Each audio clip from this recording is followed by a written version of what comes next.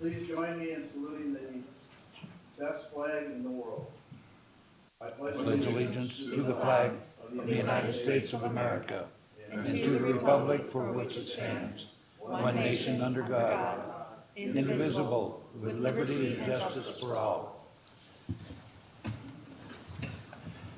Thank you, Commissioner. Okay, the first thing on the agenda is always public comment. Board of Commissioners can deliberate or take action only if a matter has been listed on an agenda properly posted prior to the meeting. During the public comment period, speakers may address matters listed or not listed in the public agenda as long as these matters are within the jurisdiction and control of the Board of County Commissioners.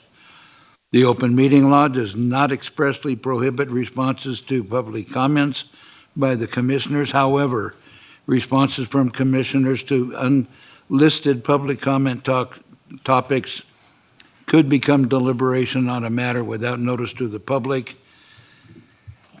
On the advice of legal counsel and to ensure the public was noticed of all matters by the county Board of County Commissioners that they will consider. Commissioners may choose not to respond to public comments except to correct factual inaccuracies, ask clarifying questions, or ask that a matter be listed on a future agenda. Public comment is limited to 3 minutes per speaker unless additional time is granted by the board chair. The Board of Commissioners uses timing lights to ensure that everyone has an opportunity to speak. You will see a green light when you begin and then a yellow light which indicates that you have 30 seconds left and should conclude your comments. Once the light turns red, please sit down. In addition to opening public comment will also be taken on administrative agenda items that are identified for possible action, and the closing public comment. If you plan to speak on a specific item that is on the administrative agenda and identified for possible action, then please provide your public comment when the agenda item is heard. At this time, public comment will be taken on those items that are within the jurisdiction and control of the Board of County Commissioners.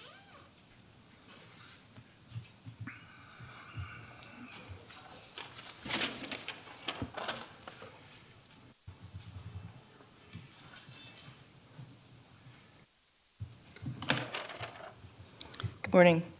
My name is Vicki Jackson, and I'm here to speak about the the Painted Rock Mine.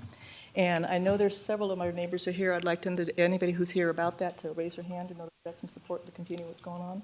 A lot of people I know are out of town and working. I'm here again to address this Painted Rock Mine issue. Last time I listed the major concerns in the community and the seemingly lack of anything being done to stop NOx from using the Johnson Lane area as a primary access when there are other routes available. I do want to thank the board at that last meeting for trying to get information out of the BLM. I was found very lacking in their cooperation and very disturbing. The representative was unprepared and unwilling to answer many of your questions. However, they did approve permits allowing for more guided ATV tours, likely with many inexperienced riders, to travel the very same dirt road that will be used daily by hundreds of additional trucks going to and from the mine. That sets up even higher risks of more tragic accidents happening. My purpose here today is twofold. First, to ask each one of you what would your personal reactions be if this was happening in your home area? And second, to please help us if you can try to stop this. We've been told there's nothing the federal government will do. There's nothing the state will do. NDOT will not help. There's nothing the county can do to help. How is it when the government wants something that they want, they manage to find a way to change the rules? Case in point is on a local level, all the changes of existing zoning and statutes allowing high-density building in designated rural areas. Why does NOx have the final say, needing only the word of their experts for this purpose? Please put the safety of the citizens first and protect the lifestyle they moved here to enjoy. Thank you very much.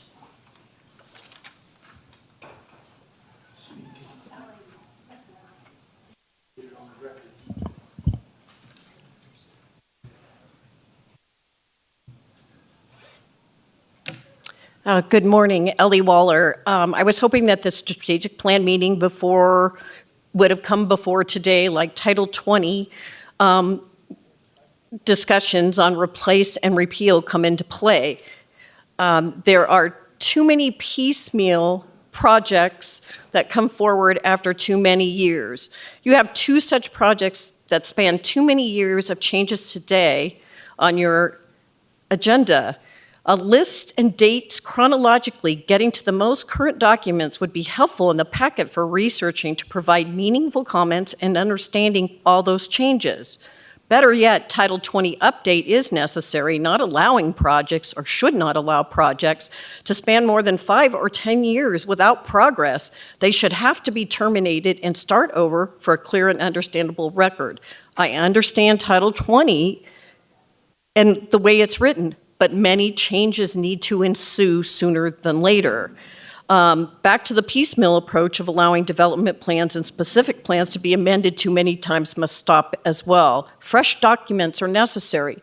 The North County specific plan is a prime example of many changes, some good, but not cohesively master planned. Douglas County runs that specific plan. The two developments before you today have way too many amendments to follow and should be cleaned up so staff doesn't have the arduous task of figuring out what is appropriate. Making findings is essential and often difficult to state that they have sufficiently been met. Just because a development applicant states it so doesn't make it so. Thank you.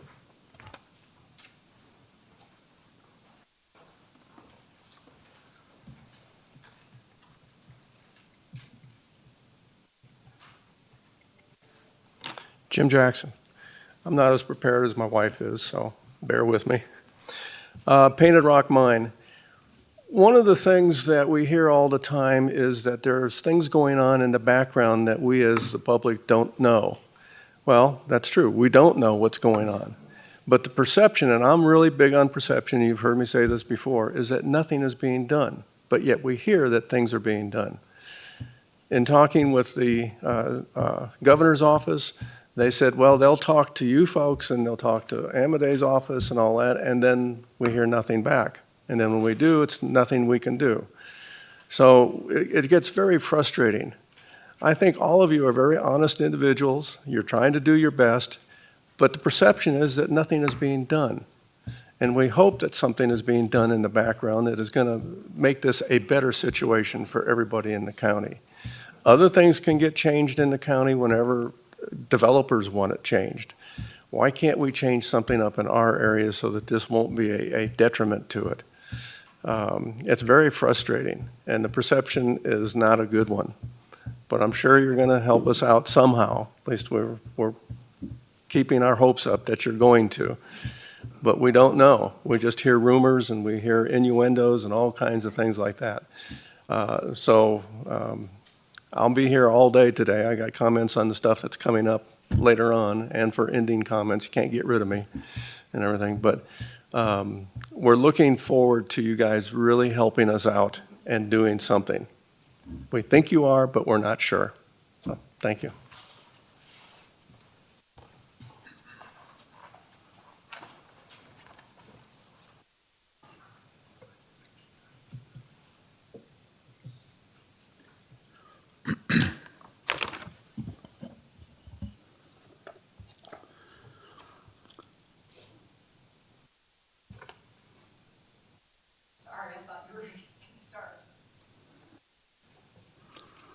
Jim Slade. When the history of the Carson Valley is written, the 2019 decision by Commissioners Rice, Penzel, and Walsh to approve the Park Ranch Master Plan Amendment and Development Agreement will likely be considered the worst decision of the 21st century, a decision that ignored the letter and intent of the master plan and the clear will of our residents to retain our rural character and small-town feel. And for what? As always, mainly for greed, certainly for Park Ranch Holdings, who got a $100 million gift from the commissioners, and perhaps for the false greed of the county and the town of Minden, who were both mesmerized by the added revenues while neglecting both the real costs in added services and personnel, as well as the cost to the residents and lower quality of life. The master plan amendment utilized the dubious legal tactic of a swap of receiving area from the Topaz area to the heart of the Carson Valley, which was like trading 1,000 pounds of silver for 1,000 pounds of gold. As usual, the developer got the best of the county. The Park Ranch development has never been in the public interest, which is why residents overwhelmingly opposed it by about 100 to 1, while almost no one expressed support. Park Ranch would only have allowed 66 homes on that property, but the development agreement allows up to 2,200 homes, the largest single increase in density in county history. It's important to remember that nearly 4,000 new homes were already allowed to be built in approved developments at that time, almost all of them in the Carson Valley and nearly 2,000 of them in Minden and Gardnerville. The park project was outside both the town and urban service area boundaries and hence sprawl. The master plan calls for infill development before expanding the town or urban service area boundaries. And the Minden Plan for Prosperity clearly calls for the town to be built out to 85% before expansion, but it was only built to 65%. The town of Minden decided they would ignore the clear letter and intent of the Plan for Prosperity in their search for more revenue. It's inexplicable why Commissioners Rice, Penzel, and Walls supported this massive giveaway to special interests, especially given the enormous public outcry and opposition. Some seem to think that it was worth it to get the rights to right-of-way to Muller Parkway, the so-called bypass, but this development will only make the traffic on Highway 395 through the towns worse, much worse, not better. The county is convinced they would get a build grant to construct Muller Party, but of course that never happened, so the taxpayers will foot the bill. There are now over 4,000 new homes allowed just in Minden and Gardnerville that will allow over more than 10,000 more people in those towns. That park development is contrary to the most often stated desire of our residents to return our rural character, and it will be a burden to existing taxpayers and future taxpayers, not only for roads, but also for county staff, sheriffs, deputies, teachers, and likely a new school, along with the $70 million plus judicial center. While some growth is inevitable and even desirable, it must be in the right project, the right place, at the right time. That decision was wrong then and is wrong now.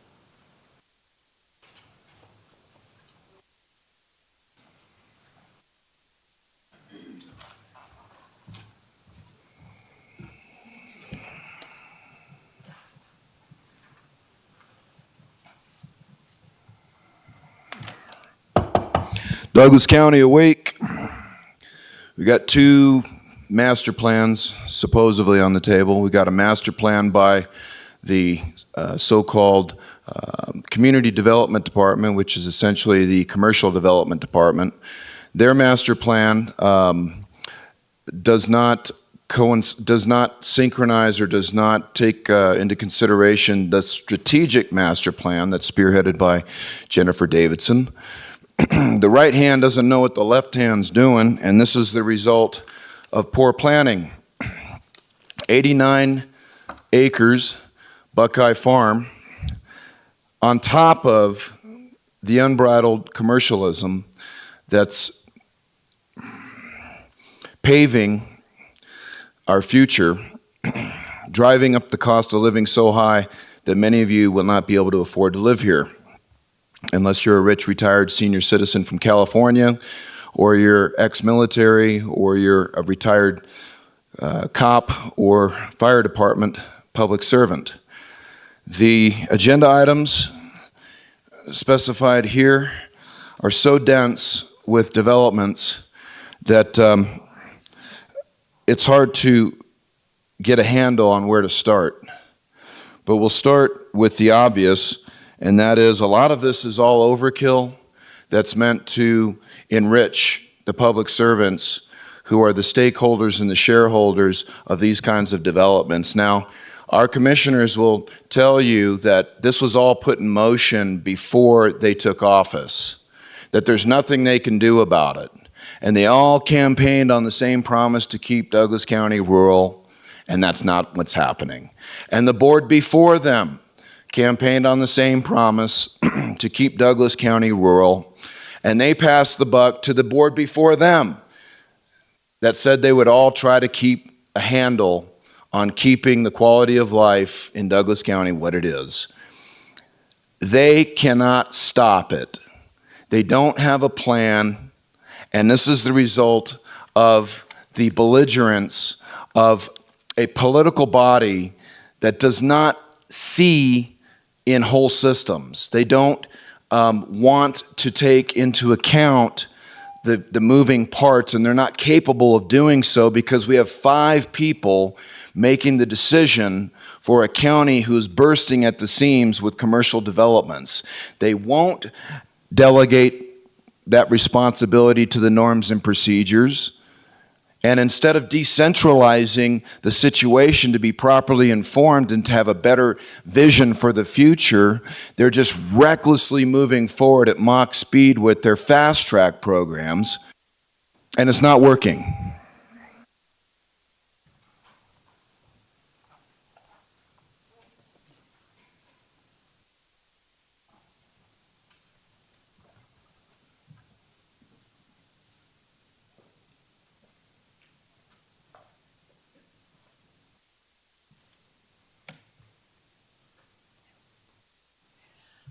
Carol Strail. I live at the end of Tony Court, and I want to discuss the Painted Rock Mine. I just want to reiterate. Excuse me, would you adjust your microphone so we can hear you, Oh, please? is it on? It's on, just bring it, there you go. Thank you. Better? Okay. I could yell. I'm good at that. I just want to reiterate regarding the Painted Rock Mine. I understand the situation that the tribe wants to make money. I understand that situation. The problem is the trucks. I don't want to go over the story of my illness before I moved here, but the illness was due to tire dust and exhaust from trucks and vehicles. I was living in a very close proximity to a very busy street. I almost lost my life, and I decided I was going to get the hell out of Southern California and get a better quality of life, and that's why I moved here. Now I'm faced with having to deal with those trucks again, if those trucks continue to go behind our property as they want to do. Therefore, I want to bring up the Douglas County land use goals again, just in case you don't remember them. Goal number 6 is to identify particular areas within Douglas County where the residents desire to preserve or develop distinctly rural communities. We are a rural community, and we want to keep it that way, but after living here for 26 years, it's coming to a crisis. It's becoming not a rural area anymore. There's too much traffic. I mean, many people here have already said what it's becoming. And as a matter of fact, many years ago, the voters voted to do slow growth, and then somebody came up and took it to the Supreme Court in Nevada, and they threw it out. You know, doesn't our vote count? Policy 2.4, Douglas County shall protect residential neighborhoods from encroachment of incomplete activities or land uses which may have a negative impact on the residential living environment. Well, let me tell you something. If those trucks go behind my house or down Johnson Lane in front of those homes that those trucks are going to have to go, 170 trucks per day, 6 days a week, the quality of my life and everybody else that lives around here is going to go down the tubes. So you think about that. You don't have to live in this situation like that. And if you did, I would feel bad for you. But I moved here for a reason, to have a better quality of life, and my quality of life is just going to plummet. And that's all I have to say. And you can tell I'm not happy about it. But thank you.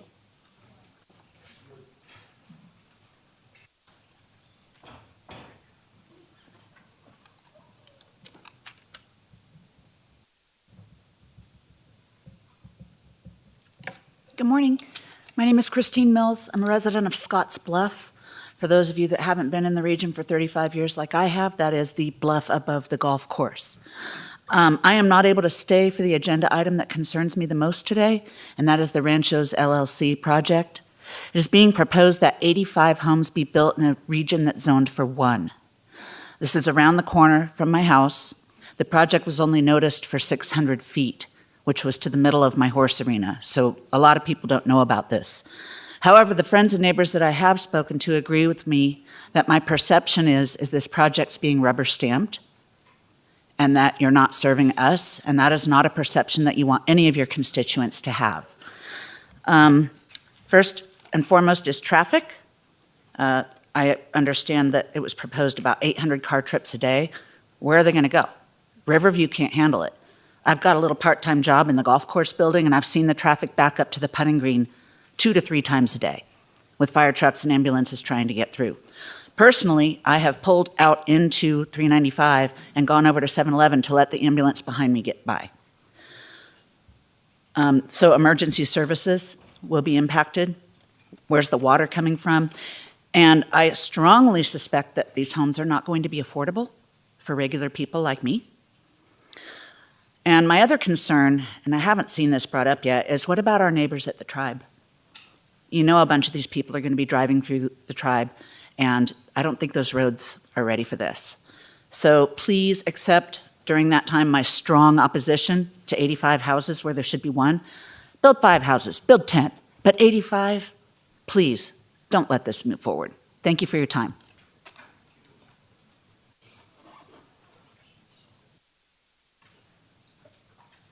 Is there any further public comment? Seeing none, I'll close public comment and we'll go back to the agenda. I need approval of the agenda as presented.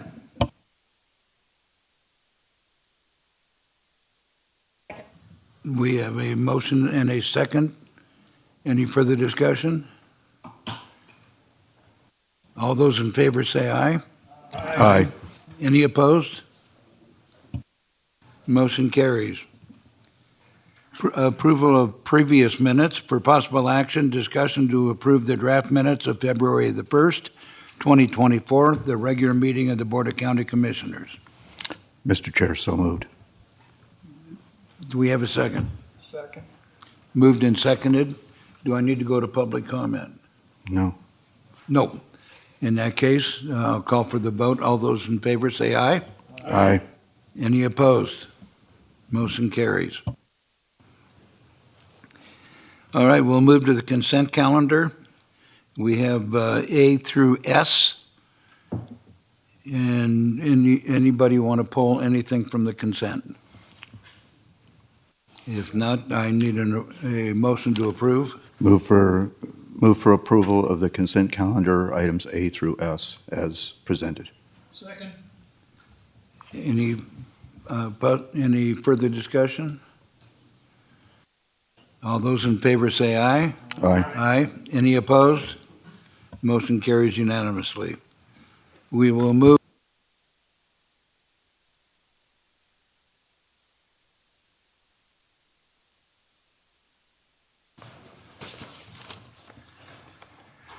Okay, item number 1 for possible action, discussion to adopt resolution 2024R-031, supporting public safety in emergency management by designating U.S. Highway 50 as an evacuation corridor. And Sheriff Coverly.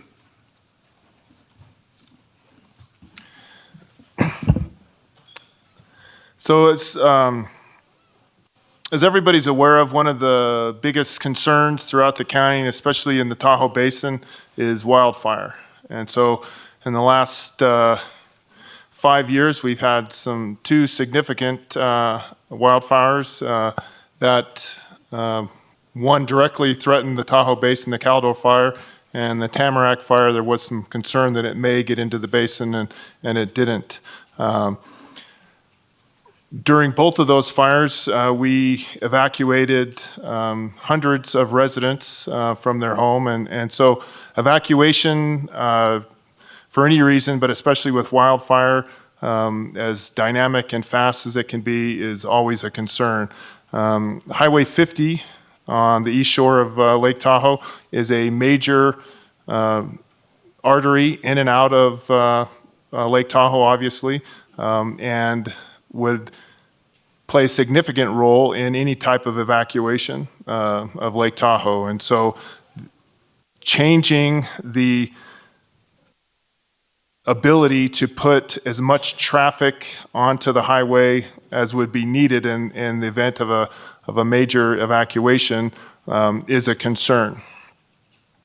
And so the Sheriff's Office, along with Tahoe Douglas Fire, supports designating Highway 50 as an evacuation corridor for Douglas County, but all of the South Shore and East Shore of Lake Tahoe, and feel that stating publicly and making this a priority for the county and reassuring our residents that this is important to us and we understand that, I think is the goal of this resolution, and one that I support.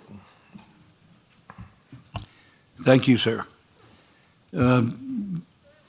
We have faced some very serious concerns when the Department of when NDOT decided that they wanted to put Highway 50 on a diet and restrict it to one lane in each direction so that they could do some modifications that I'm not going to go into because hopefully that is a dead issue.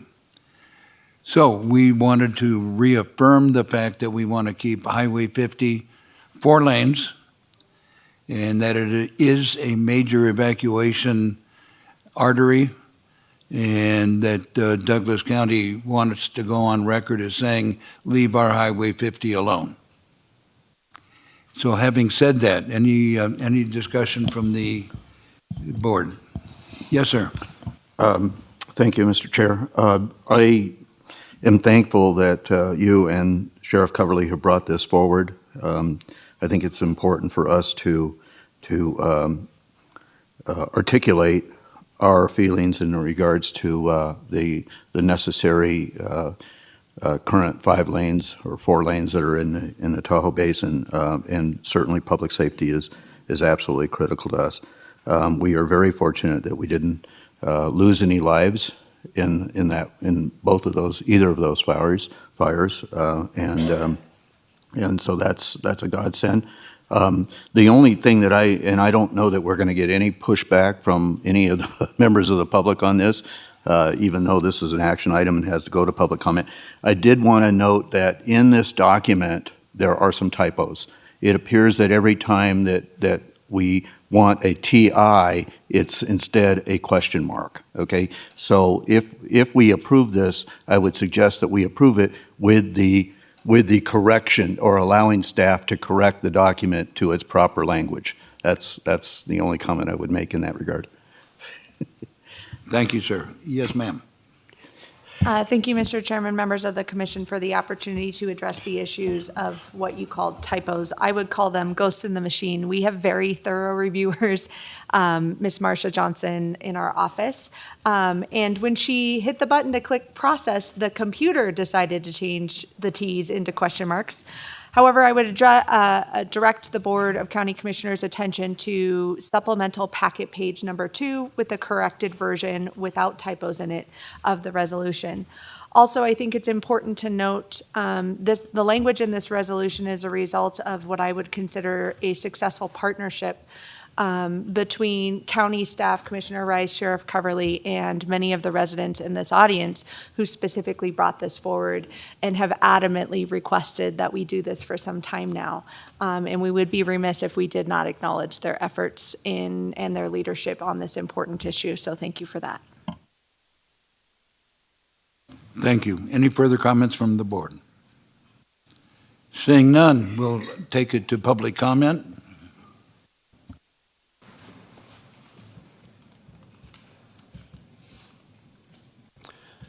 Jim Jackson. I liked one of the comments that you made. I'm all for making it a safety lane up there and all that.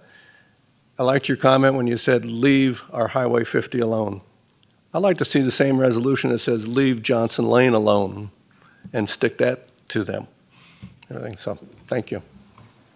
Thank you.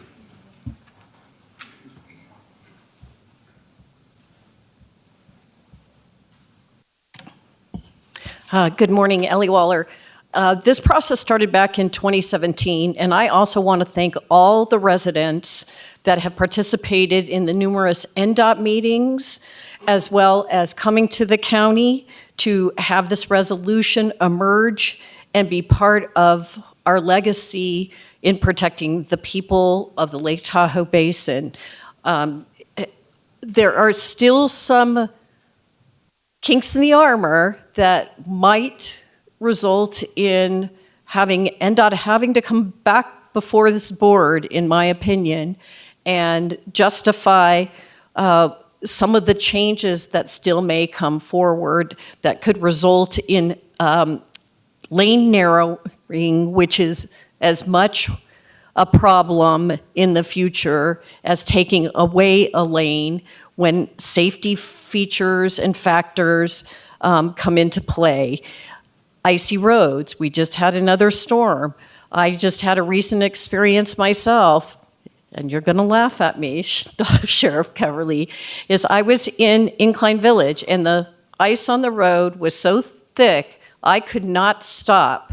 And I cruised right through a red light. There was nobody around me. And if I was gonna get pulled over, it was about safety for myself and everything else. So that is another concern that needs to rise to the level of importance. It's not just the ability to have 4 lanes, but maintain them at a comfortable width. Thank you.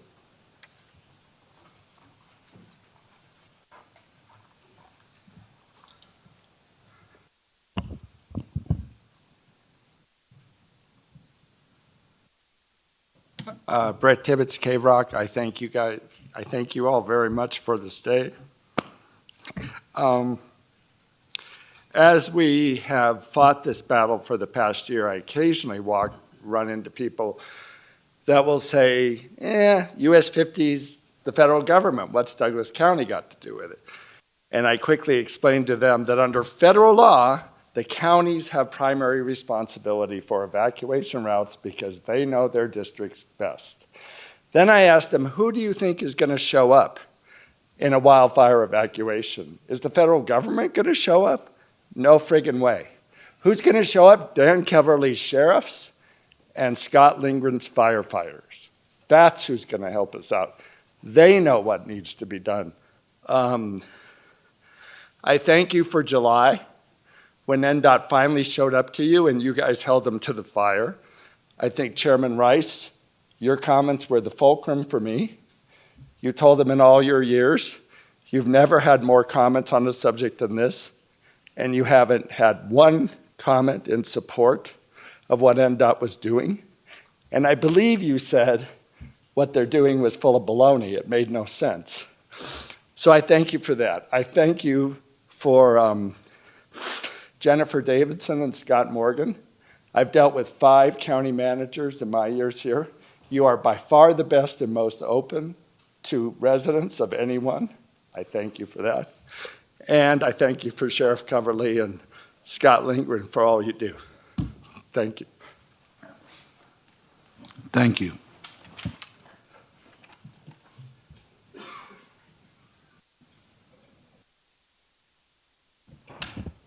Elizabeth Learnhardt, good morning. I again want to join all these previous speakers to thank everybody here. The sheriff, the chairperson, commissioners, you all had stood up for us. The adoption of Resolution 2024-R031 marks an enormous step in the right direction to prevent future catastrophes in the Lake Tahoe Basin. It also, in my research, is a precedent in the Nevada emergency response because I have called different agencies and there is no other route that has that declaration. The resolution recognizes the highway as being essential for first responders as well as for locals to escape disasters. I'm glad we did not have to go through the bitter lessons of Paradise or Lahaina. Please vote for this resolution, and I hope the importance of keeping 4 lanes on Highway 50 will be also accepted by NDOT and the Federal Highway Traffic Association. My sincere thanks to all from the community as well as from the staff that made this possible. Thank you.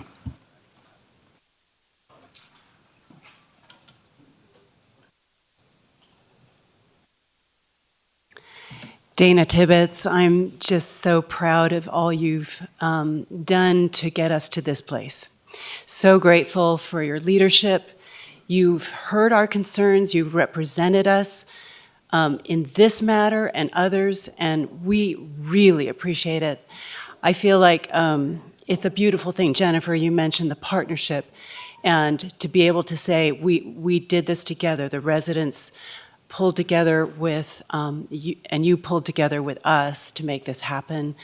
And I feel that we are in a much stronger position as a county to represent the safety concerns of the lake, and not just the east shore, but as you said, the south shore and all of the lake basin. And I think there might be others who follow in your footsteps to adopt this resolution for other sections, perhaps, of the roadway. So huge kudos to you, and thanks very much. Thank you.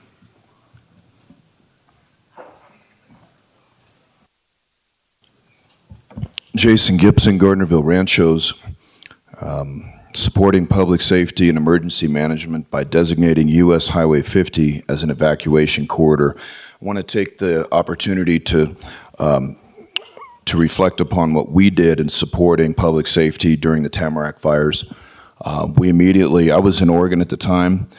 My neighbors were calling us saying that there were ember-sized quarters falling out of the sky and to return home immediately. So without further delay, I got on the horn and started calling our local fire department, called up to South Shore fire departments, and I found some Facebook support through the South Shore Fire Department and no Facebook support whatsoever here in the Valley. I then immediately went to the East Fork website to find out what was going on, and I was appalled by the quagmire of information that was provided on the East Fork Fire, or in the Tamarack Fire through the East Fork Fire Department website. It is the most disorganized source for information during a crisis. And fortunately, we had some kind of evacuation application that JLEC staff had put together. I think it was under Sheriff Elgis and maybe Melissa Elgis. And that needs to be revisited and needs to be on your phone so you know what's going on and how to best evacuate and how to take proactive action in not only keeping yourself safe, but trying to coordinate with your neighbors or other volunteers who are able and willing to be of service. It's really coming down to the decentralization and the communication issues that we have to take responsibility ourselves. And the same kind of congestion that we're dealing with at Highway 50 is the same kind of congestion we have in the Ranchos. It's the same kind of congestion we have at Johnson Lane, and it's only going to get 10 times worse. Our roads are thrashed. Our infrastructure is being seriously taxed, and this is another Band-Aid approach when contemplating the inevitable event. The park contains the whole. As you know, we speak in whole systems. You're not going to like it, but the largest wildfire in history is raging in Texas, and it's coming to your doorstep. It's inevitable. The kind of biodomestic terrorism that we witnessed here in Lake Tahoe is the same kind of bioterror that's being orchestrated across this country.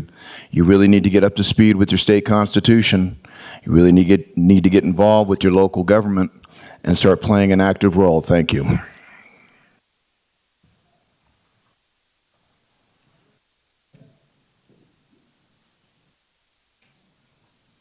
Good morning. Janine Nair for the record. I just want to thank you so much for considering Highway 50 designation as an evacuation route. I think it's an important first step in really reevaluating the fire safety and public safety in the basin. So thank you.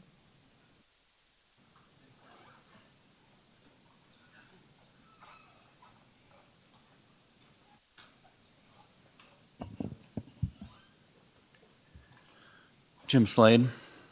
I too support the designation of Route 50 as an evacuation route. I noted that Mr. Tibbetts commented on Commissioner Rice's support for a nearly unanimous opposition to making Highway 50 a two-lane road. I just wish that Mr. Commissioner Rice had also supported the nearly unanimous opposition to the Park Ranch Master Plan Amendment and Development Agreement 5 years ago, as he should have. The county would be far better here and going forward if he had done so then.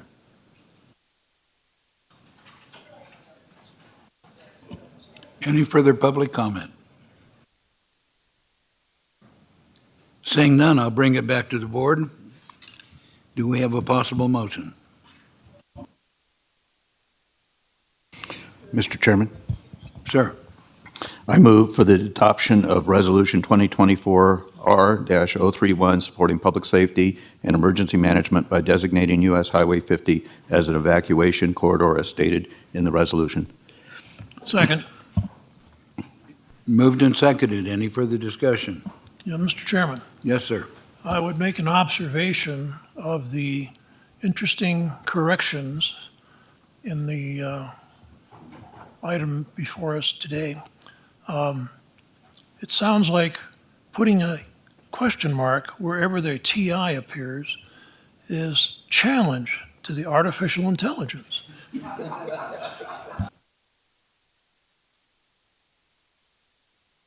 Any further comments? In that case, we'll go for the vote. All those in favor say aye. Aye. Aye. Any opposed? Thank you very much. And to you, Mr. Noah said, amen.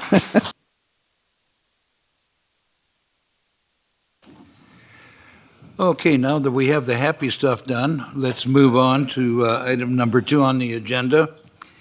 And forgive me, but this thing reads like a novel, so I will do my best to read it correctly to put it into the record.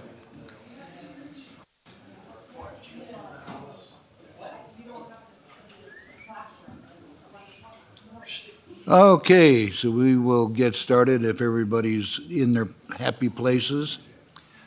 All right, for possible action, discussion to adopt ordinance 2024-1634, an ordinance approving a zoning map amendment development application DP 24-0016 and plan development PD overlay development application DP 230235, establishing a PD overlay zone over an 89.39 acre residential subdivision site and changing the zoning designation at the site from A19 agricultural 19 minimum lot size to SFR 8,000 single-family residential 8,000 square foot minimum lot size, MFR multifamily residential, and PF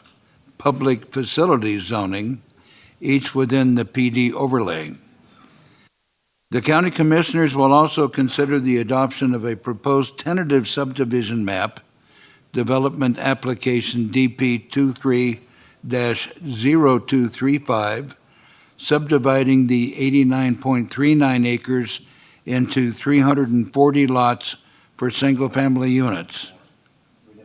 I'm sorry, 304 lots for single-family units. The smallest lot being 8,000 square feet, SF, and the largest being 16822 square foot, 16,822, in 2 lots for 20 multi-family units of assigned density 10 MFR units per lot, and 14 lots for public facilities comprising a 1.8 acre Central Park and 2.4 acres of landscape greenways, paths, connecting trails, and buffer areas.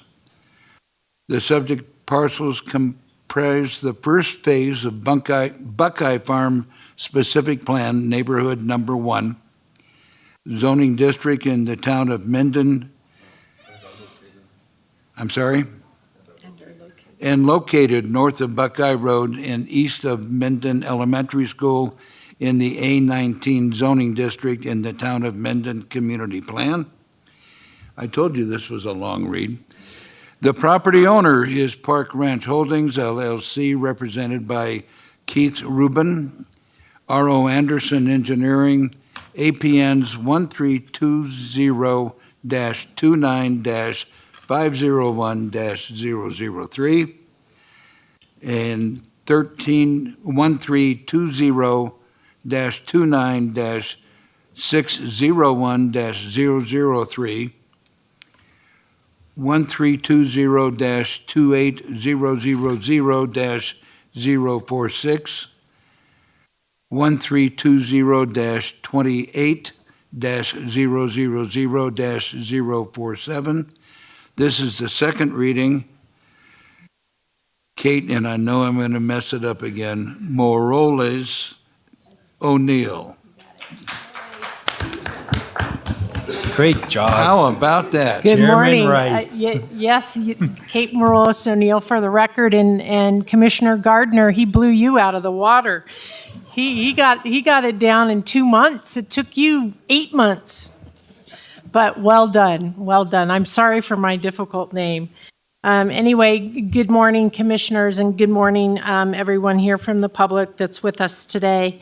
Staff is recommending adoption of this ordinance, 2024-1634. This has been such a comprehensive application, and it's taken a lot from staff and the applicant in coming together, and I'm joyful that we did come to a happy ending, I would say, and we're able to agree on conditions and so on and so forth.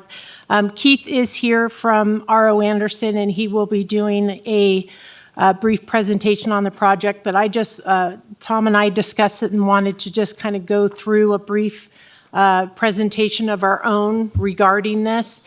And, oops, what happened to my... there we go. Why is it skipping a slide here?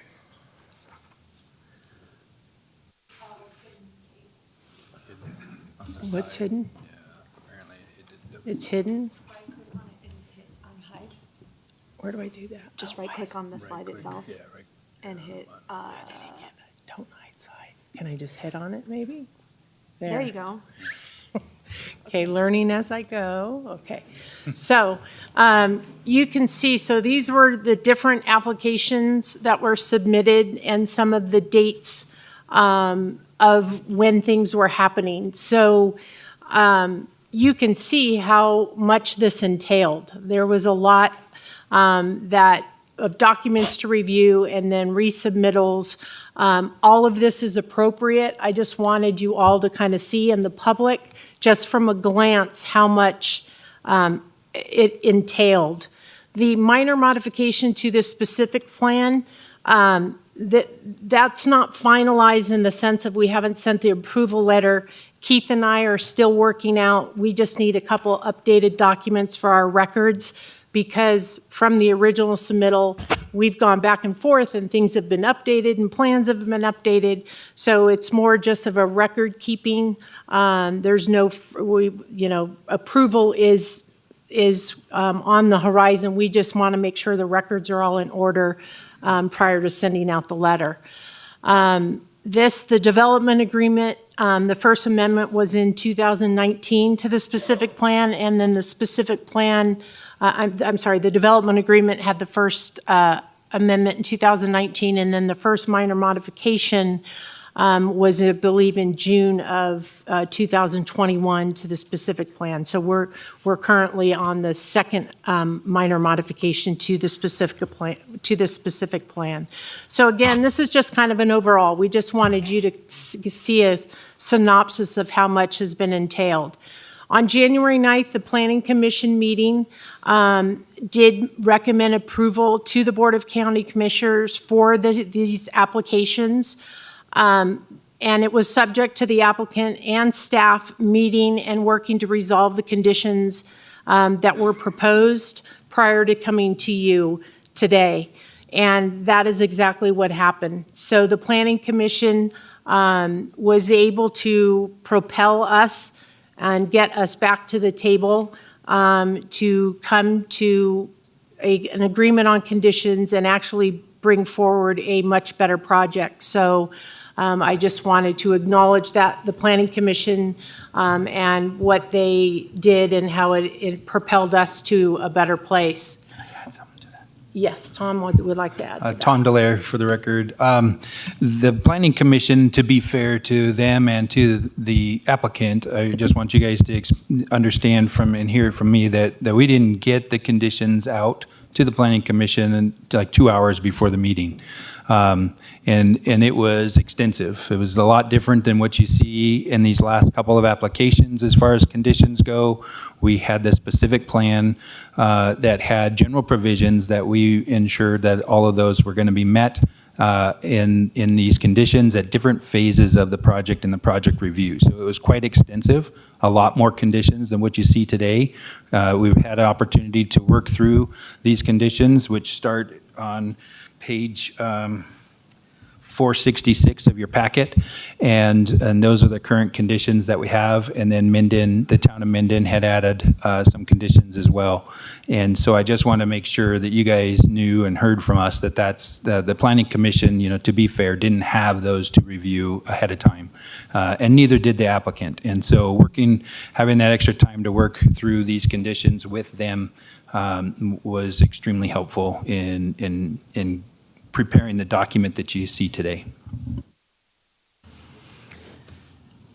Thank you. So this is, you've heard us say multiple times, this is actually the conceptual plan from the specific plan. And I think Commissioner Gardner, you and I had discussed it shouldn't be called a specific plan. It should probably be called a conceptual plan, because that is what a specific plan is. It is a conceptual idea of a neighborhood, of what's going to move forward, and the number of units and so on and so forth. So this is actually from the specific plan. The blue X that you see down underneath Neighborhood 1 there in the far left-hand corner, I would say, that was with the original plan. It was going to punch through a road to the Montera development, which in the new proposed plan, we are not doing that. These are the ag meandering trails. Mr. Morales, with the permission of the chair, Sure. Is it okay if we ask questions as we're going through Sure, this absolutely. rather than try to come back? So we can go back to that other map. Mhm. Okay, so this is looking northwest or northeast, right? From this building, Yeah, basically. North is that way. Yes. Yeah. So the major parallel or the major vertical line there is Buckeye. Is that correct? Yes, Okay. yes. So what we're talking about today, and I just want to make sure we understand, what we're talking about today is only on Neighborhood 1. Is that correct? Correct. Okay, so we're not talking about anything that's to the south of that major line there, or in this No, case, to the neighborhood. right? Correct. Okay. This was the overall project, and Right. today, thank you for emphasizing that, yes. So we are looking right here at Neighborhood 1. Okay, thank you. And I agree with you. The nuance or it's a misnomer to call it a specific plan or a conceptual plan a specific plan. Correct. In my mind. Is that Correct. something that's in code? Is there a method of us going in and changing that? If I can do it, I am going to do it, but I don't know if I can, but Okay. I'm going to try. Okay. So these are just these two are from the specific plan. Again, conceptual ideas of what the connected trails, the greenway would look like. Again, these are from the specific plan. And I love this. So this is on your right. That is that same picture that I showed you from the concept of Neighborhood 1. And to the left is the current project. So they have the greenway going back in through the middle, a really nice park. It's just we're really happy with the project and the way it looks in this big greenway. And then the brown here, you see these pathways, and that's the ag meandering paths that will go around the entire development. So I think it's going to be a very, very nice project, and really, again, considering the first submittal and us being able to come to the table and bring back a more, I think, a better project for the community. And so if there's any other questions, I'm going to invite Keith up and do his question. We can always go back to if you have any other questions. I have an additional question. Yes, sir. At this time, if you don't mind going back to, Sure. I think, yes, that slide right there. And I know that we have the applicant here today, Mr. Park, right? Thank you for your attendance. I just want to point out, on Tuesday night, we had a Parks and Rec Commission meeting that I serve as a member of, and it was identified that we have what has felt like a lack of soccer fields available in our community.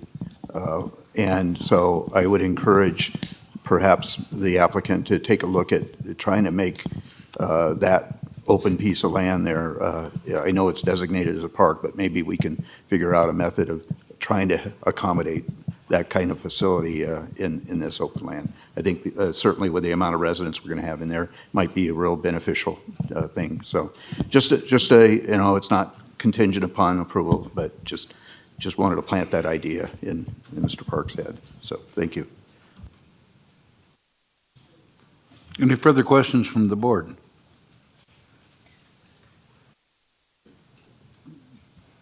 I have a couple of specific questions. Is now the time, or it might be answered. Now would be the time.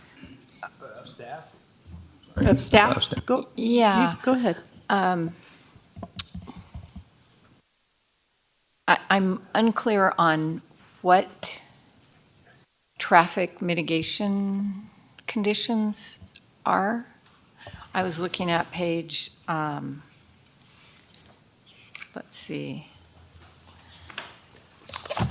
Conditions are here. Page 10 of the staff report. Page 455 of the packet. If you could just help me with a better understanding of that.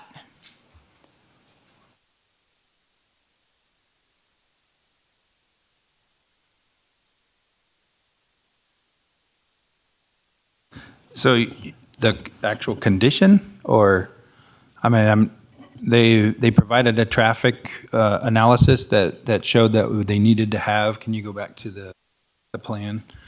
The next slide, yeah. And they show the roundabout on Buckeye. That was a requirement or recommendation from the traffic engineer. Additionally, what isn't shown on here is a turn lane that's needed on the on the easterly road, so it's on the top of the page. So north on both of these plans is to your left as you're looking at this, and so east is up on the page in this case. And so the upper road there with all the trees along it needs to have a turn lane off of Buckeye Road. So Buckeye will be widened, a turn lane will be put in. They'll most likely have an acceleration lane as well. And that's required, and the spacing between the roundabout and that intersection is per code, just over actually, and so that's how they were going to address that. We have conditions that are proposed that just make sure that we have a plan for that when they come forward with an SIP application, when they're actually going to build it. So the conditions will be met once we get the improvement plans. And they start getting ready for construction. So we don't need a turn lane until the subdivision goes in. So just to be clear, the applicant will be responsible for that turn lane and that roundabout. Yes, that's correct. Yep. Thank you. Any further questions from the board? Yes. Go. Have all of the town of Minden conditions been included in the one set of conditions? Yes, they have. If you noticed in our conditions, there is a statement towards the top of the beginning of the conditions that say that the applicant must comply with the town of Minden conditions. And then at the end of our conditions is the letter from the town with their conditions listed from the letter. Page 471. And thank you. These are just little things that I want to nail down and make sure. Is it anticipated that there will be a homeowners association? There are, in the specific plan, there are a couple areas where they are suggesting HOA. Keith can probably address specifically. I think it has to do with the paths around. The ag meandering paths would be HOA. And then, where is Keith? Yeah, Keith can better answer, but there are a few items that will be HOA oversight. Thank you. Any further comments or questions from the board? And does that conclude your presentation? Yes, so I'll invite Keith up now and have him do their presentation. All right.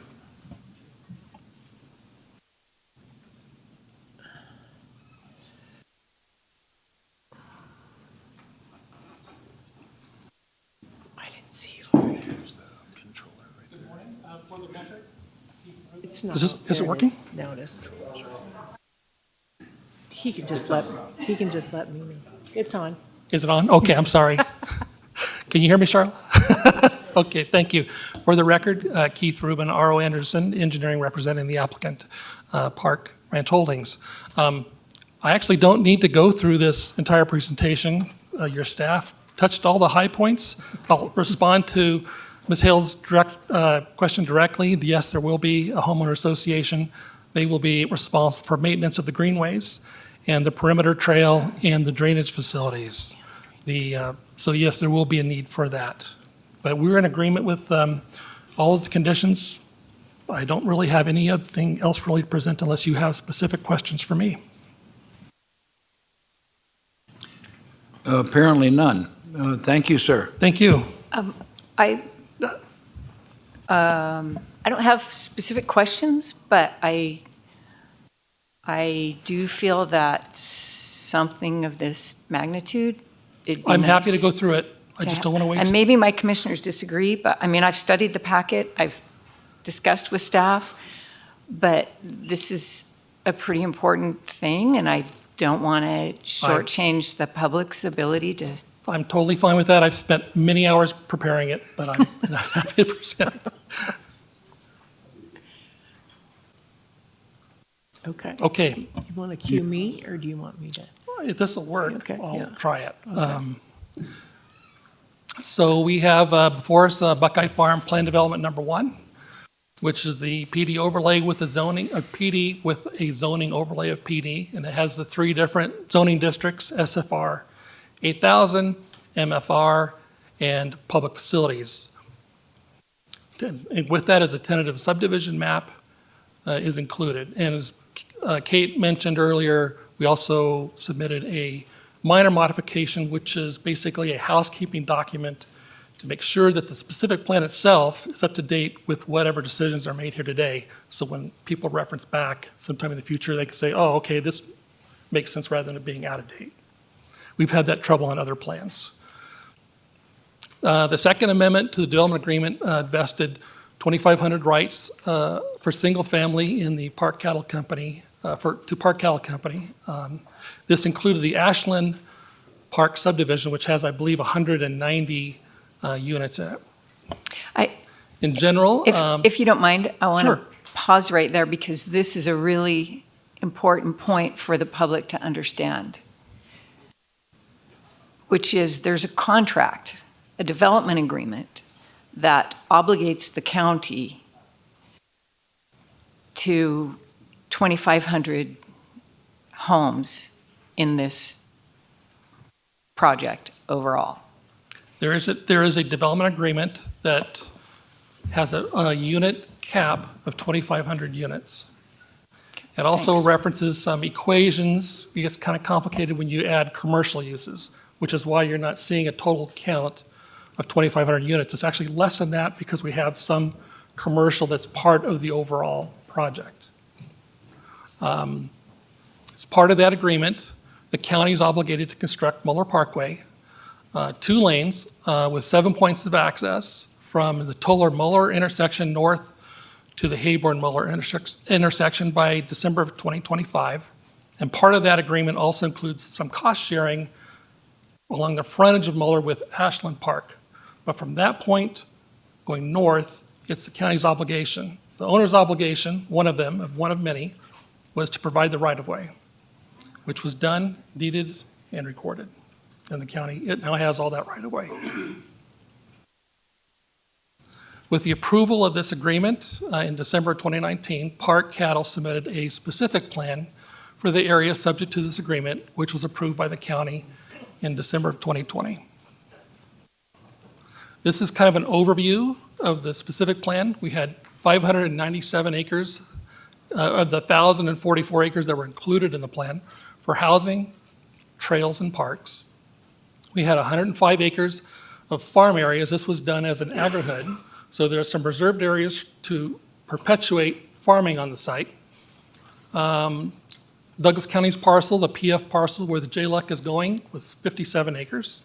It was an option for the county to purchase it or not, and they did execute that option. And there was 285 acres of native pasture, which basically buffers the entire specific plan area. With this, Park Cattle is going to have to preserve over 9,000 acres of open space via the transfer of 2,538 TDRs. And this breaks down that acreage and where they come from. Some of them come from the Clabber Ranch, which have already been certified and the deeds recorded.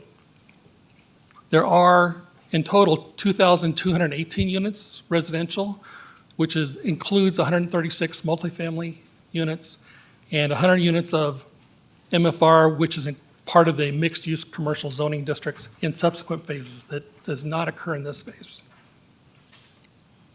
This shows the layout of the whole plan that Kate mentioned earlier. Will this point?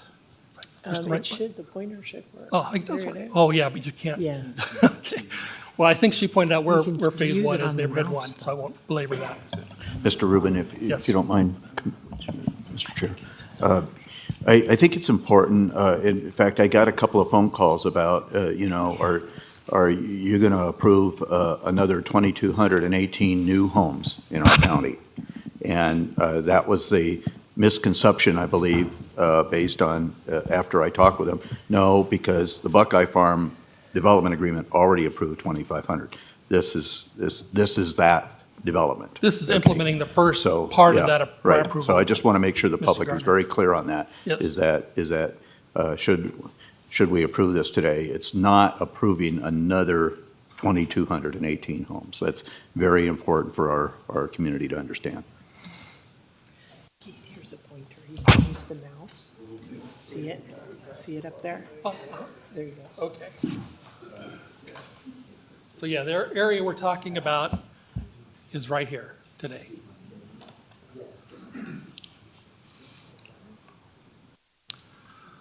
So the requested zoning map amendment is for 89.39 acres of that area. It includes 304 single-family parcels that will be zoned SFR 8,000. All of the parcel sizes are a minimum of 8,000 square feet or greater for the single-family portion of this. There are 2 parcels that are zoned multifamily, and combined, they have a maximum density of 20 units. You may have 9 units on one, 11 units on other, but that's where it's capped out at. And that's a total of 1.29 acres. There are 14 parcels zoned public facilities, which is really for the center park, the greenways, the connecting trails, the village buffer, all of those non-residential, non-commercial uses they're basically for public enjoyment, conservation. That's part of that zoning. They must transfer 320 TDRs in its entirety to record all the subphases of this particular PD. That's because I know you're looking, why is it 320 and not 324? It's because there's already 4 existing development rights under the current E19 zoning that reside there today. So you just make up the difference when you do the PD. As part of the specific plan, I'd also note that with phase 1, and we can talk about phasing, but not only do we have to preserve and conserve and deed restrict the open space adjacent to this site, but it's actually all of the native pasture and farm areas for the entire project. So with phase 1 of this project, we're required to go forward and preserve all those open spaces, which we agreed to in the specific plan. The green in this development plan that kind of surrounds it, that is what's referred to as a native pasture. It also includes some detention, retention facilities. We have to determine exactly what that'll be till we get to the final drainage report study level, but that's where they're going to go. The kind of chartreuse properties to the east of the site, those are the 2 multifamily parcels. And then, of course, the center greenway is, switch to here, are these parcels through here. There's these connecting trails that basically these connect you to what's called the Ag Meander Path, which comes around through this green area on the perimeter of the project. And this, as this project develops, continues all the way through the entire project. So there's several miles of perimeter trails that go through the site. And then you have this, so that's what these individual brown things are, which is part of our public facility parcels, are these street connections to get you to the center greenway. And all these things have really kind of evolved as we've gone through the review with the Planning Commission, your staff, and the town. So I think as Kate pointed out earlier, this is not just the first plan out the gate. There was multiple iterations and discussions to get to the point where we're all in agreement. I guess I want to point out one other thing I think is important. Over to the east of the site is the Minden Elementary, which currently the child, Not to the north. I'm sorry, did I say east? To the west. To the west is Minden Elementary, and this is Baylor. And right now it just terminates right here. So the pickup and drop-off area for the elementary is right here, and it gets very congested between the buses, the parents, and this multifamily development that occurred here. So with phase 1, we're going to make this connection and out to the roundabout, so it will help relieve some of the off-site traffic issues that are associated with the elementary school. That was one of the benefits of actually starting this as phase 1. The other one was because the county decided to move forward with the JLEC site, it made sense just to look at this site holistically and make all the connections possible for the trails and such with the JLEC in mind.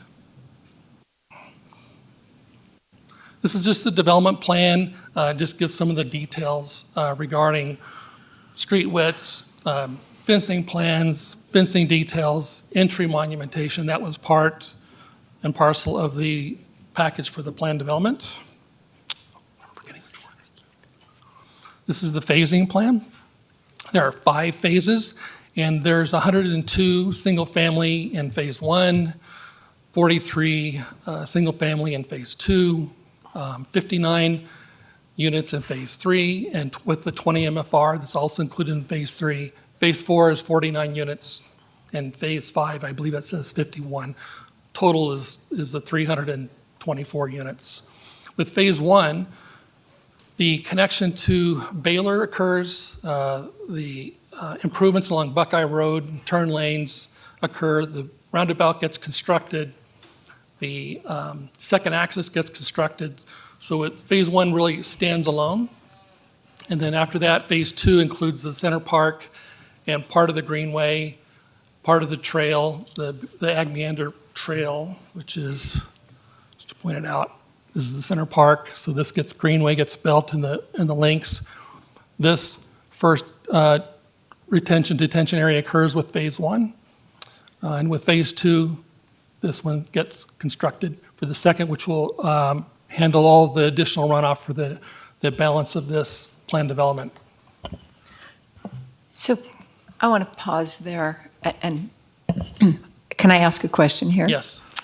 So there's been some thoughtful constituent input regarding conservation easements and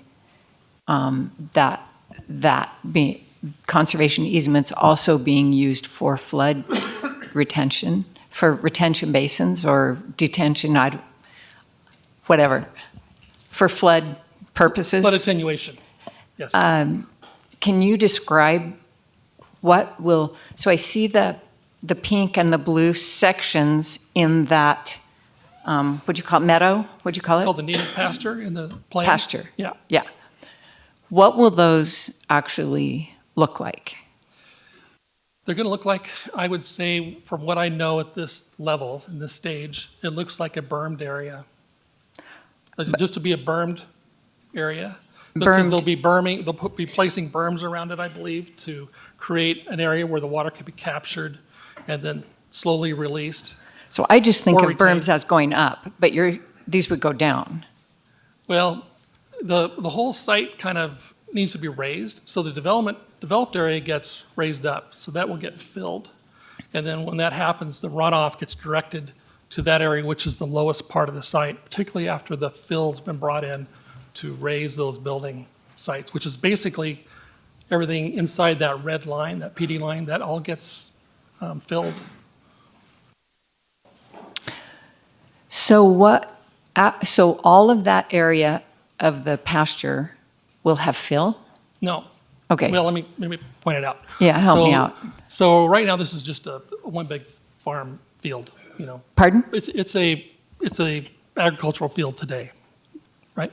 So when this happens, this area, this building envelope, which comes along in, it's hard to point with this, I'm sorry, comes in through here and along here. This gets filled. This entire site gets filled. Got it. So this will be raised. This will not get filled except for these two ponding areas.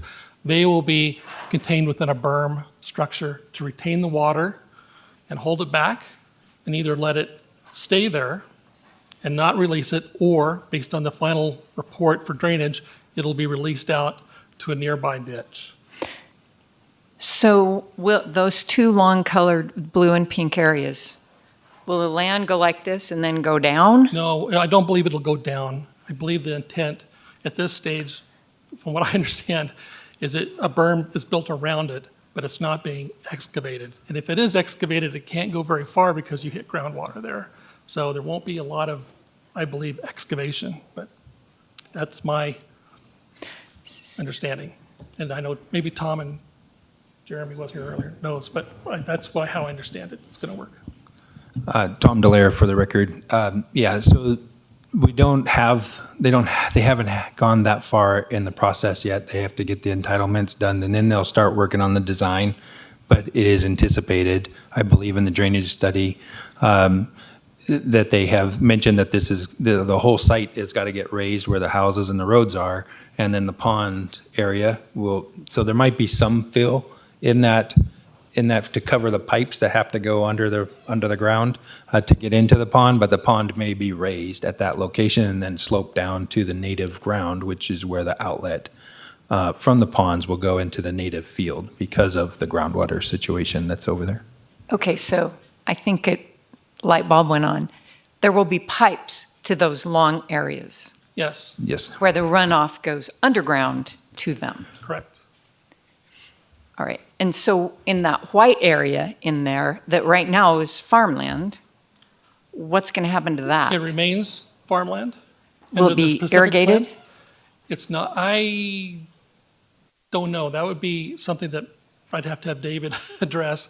He has, under the terms of the plan, retains ownership of those areas. There'll be an easement for those two facilities and any appurtenances that need to get there, but the intent of the specific plan was to keep those areas in agriculture, whether that be irrigated or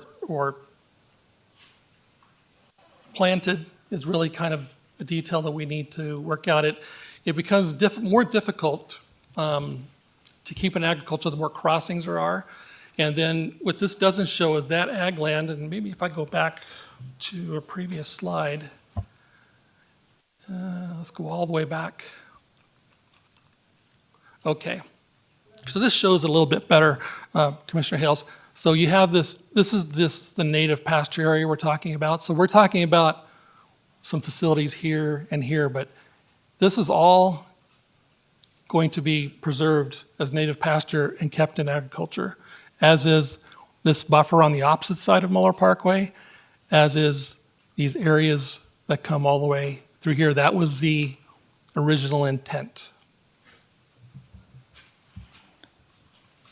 So is that in a condition to keep that as ag land? It's in the specific plan, specifically in the specific plan and the general provisions of the plan. So there's an obligation to not let it just go wild? It's a native pasture, so it may need. It will could, go wild. Yeah, but it could. There'll be some maintenance will have to happen if we get a really wet year.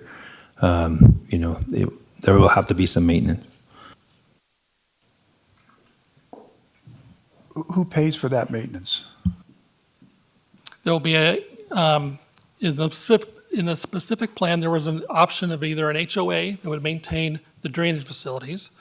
The agricultural part of the project is a maintenance obligation of Park Cattle. Okay, and what about the roads and the development? Is that Minden's responsibility or is Minden's- that the homeowners association's Minden's responsibility? responsibility is the road improvements and the center park. The greenways and trails are the responsibility of the HOA. So when you said the road improvements, they maintain those road improvements is what you're saying Minden has Yes, agreed to? the developer constructs them, they maintain them once they're annexed to the town.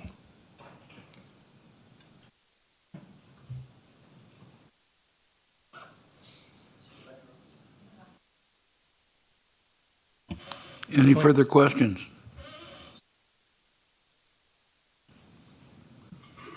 Yeah. That's where I'm at. Yes, Mr. Chair. Go ahead. Thank you. I wasn't sure. I wanted to wait until they were done with their presentation. I think the 800-pound elephant in the room, if I might use that term, question. I know that this property is currently for sale, right? That is my understanding from reading the paper. That's what I understand, is that the entire Buckeye Farm project is for sale. And so my question is, if we approve this ordinance today, would the new buyers, would a buyer have to adhere to all the conditions and all the things that we're putting in place today, potentially, or would they be able to come back and present and ask for us to approve a different plan than what is displayed here today with different conditions? I just want to understand, I just want to make sure the public understands that and we understand it as board members, that if we're approving this today, we're not going to have a new owner or new buyer come back and change this completely. So, Tom Delaire for the record. This is this plan today is specific to Buckeye Farm Neighborhood 1 and what you see in front of you. The conditions apply to this particular project. And if the new buyer purchases it and wants to do something else, then they have to go through the whole process that we just went through to come back to you guys to change what this looks like. It's similar to the Ranchos LLC one after this. Right, there was one that was approved in 2002. It was on the books, and now they're changing it, and they're coming back through the process. So I think maybe what was being asked would be a condition of the sale meant to stay with the current project. The PD is an ordinance, and so is the zoning change is an ordinance, and it is, if Park Cattle sells, I'm sorry, this really sounds awful. If Park Cattle sells that project, it would get transferred to the new owner. This project and these conditions all get transferred to the new owner. You said the answer is yes. The simple answer, yes. I guess I should have started with that. I apologize because I think you answered this already, but I just want to make clear because I was asking about the roads at that time. But the landscaping on the project itself and up to the road, is that the responsibility of the homeowners association and or the park So LLC? the front yard landscaping is the responsibility of the homeowners. The town of Minden, we have basically if you might recall, and I can back it up to show you, Commissioner Tarkanian. Maybe this will, maybe it was in, maybe not in mine, I'll have to point to it. I know where you're going, so Okay. the public probably doesn't. Though, but go ahead. So there's this loop in here, this loop road is a 60-foot right-of-way. The rest of the roads are 50-foot right-of-ways. The 50-foot right-of-ways are basically the paved section, 40-foot face of curb to face of curb, and there's a 5-foot sidewalk on each side. Beyond that is the front yards of the homes. So there's no landscaping in between those? Correct. Okay. Now, the loop road I pointed out, that does have a parkway, which is a 5-foot strip between the curb and the sidewalk. Per their action, that will be part of the front yard of the homeowners, and the homeowners are responsible for maintenance of the sidewalk and the parkway. So they'll have to be running irrigation improvements for each home to those parkways for them to maintain that. Okay, so that's not the town of Minden, that'll be the homeowners? That is not the town of Minden. We asked the town of Minden to do it, and they flatly refused, so this was the compromise. I'm sorry, just fine tuning that. I understood the part between the sidewalk and the road would be the responsibility of the homeowner, but the sidewalk itself would also be the homeowner's responsibility? It was pointed out to me today that in the town of Minden, under Title 18, all sidewalks in the town of Minden are the responsibility of the adjacent homeowners. You may want to check your sidewalk, Okay. Ms. Hills. Good to know. And that's an important nuance, because I've seen sometimes where you plant trees, and the trees themselves, the roots, interfere with or deteriorate the sidewalk. And so what you're telling us is that if that occurs, then it's the homeowner's responsibility, not the town of Minden, not the development, not the HOA. It's the homeowner that is responsible for repair of that sidewalk if that occurrence should occur. That's correct. Who puts in the trees? With each building permit under the code, the front yard landscaping has to be installed with the home. So when they pull their permits, part of that obligation is to build the front yard landscaping, which would include all those areas. So rather than planting trees, a safe thing to do would be plant dandelions.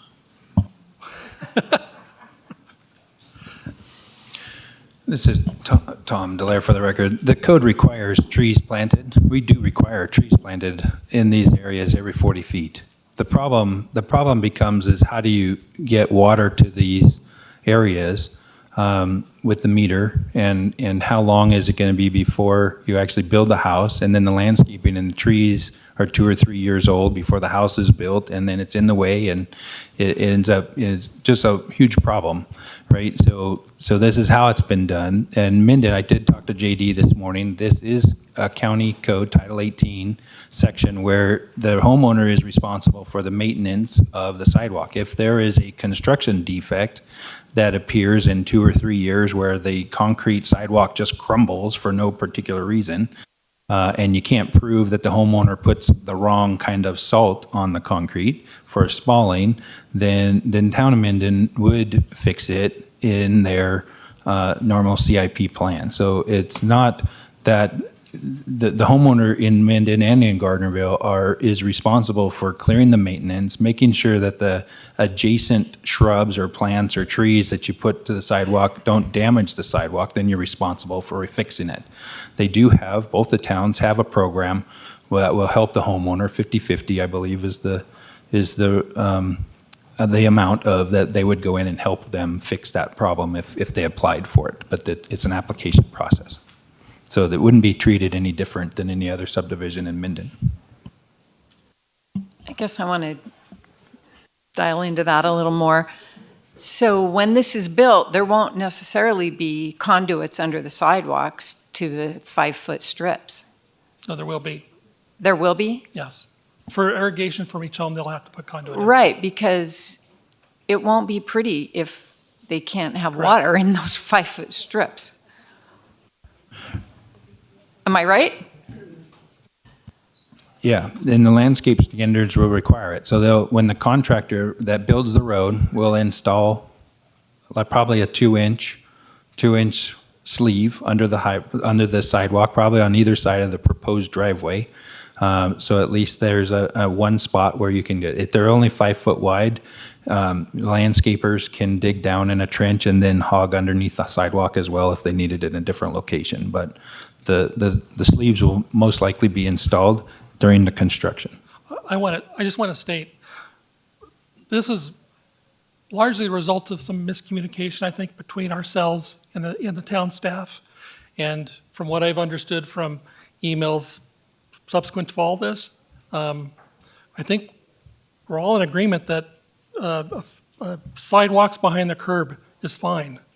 We did this and proposed it because we were under the standing, one, is the town would maintain it, and two, that it was something the town wanted because they were wanting us to be closer to some of the conceptual plans in the specific plan, which included street trees on these loop roads. So we included that. And then as we've gone through this process, I'll call it, this is where we've ended up. So if I think if our clan had their druthers, they would just do the 50-foot road, put the sidewalks behind the curb, and we wouldn't have to worry about sleeves and maintenance and everything else that goes with it. I've spoken with Town Manager J.D. Frisbee, and there are very good reasons not to go that way. So I'm pleased that the town was able to stick with that.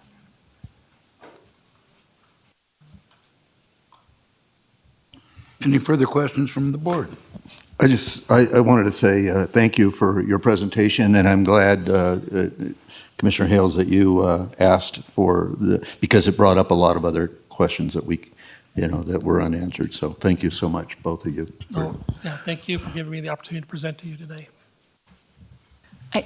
1 second, though.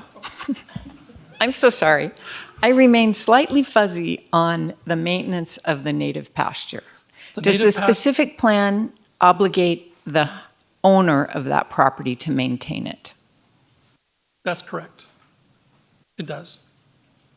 It's in the general provisions that Park Cattle Company can retain those areas. If they decide to, one day, transfer them to another entity, they have to provide a maintenance plan to them, for example, a homeowners association. But until then they do that, Park Cattle is obligated to maintain those native pasture areas. And is that consistent with your understanding? Okay. Thank you. Thank you. Yeah. Anything further from the board? I would suggest we go to public comment. I'm going to take a break before public comment. We've been at this for a while. So we will take a 10-minute break.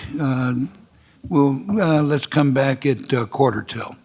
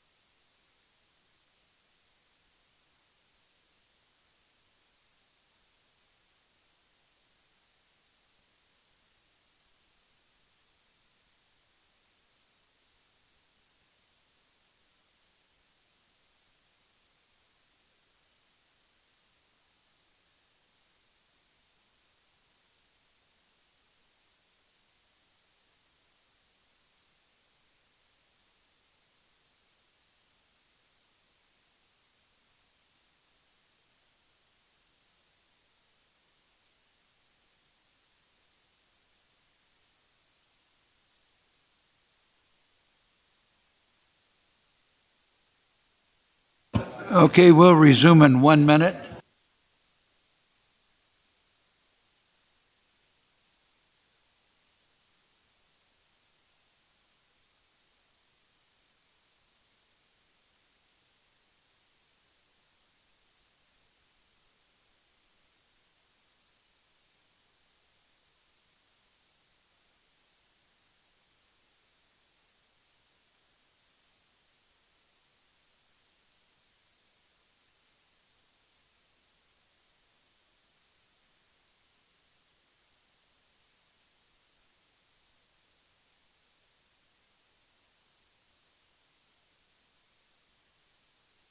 All right, we'll continue on. What we're going to do, to give you a heads up, is after we finish public comment and then take our vote on this, we will take a 1-hour lunch break.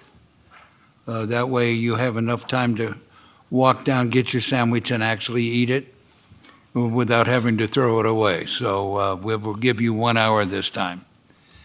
So we will now open, I assume that there's no more questions from the board, so we will open this for public comment.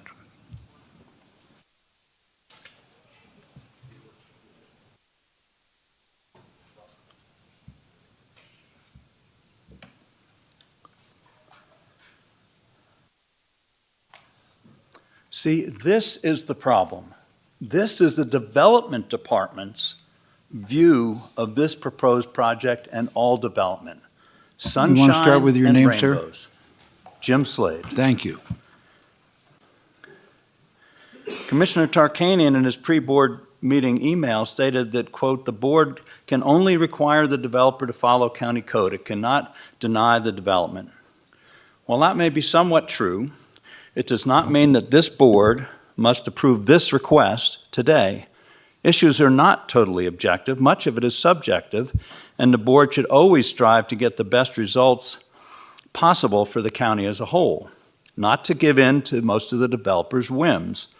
The master plan amendment and development agreement that created this development opportunity was a $100 million windfall to Park Ranch Holdings, and they should be more willing to accede to town and county requests than to insist on doing as little as possible.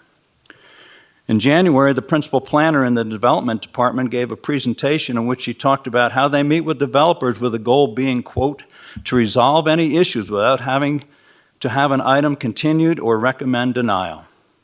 There was no mention of trying to follow the letter and intent of the master plan, nor of trying to do what was best for the community as a whole, only how to get yes to yes with the developer.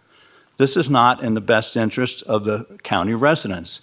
It seems like the development department works for the developers, not for the people of Douglas County. On the first page of this item's agenda packet under financial aspect, staff, as has been usual recently, only talks about the added property tax revenue.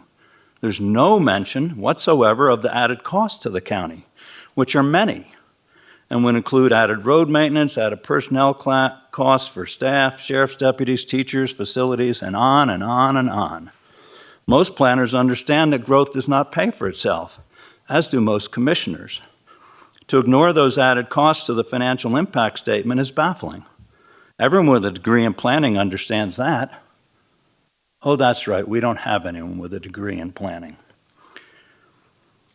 Unfortunately, this development, like most, is a moving target. The applicant presented an enticing vision with his original approval, but of course that has changed. It originally included a 57-acre teaching farm, which many people immediately concluded would never happen, and it won't. That land now belongs to the county.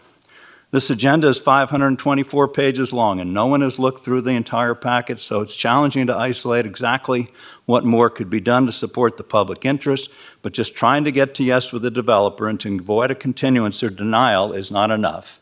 Unless you are completely convinced that this plan as presented today is the very best deal that the county could get and that it looks after the interests of the public as much as possible, then you should continue this item and instruct staff to do more to benefit the county and its residents.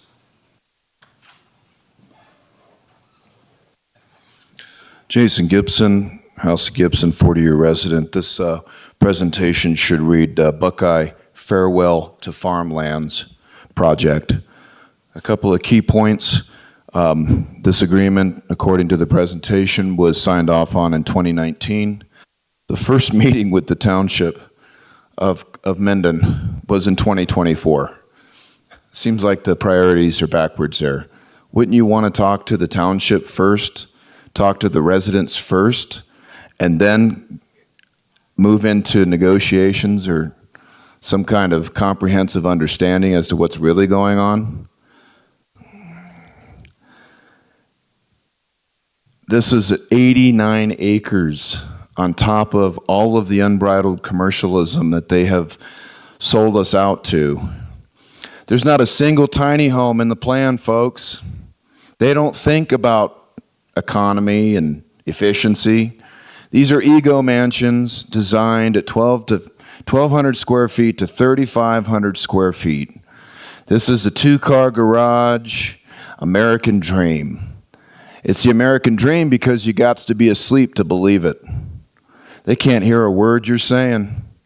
Not until you get behind your state constitution and renegotiate your political status will you have the traction to equalize this kind of white criminal, white-collared maladministration.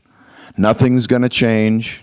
They can't hear what you're... It's a fact-resistant political body staffed by dead fiction. They have no vision. They have no master plan. There's nothing strategic about it. It's just throw more money at it until it works. Just keep throwing more money at it. That's their MO. And then they go to Washington, D.C., the board, on vacation. They got no plan, no vision whatsoever. And Mark Gardner's excited because the Fed's saying, hey, we're going to give you even more land to throw more money out there. 200,000 people coming into Reno in 2 years. Your infrastructure can't handle it. And then when the lights go out and that solar flare hits, it's less is more, folks. You don't want all these people here. You're going to be fighting tooth and nail in the streets.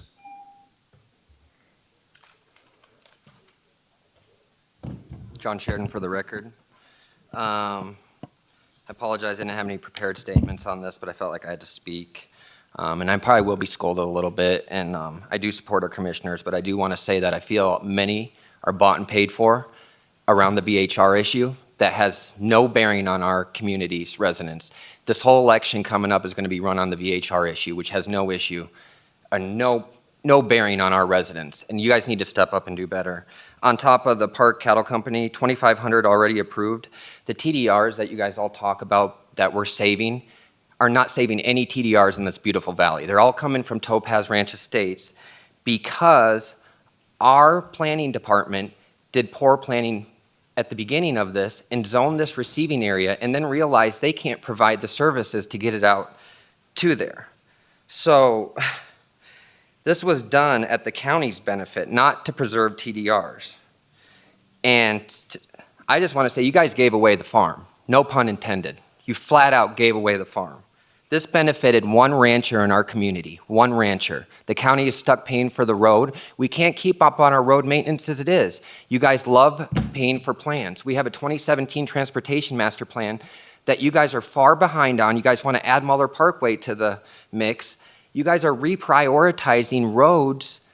Johnson Lane, you guys addressed a GID road instead of addressing 2017 transportation county roads. You guys worked with the GID to get their road done for the benefit of a multi-million-dollar condo at the end of it.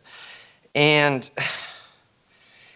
when you talk about code, let's talk about Windhaven and the poor planning that went into Windhaven. You're talking about a flood zone. You're putting all this residential units in a flood zone.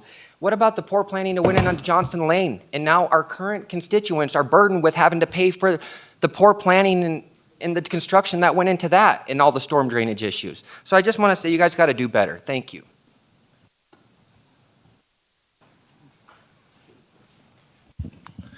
Jim Jackson.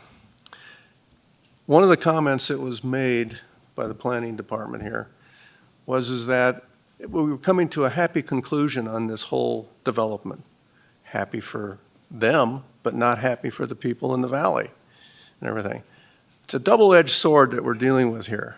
Park owns the land. It's his land. He should be able to do something with it and make money off of it. I don't disagree with that. But at the same time, it should be done reasonably so that it's not harming the valley either. Anybody that looks at this map and says that you're trying to maintain a rural environment is going to tell you you're nuts, because that does not look like a rural environment.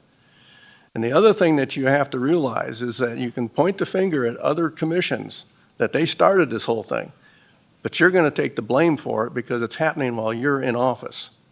And that's the facts of life. That's the perception of it. This is deja vu for me. I come from Southern California, where I moved into an area that was all vineyards and orange groves.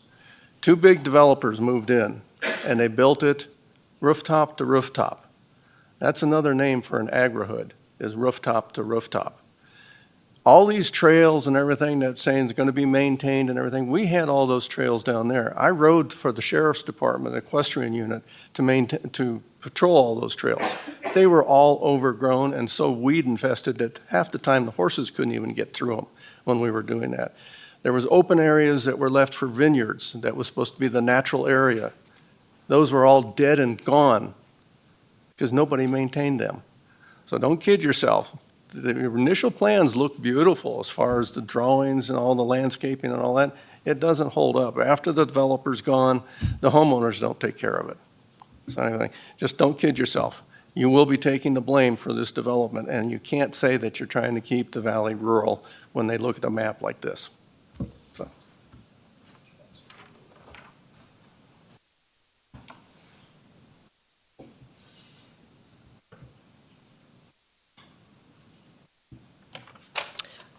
Ellie Waller, if you can't tell from my lengthy comments, I went bonkers trying to read all these documents and keep up with all the changes. This is a very complicated and contentious and somewhat convoluted project that has come forward over many years. If we're not going to call a specific plan specific, and try to say it's a contextual plan, we got to fix the language. Clear Creek Tahoe is an example of exploitation of a specific plan. I'll just make that noted. In the instance of the towns, the developer should have to follow the town guidelines. They spend many years on their plans, and just to have a developer come in at the 11th hour and find that those plans aren't acceptable and staff has to work extra hours to try to figure out how to work around, to do the workaround for the developer is unacceptable. Findings make it very interesting for folks here. Just because it's stated so doesn't make it so. Sometimes more details are necessary to back those findings. If an agri-hood, farm, ranch, whatever you want to call this, is not defined, how will it enhance the desirability of an area and have a beneficial effect? We don't have a definition. I lived in Southern California as well with the orange groves. Irvine Ranch is a disaster area. I hope the town of Minden will get in writing for neighborhoods 2 through 5 or whatever person might come forward and purchase this, comply with those town guidelines. Again, Clear Creek is a prime example. And the design guidelines have changed from November 23 to January 24. Again, trying to keep up version after version is difficult. I understand Moeller Parkway is out for bid. I'm hoping all that goes well. But for future projects, future specific plans, future development plans, the county needs to back down and just say no to projects that don't build their own infrastructure, even if it benefits the entirety of this community. This is ridiculous to put the taxpayers in jeopardy. How can staff state that the application is complete if unclear information isn't submitted? How do you approve any findings related to stormwater if the drainage reports aren't finished? The traffic analysis is another example where staff states that the components are all there, but it wasn't made very clear. Explain the deviations from the ordinances, unusual redeeming features that compensate for deviation. How is that a finding? Does the town of Minden really want this to go forward? I know that everybody has worked hard on this. Thank you.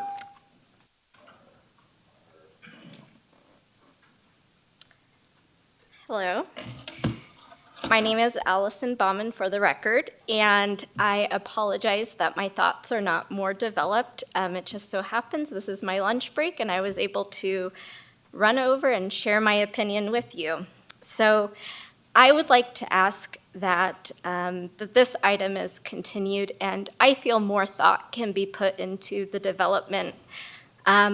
While I was at home and listening to the description of the open pastures that were going to be along the road, I didn't really feel, and when I heard that it was going to be managed by the owner, I just didn't feel that that was intentional, and I feel that it is not desirable, and I fear that it is going to look like the other developments that are on Buckeye, and I would like to see more thought put into that.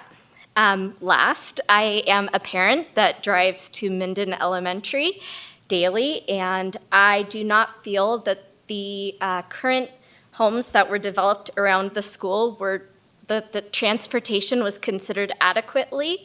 It's very difficult for two cars to drive through that neighborhood on trash day. You usually have to stop and wait for one to go through. And so, again, I just feel that more thought can be put into this, and I would like more consideration. Thank you.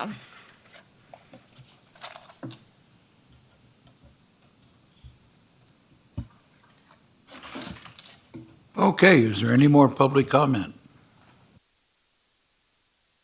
Seeing none, I'll bring it back to the board. Mr. Chairman, Sir, reference was made to 2019 when this project was born. It would seem would have been a good time to abort it then, as opposed to keeping it going. I was present at the CVIC and listened to public comment. I kept track of how many we had. There were 94 people who came in and gave us their viewpoint. All but one said no. 93 said no. So the public did get it, but apparently the board at that time did not. any other comments? Sir. Mr. Chair. And this question is really for community development, I believe. We're asked to do a zoning map amendment today to change the 89 acres to from A19, which basically is agriculture for one home on 19 acres, to SFR 8,000. And my question in that regard is, now I understand that this is a development agreement, but in our very next item we have before us, there's a situation where in 2002, a development in the Ranchos was planned on FR 19 and failed to ever come to fruition. And they're coming back to us today on another item. So I guess my question relates back to that, is not that it's ever going to happen, but potentially it could, as in the Ranchos issue, where this never gets built out. At what point in time does the zoning map amendment expire and it revert back to A19? Does that? Is there any processes that could possibly occur?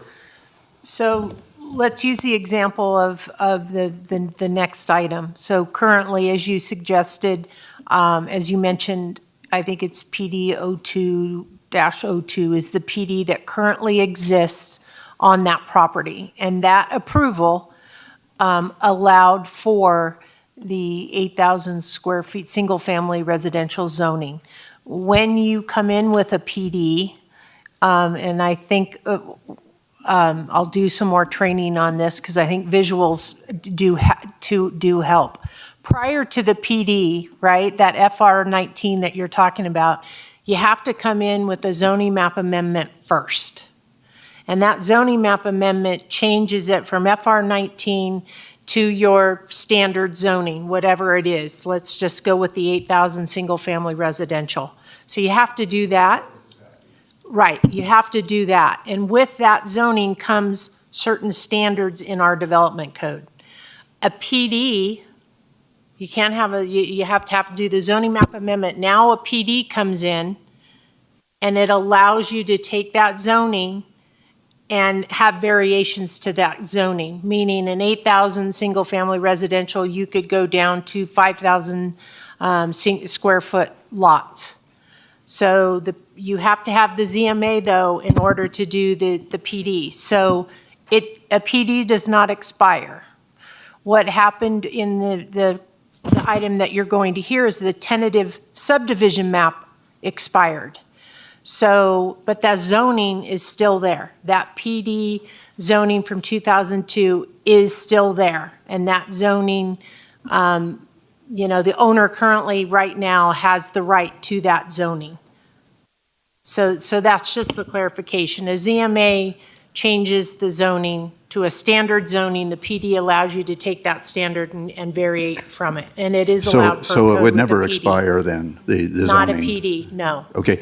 Now, is this project also going to require a PD as we go forward with it? You're doing the PD We're doing right the now. PD today. Right, you're doing Okay. the zoning map Okay. amendment with the PD overlay. And you say that never expires? Because it's part of the ordinance, correct. So Because the it's the map okay. itself. So regardless of whether or not the development agreement would ever expire, the PD will never expire? The PD is an ordinance, right? It would Okay, have to I'm be just reviewed. trying to, this is as clear as mud, right? Right, I mean, right. it's difficult to absorb all AJ's this gonna- and wrap AJ's your gonna head around it. clarify. So I apologize for the questions if they seem kind of mundane, but, AJ's going to Okay. clarify for us. AJ Hames from the DA's office for the record. So the PD and the zoning map amendment get approved at the same time. So what you're presented with in this case, for instance, is one ordinance that does both. So with the next item, it was the same back in 2002. When it was zoned SFR 8000 and it was given that PD overlay, and those work together. So if you want to develop it, you're developing it in conjunction with that plan development that was approved. And it's not just like a true by itself SFR 8000 zoning. It's together with that PD overlay. So those conditions that we impose when a PD is approved, those stick.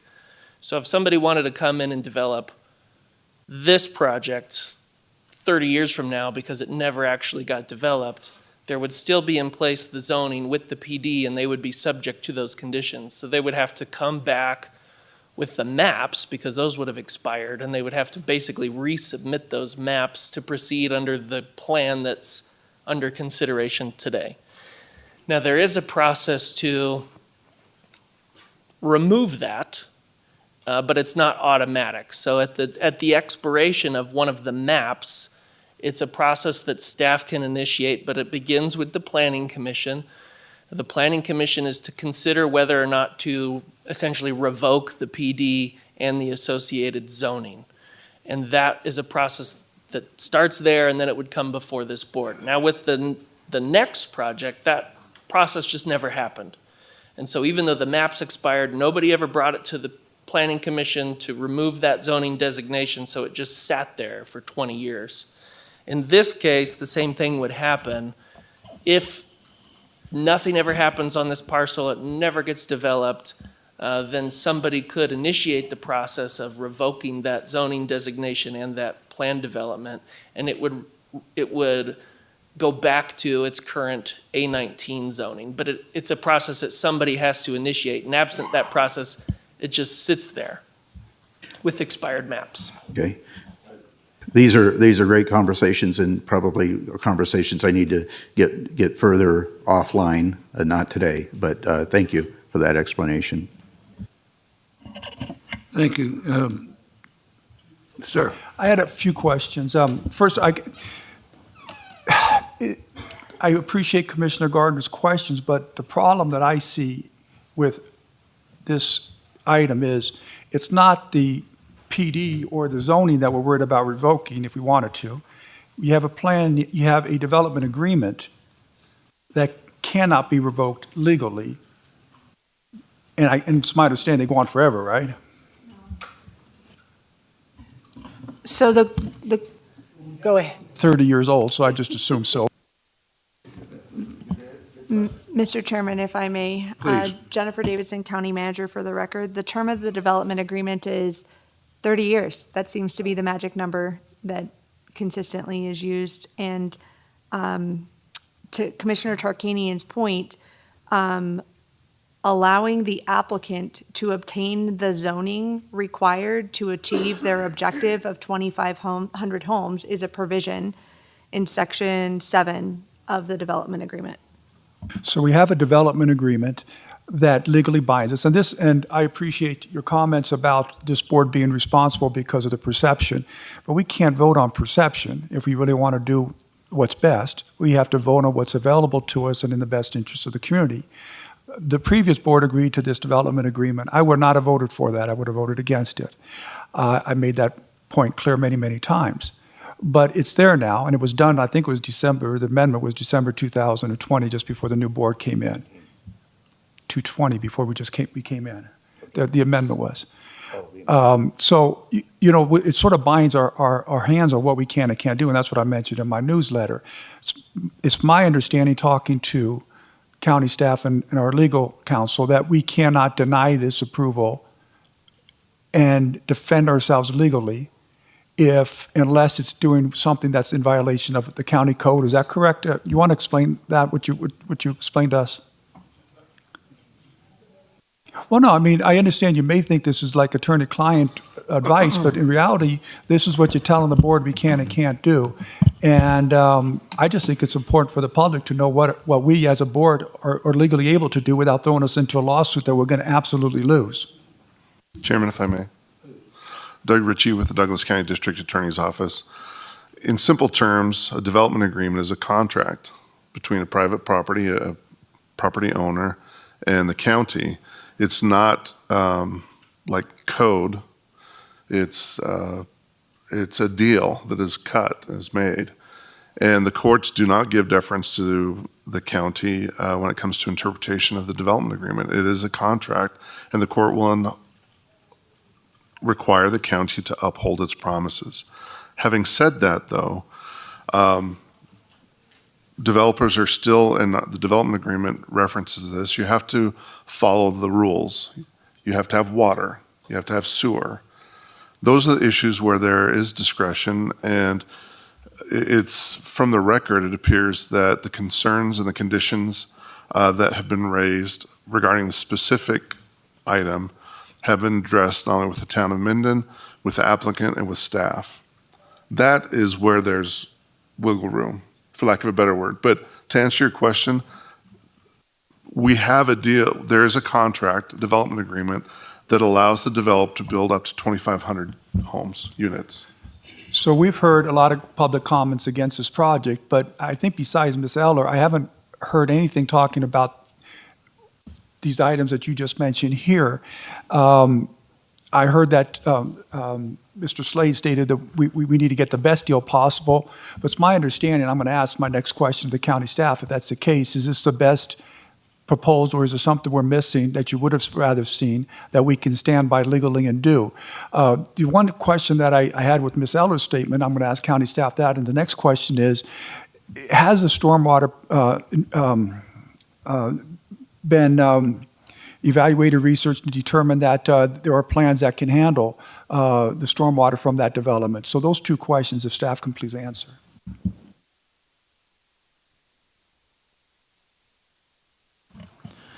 Tom Dallaire for the record. Commissioner Tarkanian, just address the stormwater one. The code requires a conceptual plan for the drainage. Just, this is where it's going to go. Here's kind of the size that we're going to need, and they established that, and they met that criteria. The design's going to come in is how high Are they going to fill the subdivision? All that's going to come in later. They estimated what it was going to take, showed the directions of the flows, and but they don't have to show the storm drain system itself, the sizing of all the piping, where the manholes are going to go. That stuff doesn't come in until later. The other part of your question, Simpler. Thank you. We have to follow, I mean, we have certain legal wiggle room, as our assistant district attorney said, in requiring the developer to do certain things to make sure the project is adequate. I know there's been a lot of negotiations going back and forth. Is there something that you or the staff feels that we let go, that we could have held on and defended that legally? The specific plan is basically a concept, and the table that we showed early on shows how many units are they proposing for single family, how many units they're proposing for multiple family, how many units they're going to propose for alley loaded. It didn't break it down in the specific plan by phase. This is technically neighborhood 3 in the existing specific plan.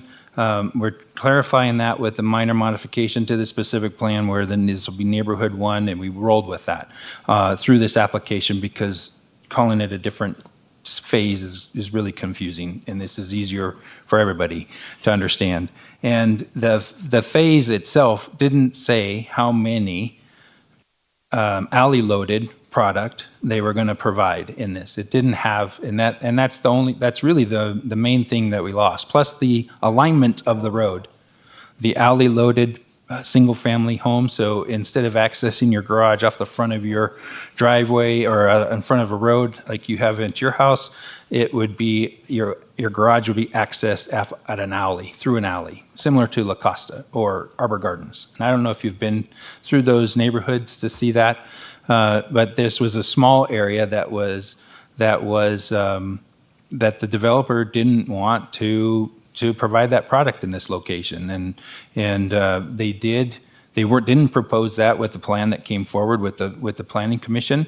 It was all single family SFR 8000. We felt that, and the town of Minden stood up for this and fought for it really hard, that he wanted some diversity in the neighborhood. That's what they were approved, and we felt that the 20 single or multifamily units was adequate for that. We did get the trails back in there based on the specific plan, the greenway, and right through the middle of the development. All of that ended up being exactly what was proposed in the specific plan. The one element that's missing on this proposal is that tiny amount of, or that small amount of alley loaded single family homes. And if you look at the layout that they provided, it would be difficult to show or locate that in the plan. It could be possible, I'm sure, to redesign it, but that wasn't the product that the owner wanted to provide. And we felt that this is what was provided and what was negotiated was the best plan that we can move forward that complied with the actual approved specific plan that was approved by both this board and the town of Minden. Mr. Hill. Thank you. I appreciate Commissioner Tarkanian's line of thinking, and I share that. And frankly, it's been said that we're going to take the blame for what a previous commission did, and I give more credit to our people to understand the nature of this proceeding. And one reason I think I can do that is this room is not packed like the room was in 2019. But I want to start by going back. We've had a lot of reference to this language, but no one has read this language. So I want to read, it's on page 457 of the packet, the paragraph that is in the contract that obligates the county in this regard. It's paragraph 7.1, zoning map amendments. The county retains a reservation of authority to review, pursuant to county code, future zoning map amendments for the property. So we get to review the zoning map amendments. The parties acknowledge that owner's contractual right to develop 2,500 units within the property pursuant to this agreement and the designation of the property as receiving area shall be deemed sufficient to support the findings necessary for approval of zoning map amendment applications for single-family residential zoning submitted by owner pertaining to the property. That's the language that obligates the county. So we have to operate under that constraint. And I want to say that those two pictures in staff's report of the conceptual plan, the specific plan, compared to the plan brought before us, left out a step. And that was the plan that the owner brought forward late last year. And that plan was shameful. It was a bad plan. Our staff has taken that from a bad plan to something that is okay, in my opinion. And I think our staff has done the best that they could do under the constraints that we have. I want to say how much I appreciate our staff for their hard work in these tense, difficult negotiations. And I want to say the same for the town of Minden. I think you've done great work in getting this plan to something that is okay. I want to address the concern about the conservation easement. I appreciate those thoughtful considerations. In my opinion, a conservation easement can be defined in a specific way for whatever specific project it's being used in. And in this plan, it's being used for, in part, floodplain management. And so for me, that doesn't necessarily mean that all conservation easements throughout the county can be used for floodplain, but it means we are defining it that way in this specific plan, and it makes sense in this plan. I want to talk about the native pasture, which I would love if it could be a park, right? If it could be a park, or if it could be something that we could dial in to make sure is going to be beautiful long-term. I don't think that we have the leverage to make the owner create and maintain such a thing, as much as I would love to see that happen. Maybe in the future there are possibilities in that regard, but at this point in time, I don't think it's feasible. Let me see.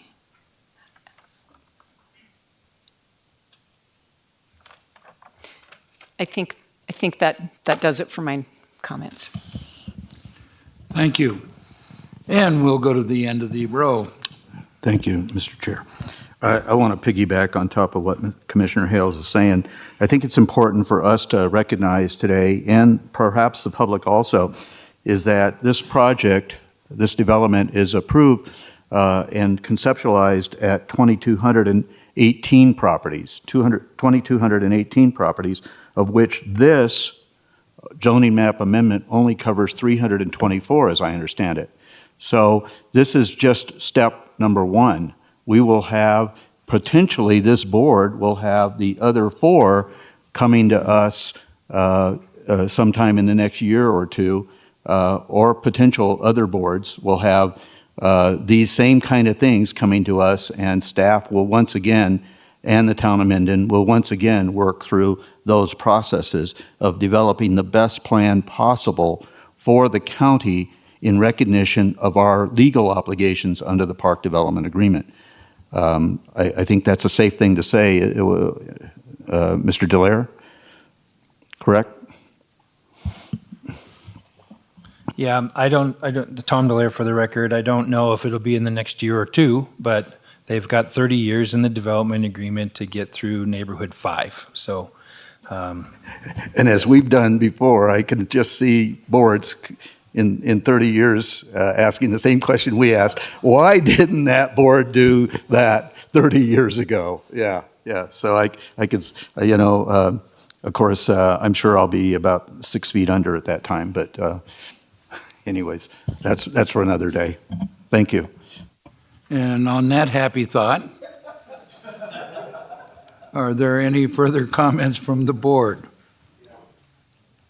If there are no further comments from the board, I'll bring it back to the board for a motion.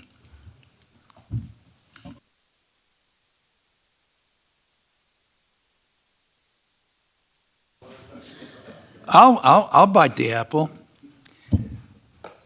I move that we adopt ordinance 2024-1634, approving a zoning map amendment and PD overlay for the subject parcels as presented, subject to the conditions contained in the staff report, and approve the associated tentative subdivision map for the subject parcels as presented, subject to the conditions contained in the staff report.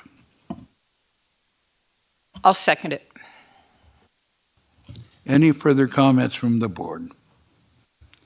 All those in favor say aye. Aye. Aye. All those opposed? Hey.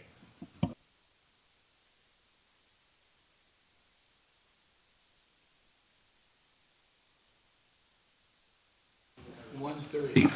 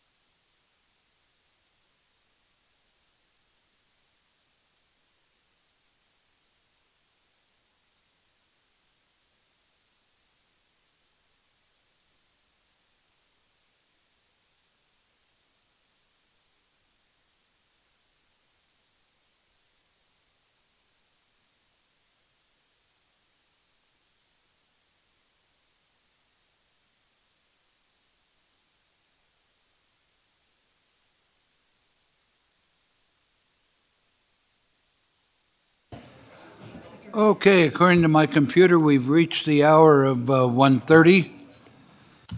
So I will call this back to order again, and I will read item number 3 from the agenda. This is for possible action.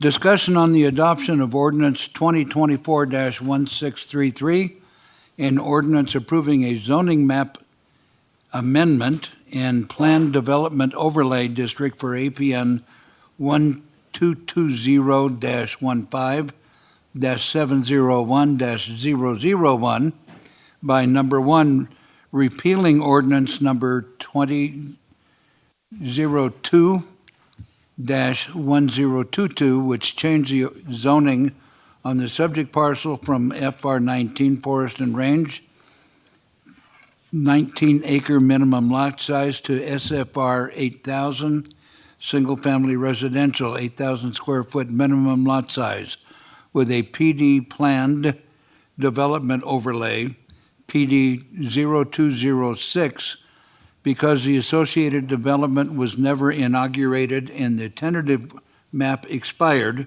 and 2, reclassify the same parcel as SFR 1200, 12,000, too many zeros here, 12,000 single-family residential, 12,000 square foot minimum lot size with a PD planned development overlay.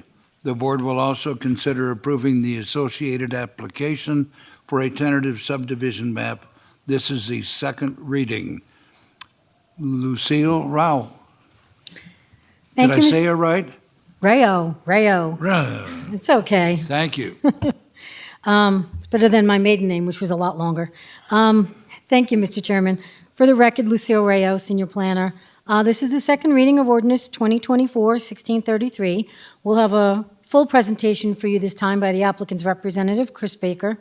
I'd like to start with a little background information regarding the project.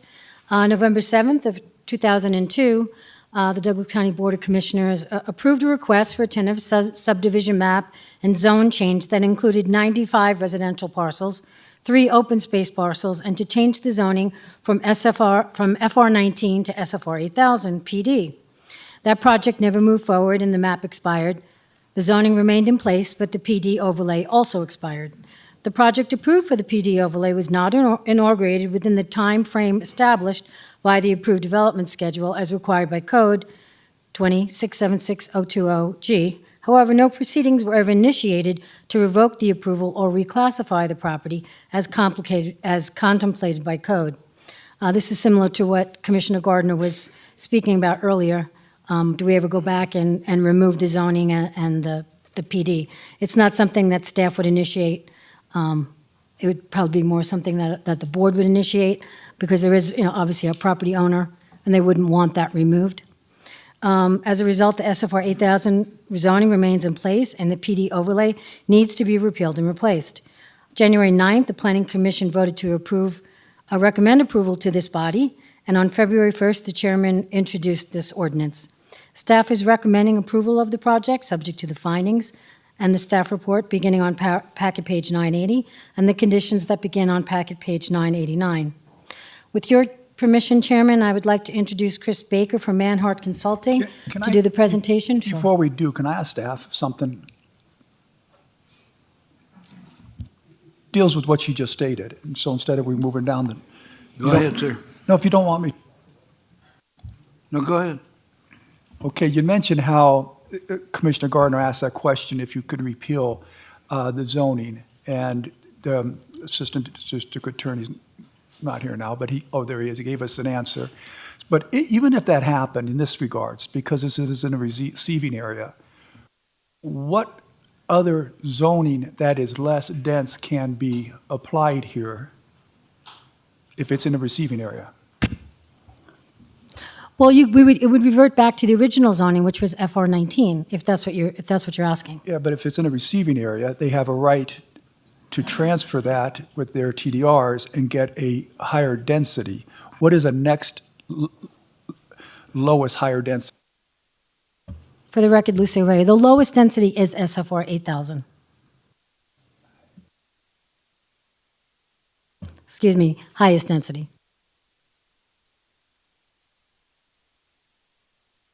Thank you. Sorry for the interruption. Please continue. All right, with that, we'll bring up Chris Baker from Manhart Consulting.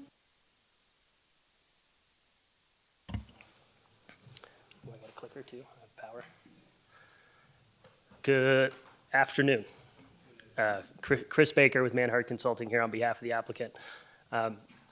So I'll get into zoning and master plan and receiving area and designations and kind of the reason why we are requesting from 8 to 12s. That's kind of unique. Usually people don't downzone property, but there is a reason behind it. So real quick, just to walk through, the clicker still doesn't work on the screen. Project location, I think most of you are familiar. It's at the northeast corner of Dresserville Road and Main River Road. Oh, you're doing it. Okay. Existing land use designation. So the existing master plan designation, as discussed, is receiving area, and the existing zoning is the SFR 8000. So to kind of answer that question, receiving areas have a designation in your master plan that require a density of 2.01 dwelling units to the acre as a minimum, and up to 16 dwelling units to the acre. So to answer the question, SFR 8 actually isn't the least dense you can, because it's 5.45 dwelling units to the acre. It's actually SFR 12,000, which is 3.61. So unfortunately, in Douglas County Code, from SFR 8 all the way up to MFR, there's really a gap there. There isn't any more intense densities. And then likewise, between the 12,000s and the half acre is 2 to the acre, right? So I'm pretty sure the master plan's there for a reason, and they put that 10th in there to allow urban development. That's how it's defined in your master plan. So what we're proposing is a zone change to the least dense underlying designation that we can. So I'll get a little bit more into that. Okay, so background. In 2002, there was that zoning map amendment and the PD overlay and the tentative subdivision map approved. They did take it from 19, FR 19, to 8,000. And then the PD overlay actually allowed for 95 lots. So like you kind of heard in the item before lunch, so the underlying zoning actually just sets the density. Anytime we're working in a receiving area, you're required to do a PD. Don't have a choice, right? So PDs are enacted to work in conjunction, like the DA said, with underlying zoning, but then development standards are actually ratified in the PD itself, okay? So in this case, although it's 8,000 square foot zoning, the PD allows for lots that are in the 6,000s and allows for 95 dwelling units. As mentioned, the tentative map did expire. Those are only good for 4 years, but the zoning and the PD overlay do remain in place. Okay, so what's in front of you today, like I mentioned, is a zoning map amendment from SFR 8,000 to the 12,000s. So we're proposing less density than currently is allowed on the site.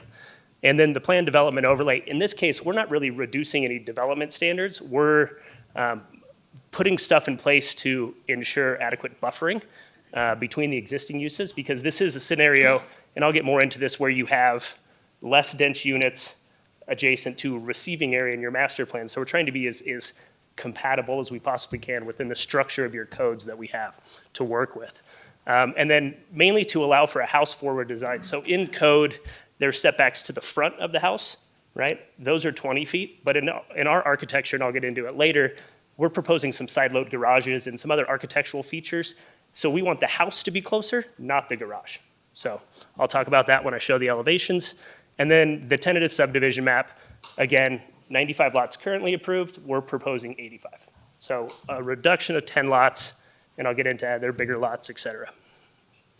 Okay, so the plan development overlay, again, to work in conjunction with code, it really is a comprehensive plan for the site. In this case, we're, like I mentioned, maximizing use of open space to create a landscape buffer area around the perimeter of the project.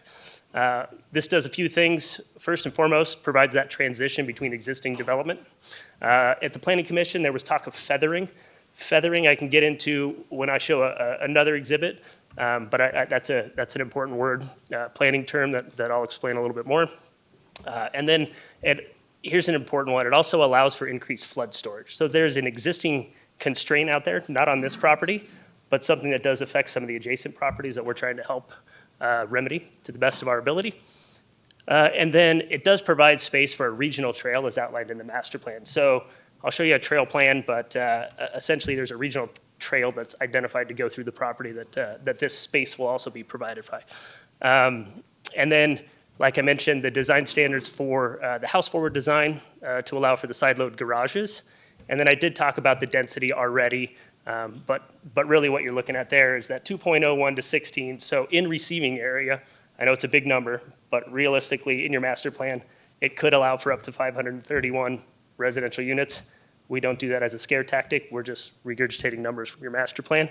And then there's the SFR 8, which the underlying zoning would allow for 182. And then our current proposed zoning, which is that 3.61 dwelling units to the acre, which would allow for 119. But the important part is because we're doing it in conjunction with the PD, we're limiting that zoning to only allow 85 units at a density of 2.56. So just above that 2.01 that's in your master plan. Okay, so here's the site plan. Let's see. So total area, a little over 33 acres. As mentioned, the total lots are 85. Average lot size, a little under 9,500 square feet. Proposed density, like we had mentioned, a little over 2.5. Important to point out, nearly 8 acres of open space. And again, what that does is kind of walking you through here. As you can see on the north, I'll kind of do it on the side here. That whole yellow area is actually the buffer zone, which provides a few things. It provides space for the trail, which you can see in red that kind of circles the site. It provides needed hydrology to help offset not just what we're proposing, but the existing conditions that are in place too. I mean, the fact of the matter is properties to the north are actually flooding now. They're actually not in the floodplain, but there are scenarios where there's roadside ditches and the ditches aren't either working properly or undersized or whatever the condition is. Maybe they haven't been maintained. I don't want to speculate, but we're trying to offset that by essentially digging a larger retention basin to capture that water before it arrives at those properties. And as you can see, we've got that landscaped buffer all around. And the street accesses off Dresserville and off Main River. Okay, so getting more into that landscape buffer. So for context, that yellow area there on the north, that is kind of a cross section of that. So on the left side of the screen, you're looking at the property line with the existing neighbors. There's the 10-foot regional trail, which is required on your trails plan and your master plan. Some landscape screening, right, to not only provide a linear buffer, right, so that's a distance, but we also want to provide a visual barrier, so as much landscaping as we can. And then you see the detention basin there, which is intended to capture the flooding waters before it arrives at those residents that are unfortunately currently being affected. And then landscaping, again, on the other side to further screen the houses, so future houses. So that's kind of the cross section. That's a minimum of 76 feet all the way around, but in many cases, even on the north side, if you kind of show here, kind of those existing homes, it's actually over 150 feet. So, and I'll show you a cross section from house to proposed house, which gives you a little bit more scale. Can I ask a question here? Yes. On the one just before here? This one? So that's the area, the lower area in between the two is intended to be flood? Yes. So, and I have a Mitigation. hydrology slide later, but yeah, that's intended to, so currently, right, so all of the stuff down here is undeveloped. The hydrology goes from south to north. There's a roadway crossing, right, with a pipe that goes right here. And that kind of, all those waters, sheet flow, right? So think of sheet flow as you turn your hose on, you set it down on asphalt, just kind of goes everywhere, right? Then because the site is relatively flat, it actually drains from kind of south to north, and everything kind of ponds up in that corner, right? And that neighbor and a couple of those neighbors get affected. So what we're proposing to do is not only, our requirement is no net increase. So if we're proposing development, right, we can't increase flows off of our site. So not only are we doing that, but in an attempt to try and solve some regional existing problems, we're essentially digging a bigger hole. I mean, that's an easy way to put it, to do our best to help offset any of the flooding that's happening there currently. Then we're also working to try to negotiate an easement, because the river is kind of over here, and if we can get an easement through the tribe property, we're trying to actually have that basin be routed directly to the river, which would more or less solve the regional problem. So right now, we're making it significantly better, and we're attempting to try and solve the whole thing altogether. So, That's great. But my question is, in between the two trees where it's lower, it looks like you're going to put some native plants or xeriscape plants there? yeah, so actually the whole perimeter, as a condition of the GID, is to do xeriscape around the whole thing. But yeah, we always try to come up with a seed blend of native grasses, so you don't want dust or anything of that nature. And then all of that boundary is going to be maintained by the HOA, including the regional trail. Okay. So if there were to be water pool there, would those plants likely just live through it and bounce right? Yeah, they're designed. The seed blend is actually designed for that. So they're designed to be inundated, right? And they're mostly, again, grasses, wildflowers, things of that nature. Thank you. Sure.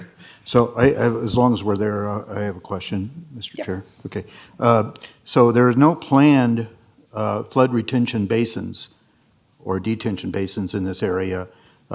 You're anticipating that this area will take care of that, mitigate that issue. Is that correct?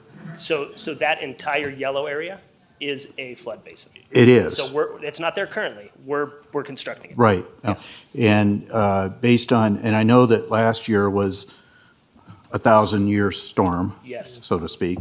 I know I'm exaggerating a little bit there, but anyways, something that we don't anticipate having for hopefully a long time. But is the anticipation that will be deep enough and large enough to mitigate perhaps what happened last year in its entirety and protect these homes that are to the north of there?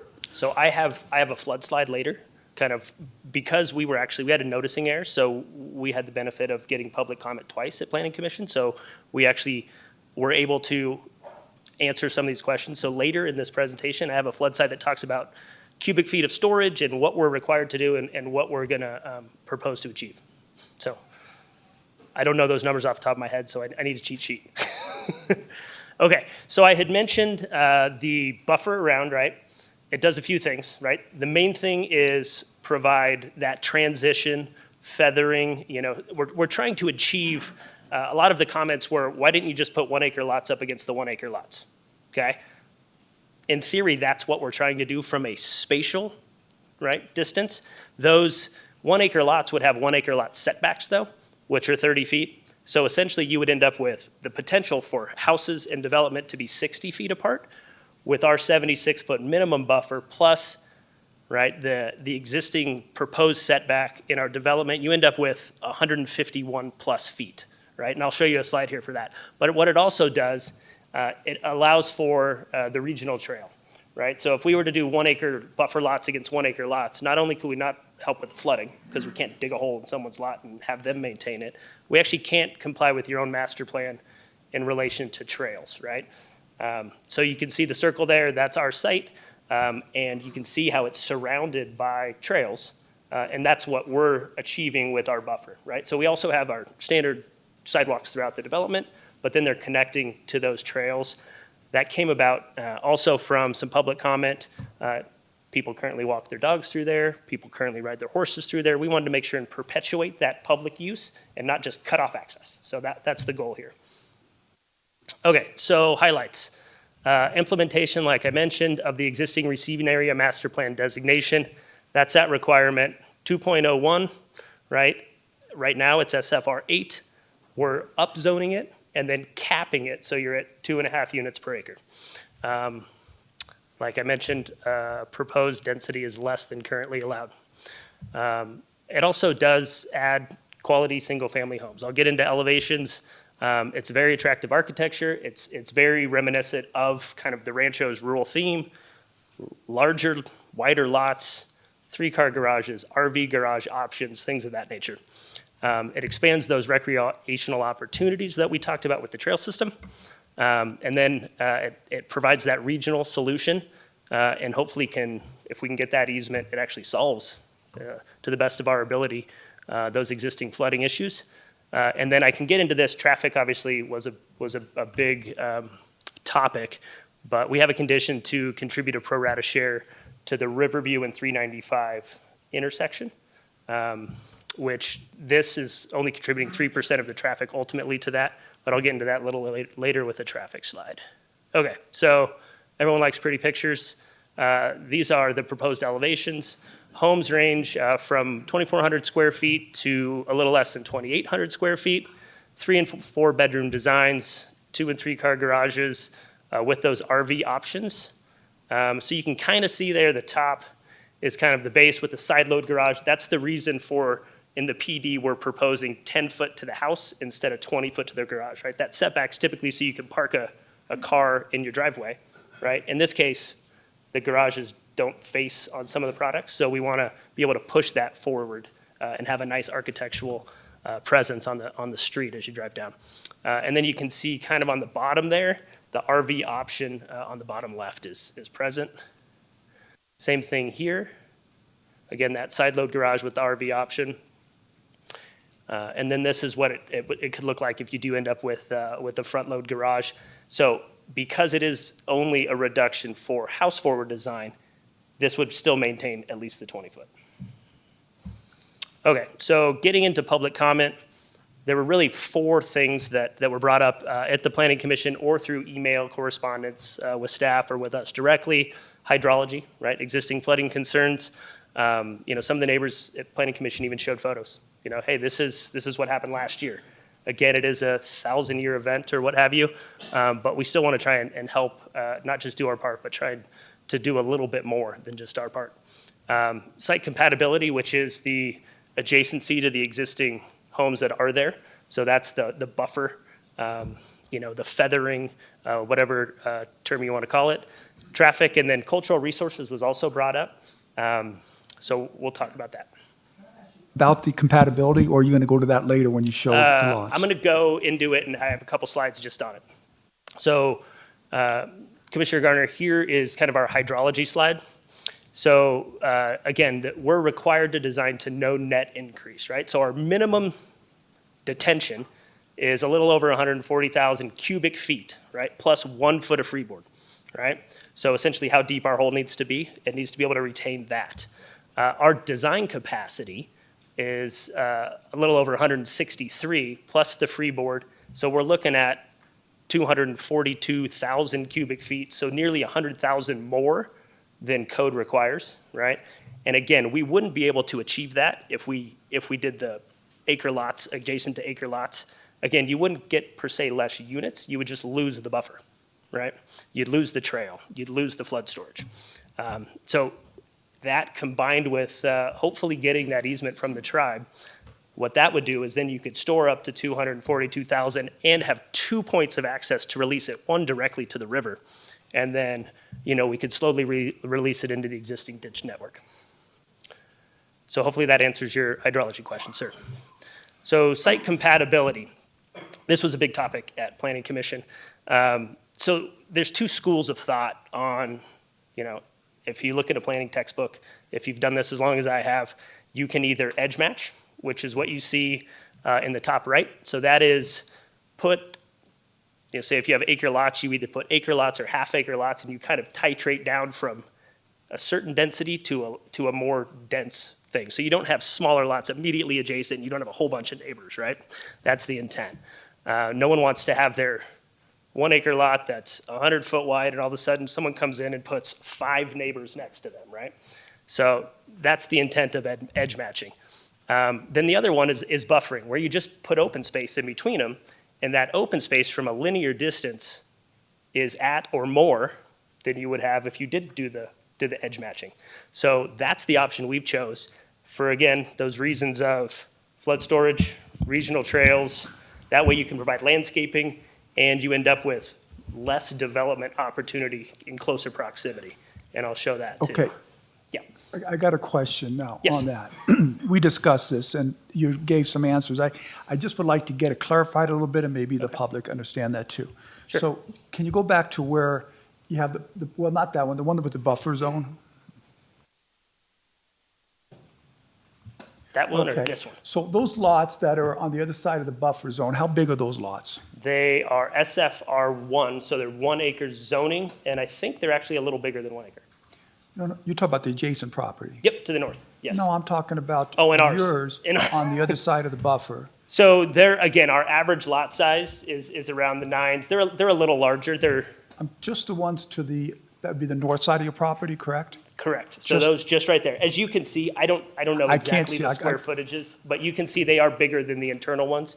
And when you combine that with the buffer, they are meant Okay, to so- achieve that goal. Yeah. Yeah, that was my first question, are they bigger and do you get smaller as you go in? So in the planning commission, they wanted you to go 1 acre lots there, and even Correct. you've talked about 1 acre lots, but I'm a little confused from what you said. When you have a receiving area, I thought the maximum you could have the lots were 0.501% acres. So that's overall density. So if you were to take the 33 acres, multiply that So you times could have 5.5. You could have 1 acre lots there. You You- just would have to be able to reduce them later on, further down. So if you, yes, so Okay, I got yes, it. you could have 1 acre lots or larger lots adjacent to the existing development, right? As long as you still achieved that 2.01, right? Okay, so- But then you would lose out on your buffer zone, your flooded storage, and your regional trail. Okay. So, I go back, I try to get better at this, but I don't jump back and forth and Oh, no problem. argue with you. So, but I understand what you're saying there. So my next question, I talked to you a little bit about this before. Why couldn't you keep the buffer zone, have the 1 acre lots, or you don't even have to have 1 acres, you make them half acres or 3/4, you're going down from the 1 acres on the other side, mhm. and then add more smaller lots in the middle. What's the downside to that? So if I understand you correctly, so you have your buffer zone, you still achieve the trail, the flood storage, then you provide acre lots on top of that, or larger lots on top of that, and then you shrink everything internally. You end up with a little bit of a disconnected neighborhood. I understand the need for a variety of housing types. To do that at the scale of 85 units is really difficult because your ultimate buyer is completely different, right? Your street network is totally different. So if you have narrower, smaller lots, right, you end up in a situation where you have we have a 60-foot right-of-way here. So you have a very large street, we have landscape buffers, we have sidewalks, you have all kinds of stuff. If you put a really narrow, small house on that, right, you don't actually achieve on-street parking, but yet the county's paying to maintain it. I guess, and So we- it just doesn't match if you have 1 acres and then you would essentially have to have 5,000 square foot lots. So you were calling this, what was the word you used at the very beginning? Not phasing, Feathering. feathering, there you go. That was a planning commission term, I can't take credit for it. Okay, so the planning commission used the word feathering, and you're saying the feathering wouldn't work because the lots would be too small and it would be incompatible with the other units. But you're really only talking about, there's 11 houses there, so if you made them bigger, it might only be 8 or 9 houses. That would be bigger, and then, so you wouldn't have to shrink them that much. Well, you would have to shrink, you'd have to move the road down, right, to make it Yeah. happen. So you would have to end up shrinking all of those interior lots, right? And as you see, we're not very But close. the point I'm saying is that there's only 8 or 9 homes, basically, if that's how many you had up there, and you shrunk those lots in the middle, you're not really shrinking them that much. I mean, I'm not sure what it would be, but I mean, maybe if you calculate, if you have, God, I don't know, 2, 4, 6, 7, you got 42 lots in the middle, and you got to make up for three or 4 Probably homes in lose the 10 or top. 15 of them. What's that? You'd probably lose 10 or 15 of them. What it also does is there's other There's only provisions in 11 code, there. right? If you have a lot that's less than 8,000 square feet, which none of ours are, you actually have to provide RV parking, right? So if we're narrowing our lots, the whole point of that rural nature and that rural feel with a 3-car garage and an RV parking space, that's gone because the houses are now super narrow. And then we have to take our open space, a good chunk of our open space, and provide a 1-to-8 ratio of RV parking, essentially a storage facility, that has to be incorporated into this plan also. And I guess, and the other thing too is, you would have a compatibility with those bigger lots that you're selling to No, the and smaller lots. then the lots to the other side, you would have an issue, right? Because those are, I mean, even if they're a quarter acre, now they have 5,000 square foot lots against them with no buffer. So I completely appreciate where you're trying to go with that. And I think as I get in here a little bit, you'll see kind of the distance between units. And I've done this a long time, and the goal is to not put houses in close proximity to existing houses. That's really the goal. Lines on paper are just that, right? People care where fence lines are, and people care where structures are and how their views are affected. And you'll kind of get in here, you can kind of see we're 386 feet away. If we were to have those lots, that distance actually wouldn't change, right? I mean, because the lot would have to still go sideways or this way to put an acre in there. All you're doing is, like you said, losing probably 3 handfuls of units, but you're ending up getting a lot smaller lots in there to make it work. So you end up having maybe 12 to 15 of the product that we're proposing, and then a bunch of cookie cutter, 2-car garage, 5,000 square foot lots, which realistically was the previous plan. Which in my opinion, it didn't work and wasn't compatible. It's not just compatibility with those properties on the north, it's compatibility to the whole Ranchos area. There's just not that many very, very small lots currently. So we're trying to blend not just as we interface with those handful of lots on the north, but the community as a whole. So that was the thought process. Okay, so I've touched on that. Again, distance to adjacent properties. You can see the cross sections on the upper right hand. So that's existing residents to proposed residents. On the top there, 386 feet. On the bottom, 338. So those are the 2 closest residents. Traffic. Lauren Chilson from Headway Transportation, who is the traffic engineer, is also in the audience. If there's traffic questions that are above my pay grade. So I guess the overall analysis for traffic, right? We provided a traffic study. The 4 intersections that you see identified there, which are 395 Riverview, Dresserville and Main Drive, Dresserville and Main River Road, and then Main River Road and the project access. So what happens is the traffic engineer scopes the project with county staff. Those were the intersections identified to do traffic counts and do analysis in the study. All of those intersections and the surrounding project impact areas were all determined to meet level of service. So what they do is it's background traffic. So if the project's not built, then it's existing plus, which is plus the project, and then they forecast that out all the way to 20 years, okay? So it was determined through the process currently, and then Project Plus to meet level of service.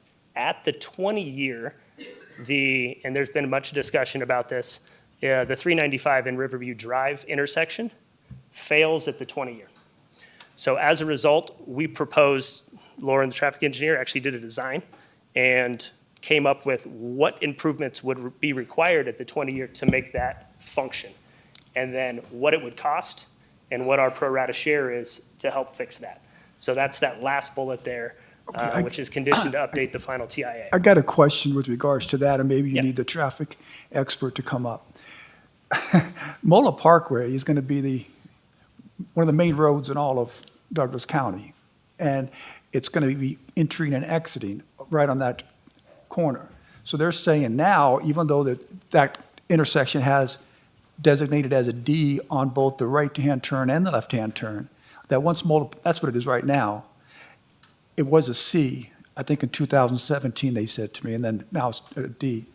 You add all the traffic coming from Mola Parkway, I always think as soon as that one opens, which is supposed to be 2025, that whole intersection isn't going to be able to handle the traffic coming in and out. So luckily, NDOT's actually in the process right now, as we speak, doing a corridor study for all of 395. I'll let Lauren to speak to that a little bit, but their analysis currently shows that that intersection actually doesn't fail until 2050, even with Moeller coming online. But I'll let Lauren get into that a little bit. Let me get through these other things and then maybe. I might help you out here a little bit. Yeah. Is that while Mueller may be built, well, not maybe, we have to, by contract, we have to get it built. But the traffic that would be on Mueller would otherwise be on 395. So I don't know that we're going to see any, other than your development, of course, which is going to add some traffic to that intersection. I don't see that any other traffic is going to be added to that until, of course, the park, Buckeye Farms gets built, Virginia Ranch gets built, the other 4,000 homes that are in that corridor get built. I don't see any increase there. That's a great point. Okay, so. Yeah, and I agree. And again, because of the amount of units, it's pretty nominal. And then we can also talk a little bit that wasn't brought up, but since the Planning Commission hearing, traffic's one thing, right? So that's cars on the road, you know, that's trips, that's speed rating, that's safety concerns, that's all car to car, right? What really isn't discussed too often is kind of pedestrian access, bike access. I'm in that area quite a bit. And you have a trails master plan. I showed it multiple times here, where we're complying and putting in the trails in our buffer area, putting in, our sidewalk networks. But unfortunately, because of the current rural nature, right, of Ranchos, you have roadside ditches, you have pretty narrow street sections, you don't have wide shoulders. So, we see that there could be a pedestrian and a bike concern with how those uses interact with vehicular traffic. I mean, we have equestrian uses, we have other things. As a result of that, there is a bunch of receiving area in this area. We see that ultimate development is going to occur, and some of these connections just aren't realized, right? So, you have dots on paper, but unfortunately, there's just not trails in place, right? So it's kind of short-sighted for us to say, well, we're fine. We're doing what we're supposed to do. But the minute, say a future resident kid jumps on his bike and wants to go to the library or leave the site, they don't really have anywhere to go. So what we're actually proposing is a voluntary condition to be added to this, to actually do a contribution to help kind of remedy that problem. So we're proposing a voluntary contribution of $150 per unit that we'll put on the record to help. Again, we have dots on paper now, but there needs to be stakeholder engagement, there needs to be planning, there needs to be acquisition of easements, which takes time and which takes money. And as I understand it, there really isn't a fund for that currently. So that's something that we'd like to put on the record, just because we do know you can take care of what's happening currently on the site, but the minute a kid gets on his bike and wants to ride his bike to school, there's not adequate network for that. So that is a condition we'd like to have placed on ourselves, truthfully. So you're saying it's $150 per home for the trails? Per unit, For yes. walking, per unit, Correct. for the bikes and walking? Yes. Okay, I know I'm jumping around here. I apologize. I'm doing my best to answer questions. There was also a comment at the first Planning Commission that the item was not heard at about cultural resources and potential concern because of proximity to the tribe and if there were cultural resources on site.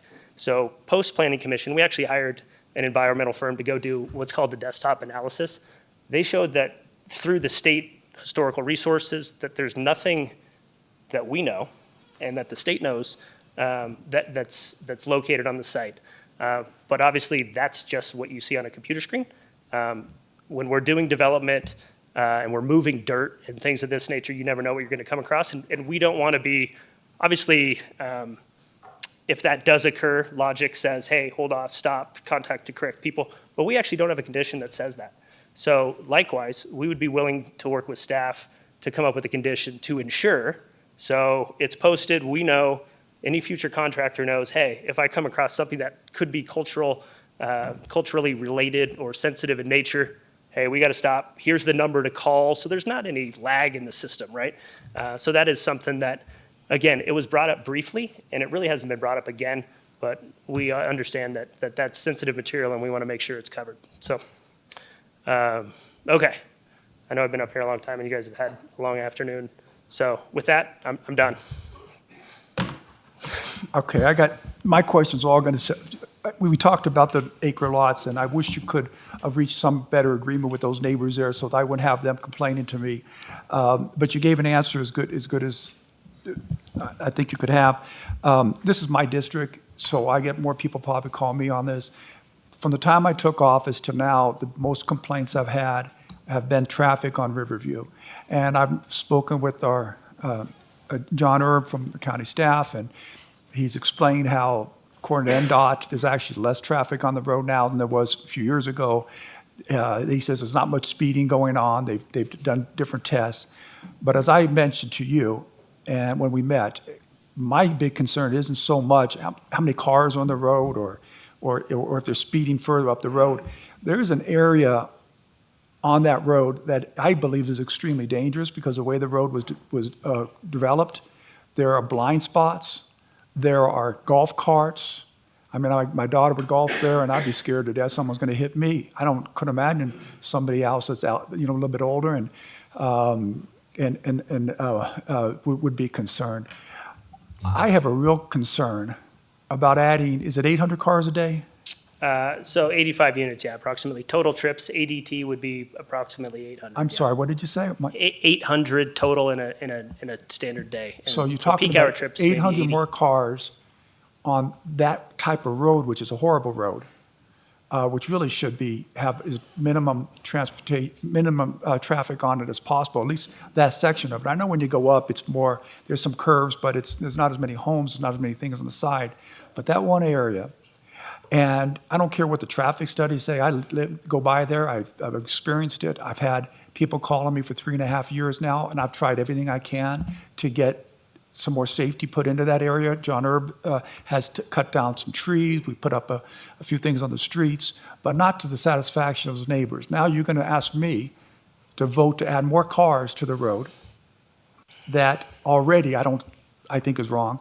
And I wish we had another alternative to 395. I've talked with county staff about that. It's cost prohibitive at this point.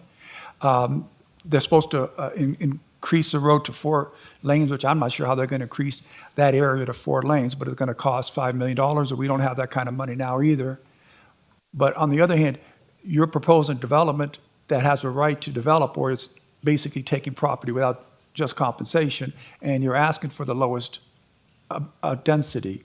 So how do we handle the road situation where there's such a concern of these people that if I vote yes, they're going to be madder than heck at me. I'm sure somebody in this room will be happy that they are madder than heck at me, but I won't be happy. So let me make sure I understand the area. I assume, well, we don't have access here, but I think you're talking about from 395, the kind of the Riverview corridor up to the Dresserville intersection. I'm assuming the pork chop Go up that intersection there. hill, and then after you go up that hill, you got a pretty long. Yeah, the little pork chop intersection at Dresserville and Riverview. So I use the golf course. My daughter plays high school golf there quite a bit. I understand what you're talking about. And again, when you're looking at traffic analysis, right? So it's very mathematic based, right? It's how many trips are on the road currently, how many can handle. We rate it A, B, C, D, E, F, right? If it falls below or falls in the criteria, right? It meets all the standards. Technically, the traffic impact study, it passes the test, right? But from a functional I'm going to standpoint, interject because you can keep saying that. It's the same arguments I have with Mr. Erb, but it's the type of road. let me expand a little bit on the age of people who live there. Yep. But from a functional standpoint was where I was going, right? Was maybe the road design and the curves and the line of sight and the interface with pedestrians and bikes, and in this case, golf carts, right? Maybe the signage needs to be reevaluated. So it's not just number of cars on the road and what can it handle, it's the user's interface with the roadway and how it affects kind of traffic flow and interaction with pedestrians. So there's a couple other things we could do. So again, we're required to update the traffic impact analysis for Dresserville and Riverview, so that pork chop, because at the scoping, it wasn't determined to do counts and forecasts to the 20 years. So we're updating a study anyway prior to final map. What we also could do is along that corridor is do, an analysis of line of sight, safety, signage, traffic calming, golf cart we can come up with a condition that says that. I completely agree with you. Just because the math problem says it works, maybe it doesn't work in a functional, like in the real world, right? And, there could be analysis and there could be recommendations made. Maybe it's trimming trees. Maybe it's signage. Maybe it's, a flashing light to identify that golf carts are there. We could work with the course. But I don't think that's ever been done. And again, I think with this development, it's the first in the receiving area, right? So we want to make sure and get it right. So again, it seems like we're adding a bunch of conditions onto ourselves here, but we would be willing to entertain, work with staff to do some sort of line of sight study to make sure that it's as safe as it possibly could be. Mr. Chair, thank you. As long as you bring it up, you do mention the fact that we have existing receiving area completely, as I understand it, completely around the current existing Ranchos development. Completely. Almost completely.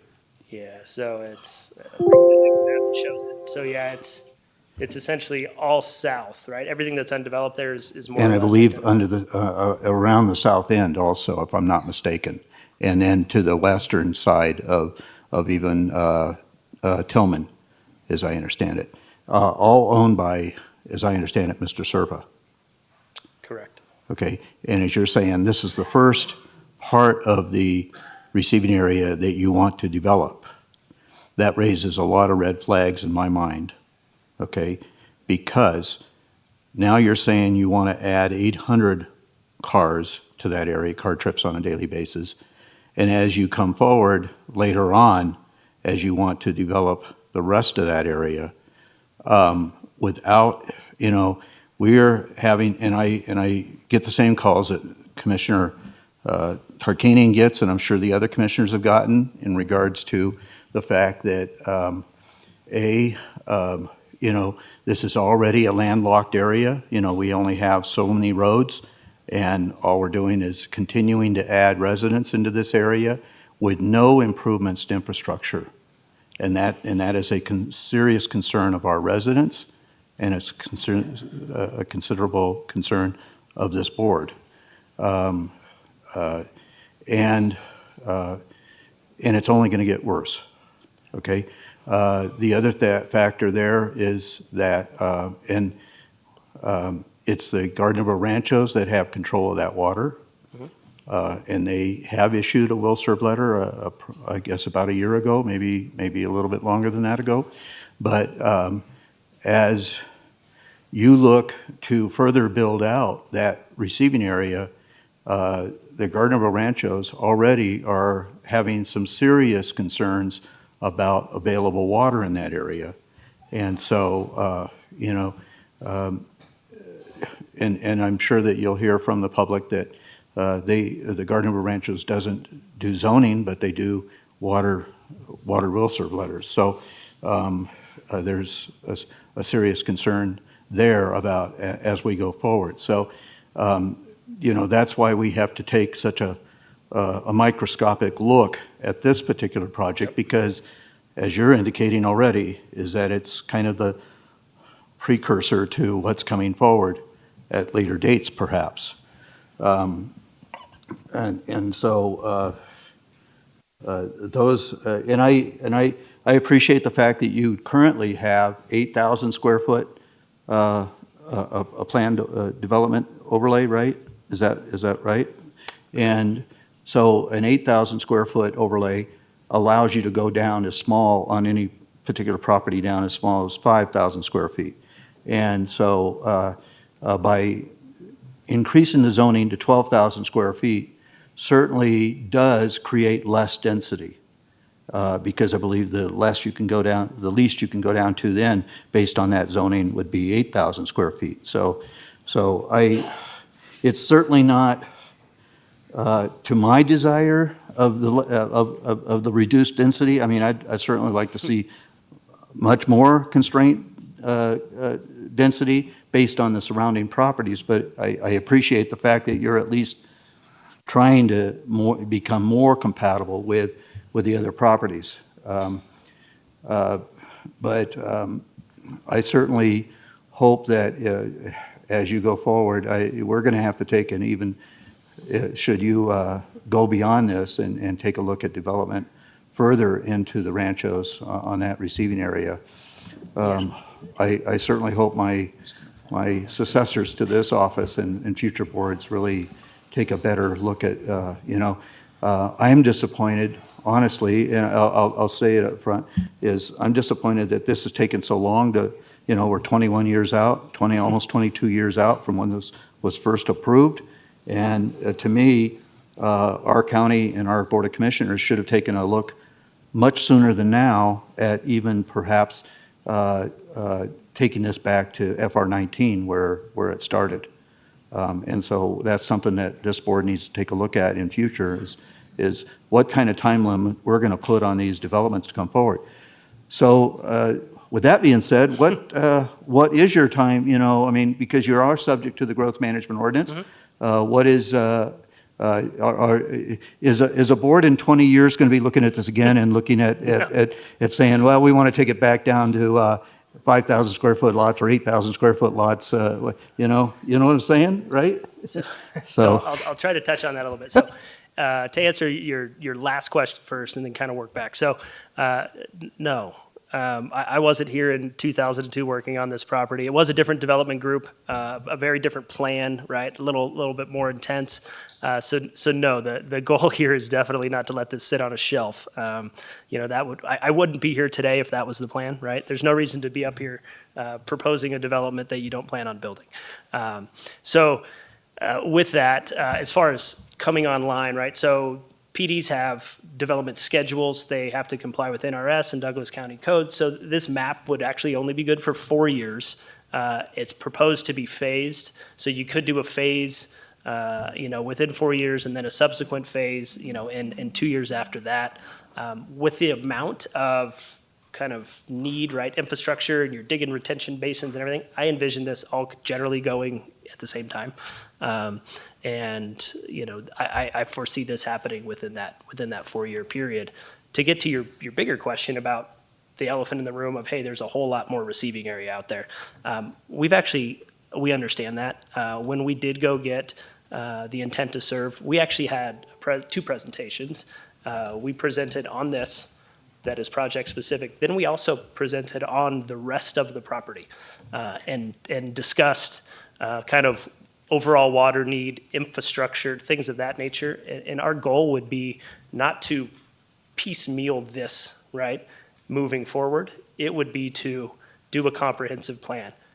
Talk about transportation, talk about roadways, talk about, trying to get that extra connection to 395, talk about infrastructure and facilities and water to be able to serve all of that, right? Come up with a plan, have that plan come forward, and then come forward with tentative maps and PDs. But that's not what's in front of you today, but we're definitely not hiding that, and we were in front of the board a year ago and presented that exact option, and that's what our goal was moving forward. So we're not going to see a for sale sign on this property tomorrow, should we approve this today? No. Mr. Serpa plans on building it. So that's exactly my biggest concern. I don't like the fact there's going to be 800 more cars, which is supposed to be 3%, which means there's 26,400 cars driving by that street every day, if that's down accurate. 395. If the study's accurate, on Riverview to the 395, right? Mm-hmm. I'm talking about the increase on Riverview. Is that only 3%, or is it the 395 traffic? It's the intersection of 395 and Riverview. All right, well, instead of beating the dead horse on that, I guess this is my deal is, we're told, this is what I've been told, this is sort of new to me, how the receiving areas and TDRs and all this stuff works. And there's a receiving area. And under the receiving area, you have a Douglas ordinance that says you have the legal right to trade TDRs and get a higher density zoning. And the least amount of increase would be what you're asking for today.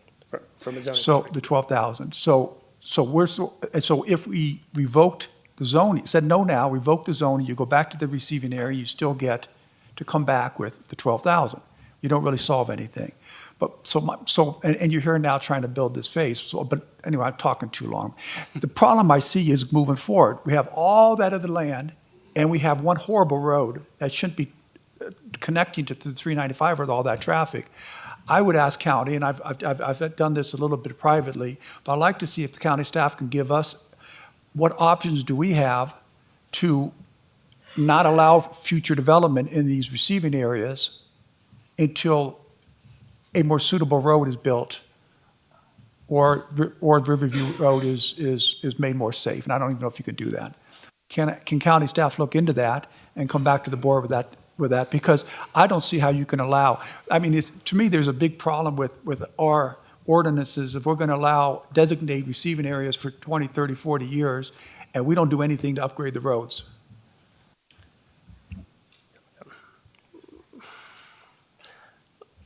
I mean, I can touch on it a little bit. You have your findings, right? So your findings for intensification of zoning and for, tentative maps that would ultimately turn into final maps, which is where we get, houses and where we get cars on the road. Those findings of fact say adequate infrastructure needs to be in place or planned to be in place. Right now, it's not planned to be in place. So if this was to come in front of you, say in a year or 2 years, you can't make that finding. So to me, as probably the guy who's going to represent these people, we have to solve we have to answer the question and provide the answer to you before development can occur. I appreciate that, but I don't think that the roads are safe now. And that's my opinion. I've been elected in this district to represent these people, and I don't believe they're safe now. But you have a guy who did the studies who says it is. So what's going to stop us from coming back and having the same problem later on unless we do something to address the issue? Well, hopefully again, the math doesn't say that. Your actual usage of the road said there's some blind corners, some maybe some signage concerns, and with the discussion of adding that condition for the line of sight, for the ingress, egress, pedestrian interface, I think that would determine if the user experience is safe. Can I just make that request? You don't have to give me an answer today. You can just come back and tell me what our alternatives are, because there are certain unique requirements with the receiving areas. Mr. Chairman, if I may answer Mr. Tarkanian's question. Commissioner Tarkanian, we would be happy to give you an expanded presentation on the findings that have to be met, but I do believe the applicant answered the question, which is adequate public facilities have to exist.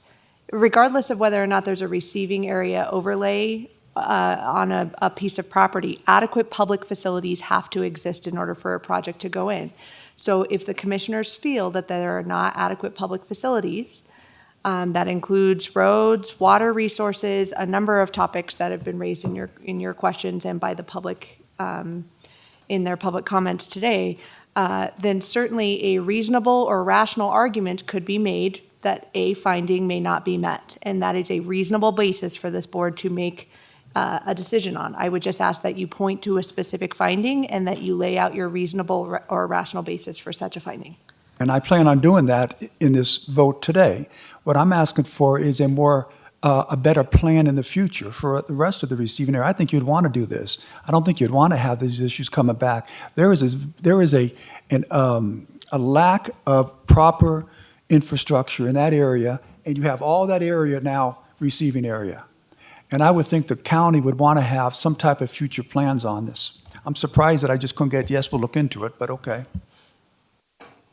Are there any further comments from the board? I would ask you if you could add in one of your conditions that you would be, the applicant would prepare a safety and sightline analysis for the Riverview Drive, including pedestrian and golf cart activity, and provide a pro rata share contribution to any necessary identified improvements prior to the recording of the first final map. Yeah, essentially for that Riverview corridor. Yeah, that's what we had put on the record. Again, I think when I was speaking of the finding. That was in relation to future development, right? In my opinion, that finding probably can be made today.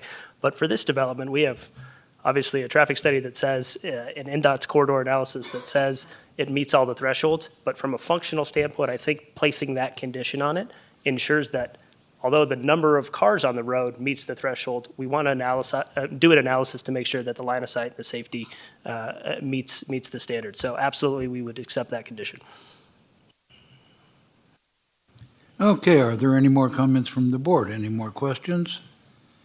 If not, then I will open this for public comment.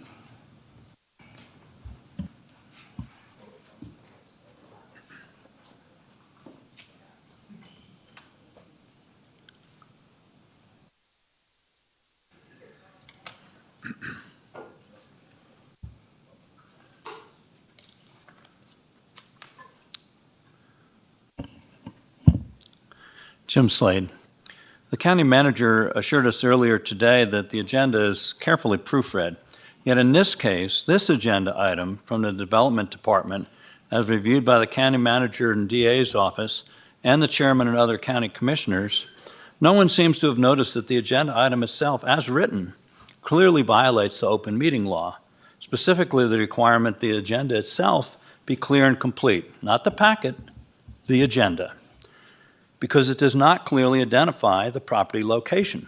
It is unreasonable to think that the public reading this agenda item would have any idea of the location of the property being considered today. They should not have to do research to find that out. I wrote this letter yesterday to Doug Ritchie, Deputy DA, and to the county manager. The Nevada open meeting law requires that the agenda include a clear and complete statement of the topics to be considered during the meeting in order to ensure that the public is on notice regarding what will be discussed at a public meeting. The manual also states that public bodies must recognize that a higher degree of specificity is needed when the subject to be debated is of special significance to the public, as this one is, as Mr. Karkanian indicated with all the correspondence he's had. Agenda item number 3 fails to meet that requirement and therefore must be continued to a future meeting. The agenda lists the ordinance and APN numbers, but that is inadequate to identify to the public the location of this item. It is unreasonable to expect that the public is aware of what the agenda item entails, nor should the public have to attempt to research this themselves. The agenda makes clear the location of every other item on the administrative agenda, as does the Planning Commission meeting next week, and almost every agenda every time does. Only Agenda 3 is neither clear nor complete. The OML guidelines are clear that items should include the name and, where appropriate, the address, and must be described with clear and complete detail. Again, the agenda item fails to do that. If they had just included that project location, they'd be fine. As it is now, they have violated the open meeting law. In addition, the OML manual states that the open meeting law should be construed liberally in favor of the public and is entitled to a broad interpretation to promote openness in government. So either you continue this item today as required by the open meeting law, or any action you take today will be vacated and have to be redone if my open meeting law violation complaint is upheld. I personally like Doug Ritchie, but he has almost never seen any open meeting law violation and seems to act as an apologist for staff and the commissioners. You need to take charge of this issue. You need to read the wording of the agenda item and realize that it is not clear and complete, and this item should be continued. Mr. Ritchie, would you like to respond? Okay. John Sheridan for the record. Trustee for the Gardnerville Ranchos. I'm here speaking as a private public resident of the Gardnerville Ranchos. I want to talk about water first of all. So you guys talk about the Gardnerville Ranchos providing a will serve. And we did provide that will serve because in 2002, all these developers in the valley started giving their water rights to the municipalities to hold because they were going to use it as there was a law created in Nevada. It said use it or lose it. And they either had to develop or use those water rights at that time, or they thought, okay, we could find a workaround and we'll give them to the municipalities. So we're holding about 600 acre feet of water, I believe. And that property is about 600 acres. So we have enough water that we're holding on that land for about 1 acre parcels for the whole receiving area. He wants to upscale the density, and we have brought this to County Manager Jennifer Davidson, and at least she didn't respond to you and lie to your face, Mr. Tarkanian, because she bald-faced lied to my face that she was going to start a stakeholder engagement meeting and start meeting with the ranchos and get Minden involved, and that she had worked for the town of Minden and had clear understanding of everything. This was more than 4 years ago. And so I just don't see any of that coming around. I see a lot of if we did go back to 1 acre parcels over this whole receiving area, that would alleviate a lot of the traffic congestion. I think you're gonna get a lot of sheriff's complaints once you start increasing density out back there, because people use that for their off-road vehicles and shooting. So we're probably gonna have to hire more sheriffs and more public nuisance complaints. The sheriff's office is already bleeding this budget. So I think there's a lot of things to consider. Commissioner Tarkanian, thank you for bringing up around traffic. I don't even have to speak on it because you hit the nail on the head. You can do as many studies as you want. And I'll bring up the Painted Mine project, for instance. They just released an environmental impact statement that said, no issues around water resources as long as the water table does not decrease. And they don't see any of that occurring in the foreseeable future. That was in the EIS statement. We have a USGS report that was done that is on record that says we are going to lose 50 to 70 feet of our water table in the ranchos and on the east side of that valley, right where that painted Rhine. And so you can do as many studies as you want, but it's all pay to play nowadays. It's disgusting. So thank you, Mr. Tarkanian.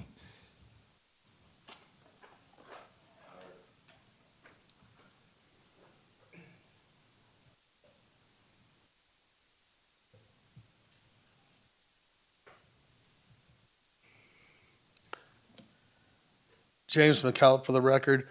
I'm the chairman of the Gardenville Ranchos, GID, though I am not speaking for the board. Gardenville Rancho does not have purview over land use.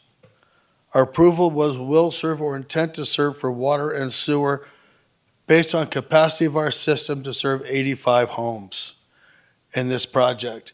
I do want to thank the developer. One thing, I was the one that asked for the xeriscape on the board. I was trying to get something out of it. When we do a will serve, it's not an endorsement of the project. It's simply saying in our system, we can handle enough water to serve this project. In discussing other possibilities and what the future is, the developer had mentioned 2,000 homes. I promptly said I would never vote for any of that. We could never support 2,000 homes. We can't support 2,000 more homes with the roads we have. We can't support 2,000 homes with the water we have. We do have arsenic problems, so we currently are able to mitigate, but we could not do anything like that with 2,000 homes. The Ranchos water system is the largest in the county, but it is not connected to any other water system. Residents of the Ranchos have indicated objections that I will pass on. Development lot size is not consistent with lots in the area. The traffic in the area is growing at the relevant intersections of Riverview and 395 in particular, with the limitations of the size of the bridge, the problems on Riverview, and as was mentioned, golf carts and no sidewalks. This is a growing problem. There's another development being considered on right on the corner of 395 and Riverview. The other projects that are also like the one we just talked about last time, Rancho Sierra, all are going to bring more cars through that intersection. We can't look at a project individually and say, well, this is 85 homes, this is 800 cars, and that's all it is. Because that's not all it is. Everything adds up. So nothing can be looked at individually and say it's just this. We have to look, if we're going to do this, we'd have to look at every bit of what's being recommended or suggested. The labeling receiving area implies an area and is an ideal place to develop. Without considering water and traffic, this can be short-sighted. Unless water is brought in from the outside of the ranchos, as I have spoken about many times, and without additional roads to take traffic away from existing residential roads, the receiving designation is problematic at best. Thank you.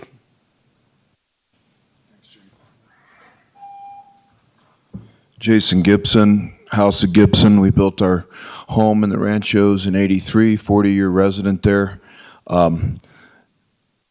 This entire plan that they presented here today is based upon a nuclear family model. Single-family homes is the tagline, single-family homes. 2,500 square feet for a single family. It pays to get divorced. We're living in a 1,400 square foot home on a half an acre. They don't want a half an acre. They don't want 1,400 square feet. They don't want tiny homes. They want ego mansions, RVs, boats, bigger, better America. Jumbo-sized government, jumbo-sized tax base. This is phase one. They're going to bring in 800 cars on that little stretch of road there. What they're not telling you is that they're going to run that traffic right up through the reservation. Smokey family ain't here today. Nobody from the Washishu here today. They're going to run all that traffic in your backyard. They're going to have to build a new road up into your reservation there. You're not here. Where do you think that traffic's going to go? It's going to go right through your backyard, buddy. Right through your backyard. 800 cars. The American dream. Got to be asleep to believe it. Totally unreal. You ain't got the water, you ain't got the infrastructure. So here's what's going down, folks. You got the District 1 applicant for the Ranchos right here. We got to create an autonomous township out of the Gardnerville Ranchos because you can't put the future into the hands of this corporate fictitious body politic. It's too much. They don't have a norms and procedures. They don't have an infrastructure of people's intelligently informing the board about policies. You got 5 people, each one of them committed to 5 to 10 other committees besides this one, and they think they're properly informed and intelligent enough to make these kinds of decisions for you. And look at what you're getting. Another day older and deeper in debt. We've got so much traffic on Langley Drive, they're killing our pets. Law enforcement won't enforce the code. Garbage all the way from the 4 liquor stores they got into the east side of Langley Drive. You got people ripping you off in your neighborhoods. You got murders right down the street from you who are murdering your neighbors. You got this little icky bricky corporate homogenized lifestyle where everybody looks the same, talks the same, but nobody's actually a neighbor. There ain't no actual culture, no actual, social form behind anything that they're presenting here today. You should be ashamed of yourselves. It's ridiculous. Is there any further public comment? Mr. Ritchie.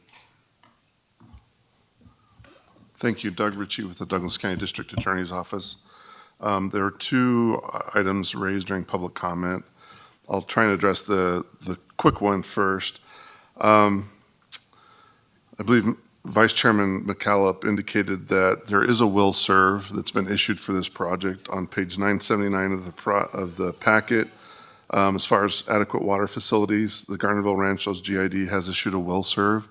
If for some reason the Board of Trustees reneges on that will serve, then the developer would need to notify the county staff that water facilities are no longer available. But as of right now, there is a will serve issued for this project. Regarding the open meeting law, I did receive an email last night regarding a concern about agenda item 3's title. Let me begin by saying this. There's an inherent conflict between an agenda being clear and complete. For example, the last item that the chair had to read was quite lengthy to try and get all the information out. And as another example, the complete title for a proposed contract would include all the terms in the contract. That is complete. That's everything. However, it would not be very clear. It'd be pages and pages of basically legalese. Under Nevada's open meeting law, found in NRS Chapter 241, an agenda title must provide sufficient information to alert the public what topic will be discussed at the meeting. Basically, it's to alert people, this is what the board is considering, the topic. So looking at this agenda item, what is the topic for item number 3? The topic for discussion is the possible adoption of ordinance 2024-1633 and a tentative subdivision map. Well, what does that mean? Well, the title goes on in another 120 words to explain that it concerns a planned change to a planned development. So what planned development and what change is going to be made? Well, the title goes on to address that. It's specifically PD 0206, and the proposed change is to revise the zoning from SFR 8000 PD overlay to SFR 12,000 PD overlay. Okay, fine. Well, where? It identifies that. It says parcel number 1220-15-701-001. Because the land has not been developed, lots and street addresses for those addresses have not been created. Staff has used an APN to identify a vacant piece of land. The current agenda title provides information on what is going to be considered today and the location of the proposed changes. I respect and I appreciate feedback from the public regarding titles on these agenda items. Ideally, the title would show a map so people could know the exact location of the planned development, but it's not practical. By providing the property APN, interested persons can go to the assessor's website and find a wealth of information about the property, including a parcel map, current value, owner information, etc. More specifically for this item, the agenda item background, not in the title, but in the background in the same agenda, there's additional information for if someone wants more information. In this specific case, there's a lot more, including the 2 cross streets. Because again, it's undeveloped land, so they provide the next best thing, the 2 cross streets. Admittedly, as Mr. Slade indicated, in other items, staff will sometimes include cross streets as a reference point. However, the supporting materials in the background has that information.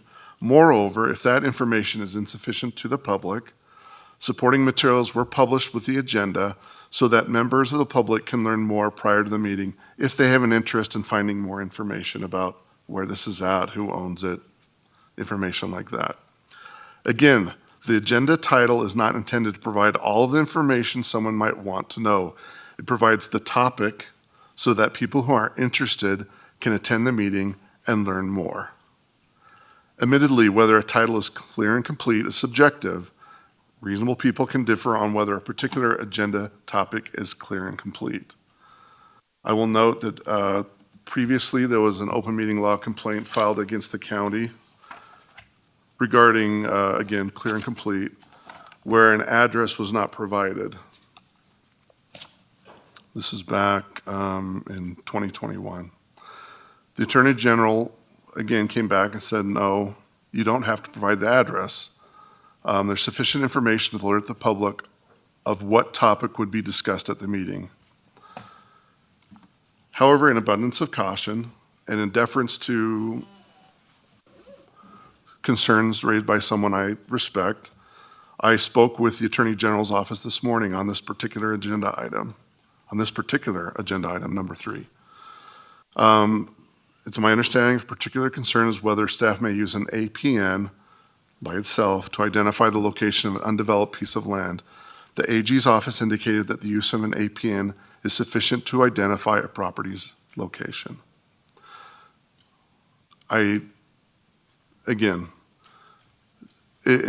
Reasonable people can differ on how much information should be provided in the title. It is it is enough to say, again, this is the topic we're talking about, the adoption of an ordinance and a tentative map. In addition to that basic information, a lot of other information was provided. And again, I'd like to emphasize that both in the background and the supporting materials, there's a lot more information, including, which I think is probably the most helpful thing, a map, a location map. So in short, I believe the agenda item is clear and complete. A person of reasonable intelligence can understand what was going to be discussed today. If they wanted to know more information, it was available to them both in the background and in the supporting material. Thank you, sir. Ms. Davidson, would you like to respond? Mr. Chairman, members of the commission, Jennifer Davidson for the record. I appreciate the opportunity to respond to public comment. It is becoming increasingly more common for members of the public to attack the competency and character of staff on the record. My competency and character was not the subject of this development application today. I have been working in the county manager's office for the last 4 years and was not the Minden town manager 4 years ago. I would just point out to this board that there are board norms and procedures about conduct in these chambers, and we have made it a value of this organization through the strategic planning process and acts of this board to include respect among the values of this organization. And I would ask that those rules be enforced in this chamber. Thank you. Thank you. All right, I'm going to bring it back to the board. Mr. Chairman, may I for a second? If there's going to be a motion made, we do have some conditions that have to be added with the motion. So do you want me to go over those now, or do you want to wait till there's more? Please do. Okay. So staff needs to remove condition number 7. It doesn't apply anymore because condition 8 covers that, and that's on packet page 991. The applicant also asked if we could change the phasing. The phasing plan, based on some of the issues that we had with this project, noticing and whatnot, and it's been going on for quite a few months. So he's asked if we could start the phasing of the project as of today's date. That would give him the 3 extra months. So that's one discussion item. And then the condition on to add with the map, the $150 per unit for the trails, we need to add that as a condition. The applicant has agreed to do that, and as well as the condition that was just discussed to improve line of sight. He was going to do a study for that for the county, so that needs to be put in as a condition. So we have removing 1 and adding 3. Thank you. Does the board understand what she's saying? Okay. Thank you very much, and we'll bring it back to the board once more. Mr. Chair. Commissioner Gardner. I don't know where to start here. I have been going back and forth on this particular development for a solid month now. As a matter of fact, I even watched it when it went before the Gardnerville Ranchos board. I've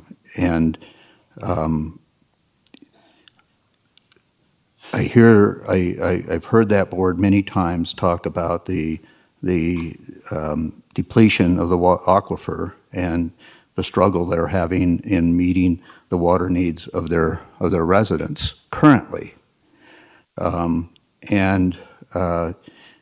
I'm also concerned, and I listen to the public and the fact that we continue to add homes, but there's been no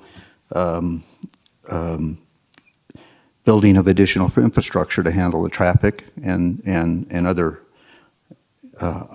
items. The thing that concerned me mostly was that, and I'm disappointed that this has taken 21 years to even get to this point. It should have been built out a long time ago, in my mind. But you know, the fact that a previous board also designated this area as a receiving area troubles me, Now, maybe 20 years ago, maybe it was an appropriate area for increased planned development. But there's been a lot that has changed over 20 years. Our community has grown significantly in that period of time. I would imagine we're probably maybe, and I don't know, but probably somewhere in the maybe 20,000 residents, maybe a little bit more than that at that time. And so maybe this was an appropriate area, and that's why I think that this board and our planning department need to go back and take a look at the master plan, which I believe we're going to be doing next year, and really find out and make a better determination based on our population now and what we're anticipating in growth in the developments that we already have approved, and perhaps eliminating some receiving areas if we have that ability to do that might be appropriate. And so the thing that really concerned me was that, well, let me go to this area first. We have changed our position in our planning department, as I understand it, to rather than our staff making the findings for the developer, we're now asking the developer to make the findings. And of course, I would contend that by doing that, and I don't blame staff for that. So, and Ms. Morales and Ms. Pauling, who are here today, understand that. We've had some discussions about that. Although I haven't had those discussions with you, Ms. Rayo, is that I would never expect a developer to find otherwise, that a finding can be met, right? So while we're asking them to make the findings, are they ever not going to make the findings? So then it gets down to the point of staff concurring with that, okay? And staff says, basically based on the applicant's response, that yes, the finding has been met, but the ultimate decision makers in that regard, and the findings are always subjective, but the ultimate decision makers are the five of us sitting up here, and whether or not that finding has been made. Just because the developer says it's been made, and just because the staff might concur with that, doesn't mean that they are the decision makers. It's this five people that are sitting up here that have to make those decisions. They're not easy decisions, by the way, folks. They're not easy decisions. And when you're going into this process, it becomes very difficult. You don't want to take property rights away from folks. I certainly don't. When it was brought to my attention that an 8,000 square foot lot, which is approved now, allows building up as small as 5,000 square foot, well, if we didn't approve this at 12,000 square feet, then they could come back with a proposal at 8,000 square feet, which would allow down to 5,000. Is that right? I'm getting that right, as I understand and talking with staff. If we allow 12,000 square feet, then the smallest they can go down to is 8,000 square feet. That's certainly a lot better.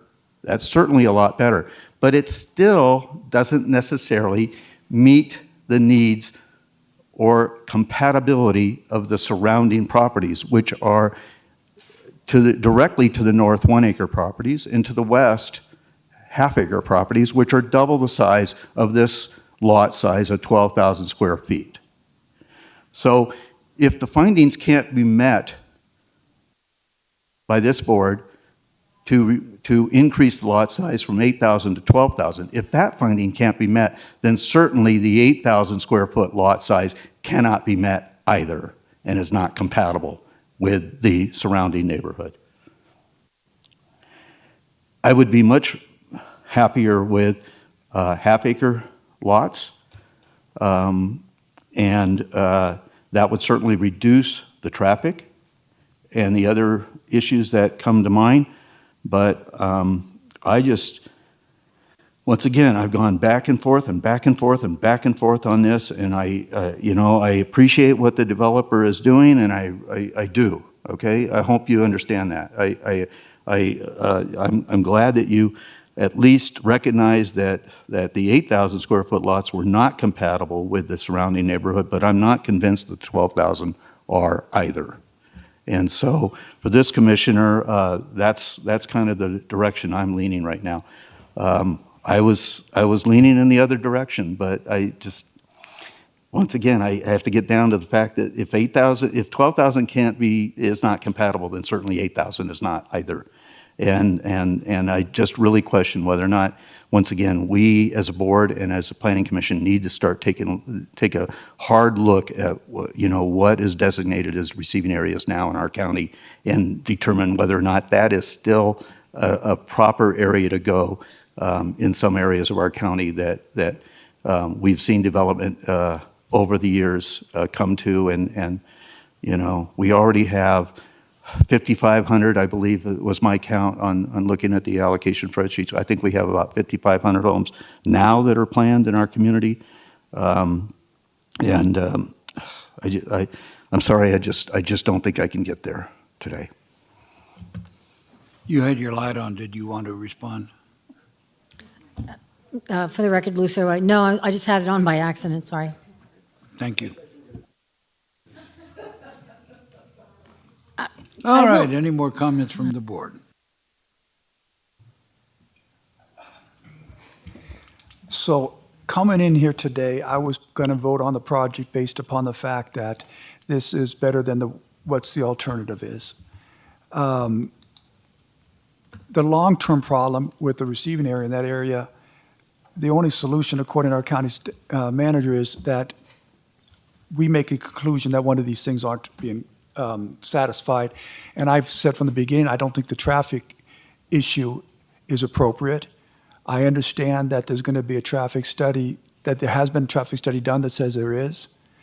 I was coming into the meeting today to vote for it primarily because this owner has a property right of this zone.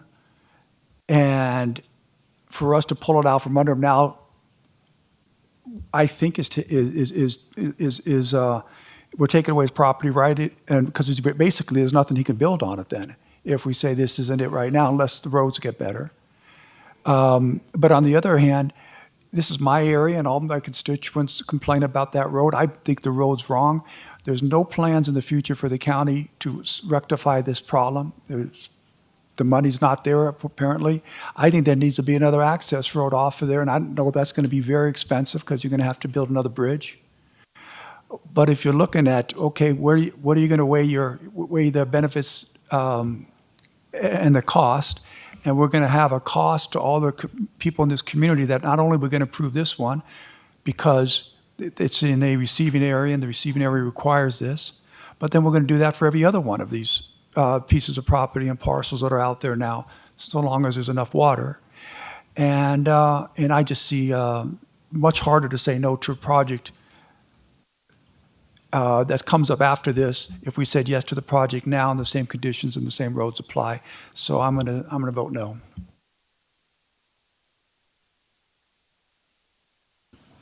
I appreciate the comments that have been made, and I see some merit to them. I fall a little bit differently in the balancing of things, and where Commissioner Tarkanian says this owner has spent considerable time and resource on figuring out how to use this property according to what the county has said works. And I don't believe we have evidence of water being a problem. We got a will serve letter from the water company. On the traffic, we have anecdotal evidence, but the experts don't support that. I personally like the buffer. I think it's significant. And to me, that's adequate to go from bigger to smaller because of that large buffer. I appreciate the path around this. I have heard in public comment that public uses this property. Well, you know what? Wish we could give it to the public. But just because the public uses it doesn't mean they own it or have a right to use it. I appreciate that the owner has built in these paths and opened it and said the public can use these paths. That is not to say I'm unsympathetic with the traffic concerns and the other concerns. I just fall differently in the balance of those things. Thank you, Commissioner. And Commissioner Nosat. Thank you, Mr. Chairman. I look at it from the point of view of the will serve. The person from the district says, we'll serve 85 homes. I think if this one is built, we far exceed that in ability to serve water. I sympathize and understand Commissioner Gardner's view that the findings are going to be okayed by the developer. That's terrible. That's letting the fox in the hen house. So I'm based on just on those two, and I have a couple more, but I'm not going to talk about them now. I'm going to also vote no. I want to add, I don't think because we approve this one, we have to approve everything else. And I share your concern about bringing these things up. And maybe if it was okay back in the day to designate receiving area or zoning, maybe we look at it now and there's a different set of circumstances. Maybe there's something that can be done. The difference is the owner didn't know that when they went to all the work of putting this plan together. But if we act now, maybe there's something we can do proactively. Mr. Chair, thank you. What you say, Commissioner Hales, is very good. And I agree, and I probably should have stated that in my comments, is that there are a lot of good things for this project. I understand that. I appreciate the fact that the buffer zone is built in and that the water mitigation is built in to protect those homes to the north. I think that was a great asset to this project, and the trails around it are a great asset to the project. On the surface, I like the elevations. I like the RV access. There's many things to this project that I like. The difficulty I have with it also is that when we say compatibility to the adjacent properties, the adjacent part is subjective, is it not? Because the adjacent, even though it's more in compatibility because of the open space, it is more in compatibility with the properties that directly are to the north. The rest of the project is not, and it's much smaller, okay? And when you start talking about compatibility to the neighborhood, okay, you look at the west and you look at the north properties, all of those projects, not just the perimeter projects, are half acre or above, or 1 acre. But the interior are still 1 acre or half acre or above. And that's why I say that it's a subjective finding to me that yes, the issue of the northern properties have been mitigated because of the storm drainage and separation, but the interior. So if this developer wanted to come back to us, and I'm not saying I don't know what the vote's going to be yet, but if this gets denied and they want to come back and they want to scale down their project to half-acre properties that are compatible with their other properties, then I'll take another look at it. But at this point in time, I just don't feel like it meets finding C of this, that the proposed change from, the proposed is compatible with the actual and master plan use of adjacent properties. The adjacent part I don't think is correct. So That's where I'm leaning, is a failure to address finding C. So, I Thank just you, wanted to- Commissioner, and then Commissioner Tarkanian. Yeah, I just wanted to say, I agree with almost everything Commissioner Hell said with this. And in fact, with a lot of these land use planning stuff, we do agree upon these things.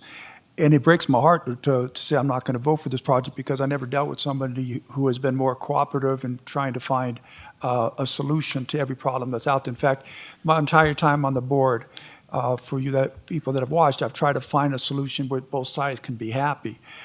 My concern, and it's always been, it's that road. I don't think it's a developer's fault. I'm sure if they were required to pay more to help make that a better road, they would. The county's got to do a better job of providing these type of roads, and a very, very important road to our residents. And until they do, this is my district, my area, and I have complaints from more than a dozen people about the road. I think I would be doing a disservice to them if I voted for a project that was going to increase the traffic without some type of guarantee that the road situation would get better. So, again, I agree with everything you said. Breaks my heart, I love your project. There really isn't anything I don't like about your project, except the traffic on a road that's very sensitive to me. Thank you, Commissioner. The petitioner has would like another bite of the apple.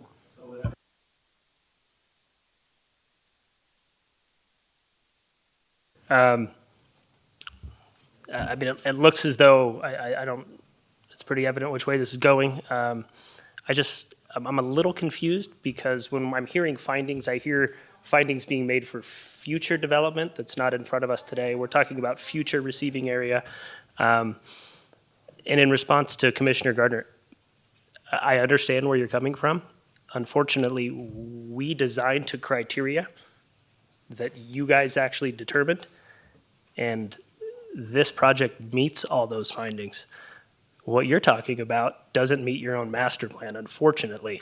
So if we could go to a lower density and still be in compliant and come up with a project that works, I think we could do it. But unfortunately, we're bound by the code and by the master plan, both of which this board actually approved. You guys made the rules. Can I ask you something? We're complying with it. Can I ask you something with regards to that? Yeah. You can build up to just a little bit under a half acre, right? Or just a little bit. Well, no, right now we can build SFR 8. No, but Again. I'm talking about with your receiving. You're saying that you don't have the ability to build larger lots because of the receiving area and the code. I think you told me that. No, from a person. zoning standpoint. Yeah, that's what Again, you told me let's personally. remember what's in front of you. You're talking about a zoning map amendment from 8,000s to 12s. I understand No, today, hold in on, you asked me today's, the question. in today's meeting today, that's where we're at. But if you came back, you could, it's not like you can't, build half acre lots, right? If we And appro- if meet we the approved it. underlying master plan density? No, they If wouldn't we- actually meet. If we approved it, I mean, there's wouldn't meet. nothing we could do, no special use permit, nothing we could do No. to make it more compatible with the area and traffic. so Yeah. Commissioner, Can do it. Mr. Chair, may I address? I believe that the county manager would like to respond. Thank you, Mr. Chairman. Commissioner Jennifer Davidson, County Manager, for the record. Receiving area designation on a property indicates that the lot sizes can be, or the density can be 2.01. 01 is the cutoff, all the way up to 16. Currently, this is zoned for 8,000 SFR. So the applicant's statement that revising it to half acre lots, and I'm assuming we're not talking about the feathering concept, we're meaning all of this would be half acre lots, does not meet that 2.01. No, I understand that, but I guess the question is, can we, if he came back to us, this is in the receiving area, and can he come back with lots of 2.01 in size, even though the next level of zoning is 12,000 square feet? That was my question. That make sense to you? No, it absolutely makes sense to Okay. me, but Okay. it's actual math. So unfortunately, when you take an acre and you split it in half, you have to subtract 35% for roadways to be able to get to those future half-acre lots. So you're not even remotely close. You end up actually probably 1.2 dwelling units per acre, which is almost half of what your actual master plan says. Your project now that's 2.5. 2.5. Yeah, Is that with the roads or without the roads? with the roads. Okay, Yeah, so, that's everything. I mean, it's just simple math. Your master plan tells us we have to do something, and this is the resulting project of the rules that you guys voted on. Mr. Gardner? Thank you, Mr. Chair. And I'm sorry, I didn't catch your last name. Chris, is it? Baker? Okay. While I only stated one of the findings that I didn't feel could be met, there are a number of other findings that I felt also I have questions on whether or not they can be met, okay? And so I'll go ahead and list those as also, but I have always been informed by our Deputy District Attorney that it's very, very important when we do choose to deny a project that we identify the findings for the record, okay? So I identified finding C that I don't feel is met, okay? I would also find that finding 6, the proposed development is compatible with and preserves the character and integrity of the adjacent development and neighborhoods. I don't know that that also has been met. Finding number 7, any development-related adverse impacts such as traffic, noise, odors, visual nuisances, or other similar adverse effects to adjacent development and neighborhoods are mitigated by improvements or modifications either on-site or within the public right-of-way. I don't know that that is met in my mind. Go down to finding number 10.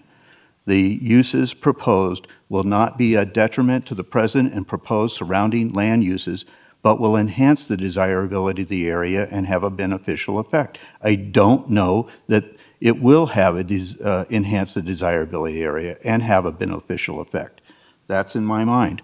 Finding number 12, the planned development will not result in material prejudice or diminution in value of surrounding properties and will not endanger the health, safety, and welfare of the community. I don't believe that finding has been met.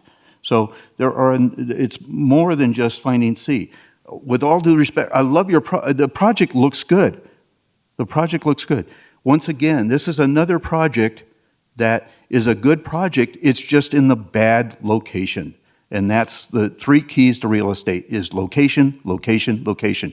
I disagreed with the development up at Warm Springs, and I don't feel like this one matches what we really look for and need in our community. And I don't feel that these findings have been met. Once again, I have gone back and forth, back and forth, back and forth on this, and my gut tells me I can't do it today. I just can't get there, okay? I'm sorry, but I like it, but I just can't get there based on these. Thank you, Commissioner. I haven't thrown my 2 cents in here yet. And I disagree with you in the fact that I believe that the findings have been met. The town has issued a will serve. And at this point, I cannot vote against the project because, number one, the project developer is willing to reduce the lot sizes, which he didn't have to do. I believe that they have met all of our requirements in good faith. And I understand that there's a traffic problem, but that is not the developer's fault, and it's not the developer's problem. And I believe that having conformed with all of the things that we have requested, I cannot in good conscience turn this project down. So at that point, we've already had public comment on this, and I think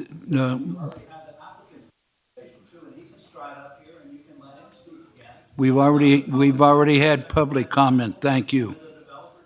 We've already had public comment. Thank you. So I'm bringing it back to the board. Sir, sit down.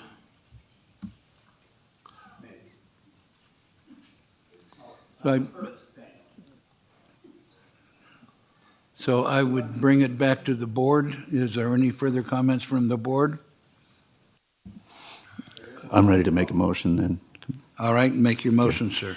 I move for the denial of ordinance 2024-1633 based on the lack of the ability to meet finding C, 6, 7, 12, and 10 and 12. Second. Okay, any further discussion from the board? Inappropriate or not, so if it's not, you can tell me. If we deny it now, is there a delay before they can come back again for something else? Chairman, if I may. Doug Ritchie with the Douglas County District Attorney's Office. I believe no. I had to look over it, AJ and Mr. Dallaire. I don't believe there is. Just to remind the board, the receiving area is there.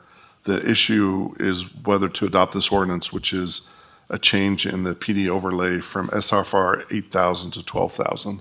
That's what's at issue right now. Any further questions? All right, we'll bring it to the vote of the board. Further discussion Yes, point. ma'am. That question makes me think that you think maybe they should come back. As I mentioned, I like their project. I've never met anybody I've dealt with, and I've been in the personal field or anything, that has tried to accommodate us more on the issues that have been out there. I expressed my concerns about the traffic to the applicant, and he's trying everything he can to get it done. My concern is that road and my constituents. If we can find something that can satisfy that concern, then, or maybe he does something with the bigger lots. I don't know. But I'm not voting against it because I don't like his project or the applicant. I just. And Commissioner Hales, I was suggesting the same thing by saying, if this developer wanted to come back and propose bigger lot sizes, that would reduce the traffic even further and become compatible with the surrounding neighborhoods, then I'll certainly take another look at it. But right now, I can't. That's all. Thank you for the clarification. Any further discussion? Yes, sir.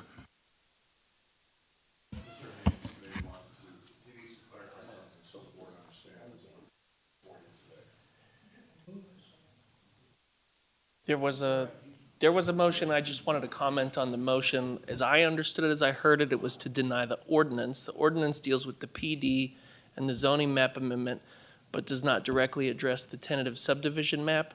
And so I would invite the board to also include that aspect of the project in the motion as well, because that is concurrent with, but separate from the ordinance.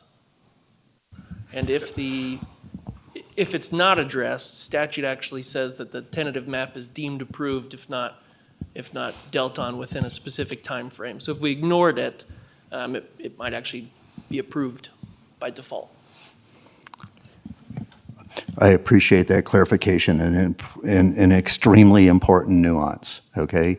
So I will amend my motion to include that insight, to also not approve the tentative map agreement, is that a tentative subdivision map? Is that what you're saying? Okay, so I'll amend my motion to include the denial of the tentative subdivision map. Point of Need a order, Mr. second. Chairman. Need a second.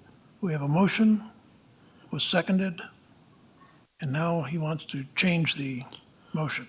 Is that Yes. proper? Yeah. Thank you.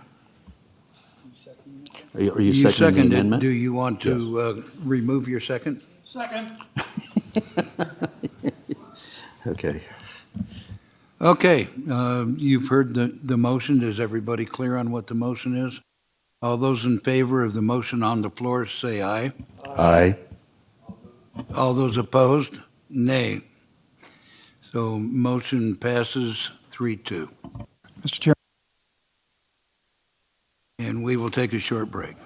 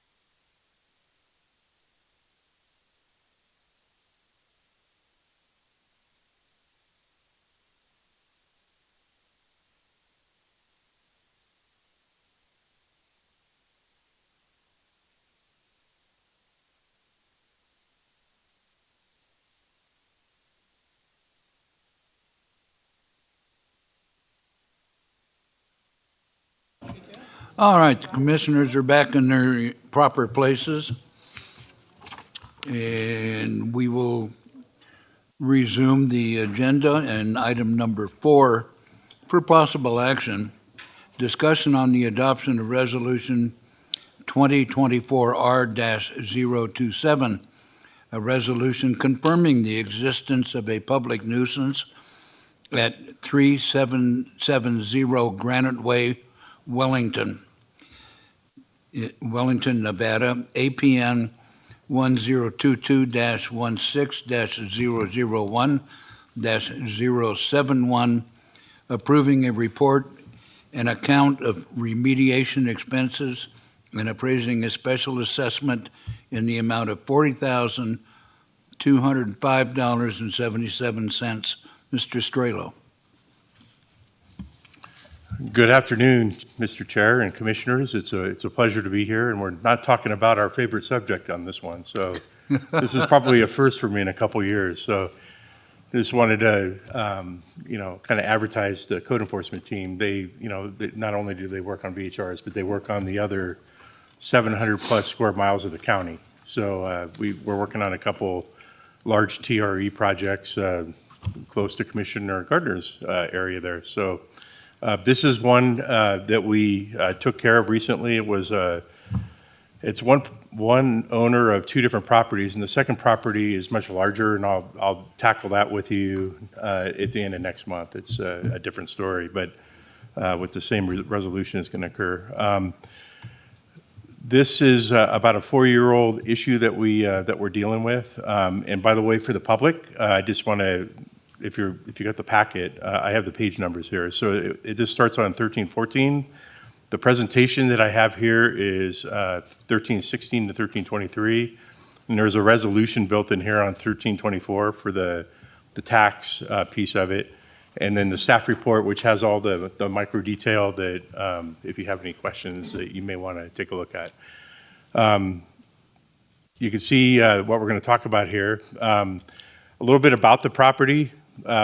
The property is located in TRE. It's on Granite Way. I think the address is in the staff report. It's about an acre property in an SFR2 area, and consists of a manufactured home which has actually a tenant in it that lives there. It's not the owner. The tenant lives there, and the owner lives on Agate down the road. It's a 1,400 or 1,200 square foot house surrounded by trees, and you saw the picture. And then there's some similar sized resident properties around that. So, and so what happened here, and I think you've heard me talk ad nauseum about the size of my department over the years. We've had none, we've had one, and so forth. So we did get a complaint in September 2020. We did work on it. There were staff changes over the time, so we didn't get to it as quickly as we would like. But we did get several complaints starting in September 2020. Basically the story was there was a lot of colorful words used, but it was a junkyard. There were a lot of cars that were out there.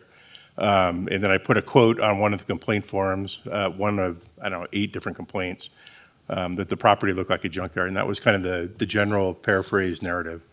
So the problem statement here that we're addressing on this particular item was the condition of the property constituted a public nuisance. And I wrote out what a public nuisance is in the staff report, so if you want to read that, and I wrote the code in here. And so the actions taken is between the original complaint and multiple follow-ups through on-site inspections, certified letters, and a last final notice and order. And actually, I just got the final green tag from the post office for the last notice, and gave it to the clerk, so she has it in the file, and I think you might have a copy of it. We began the process of trying to figure out how to clean the lot. So we went and found a company, Hero Environmental, that did remediation work for Washoe County and the city of Reno and Sparks. And they came down and met with us a few times, and then we did some Teams calls and so forth. And we determined that they were good to do that. And we also met with Douglas Disposal, the transfer station that worked on this process, giving us the 40-foot containers for scrap. And the process took about 3 days. This is what it looks like today. Well, it looks like in November, but it still looks like that. And so I put a little box around it, but that's, and I have a before and after, this is the ground level of what it looks like.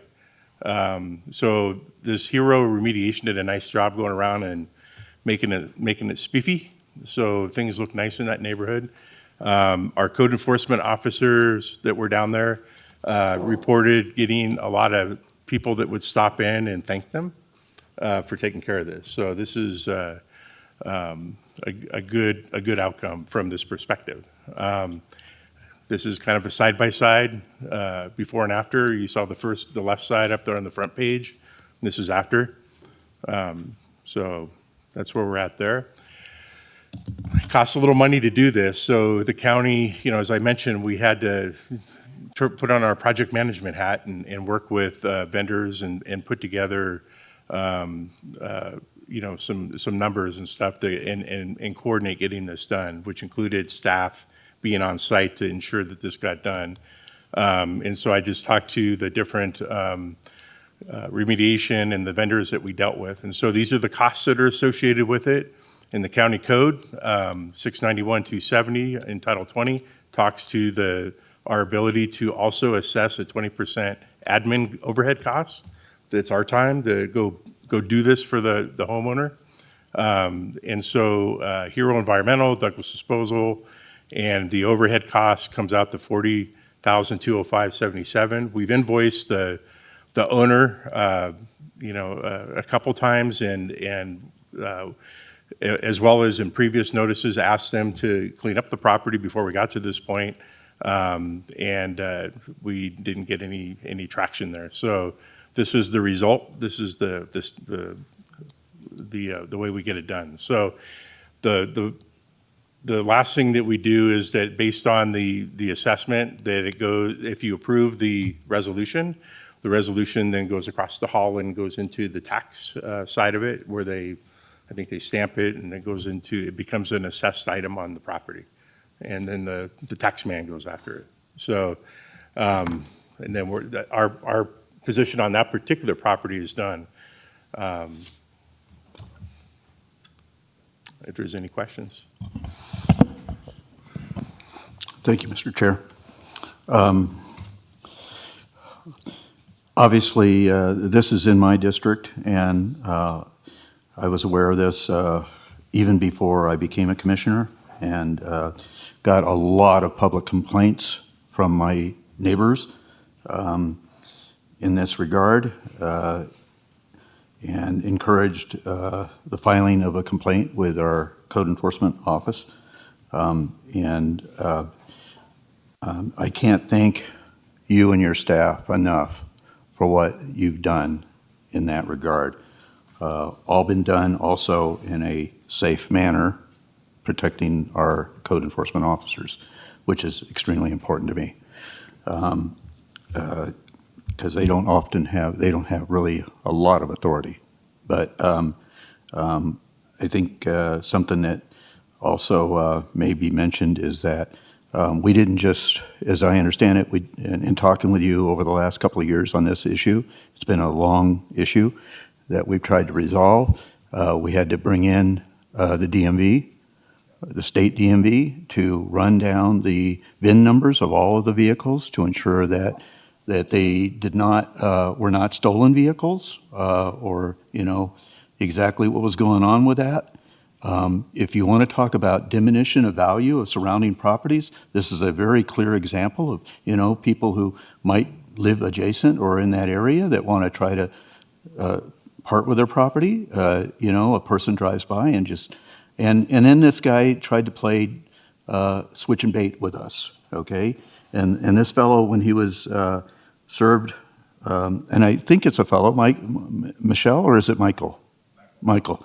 Okay, so I attend on a regular basis. I hope I'm not going out of line here, but the property that he also owns on 1431 Agate is adjacent to the Topaz Ranch church, and it's worse than this. It's worse than, it's 2 times worse than this, if not worse, okay? And he was playing switch and bait with us, folks, as I understand it. So he was moving vehicles from one property to the other to try to resolve our code enforcement issues. So it's only right and proper in my mind that he reimburse us for our expenses in this process. And so I encourage my fellow commissioners to approve this. Hang on just a second. Ms. Davis. Did I go over line somewhere? Possibly. A little bit? No, Okay. right up to that line, sir. Thank you, Mr. Chairman, members of the commission, Jennifer Davidson for the record. Just as I am not required, just as I felt compelled earlier to defend my own competency and character, I think it's important that we not discuss the character or competency of the property owner, because he was not properly noticed and is not available to defend those comments today.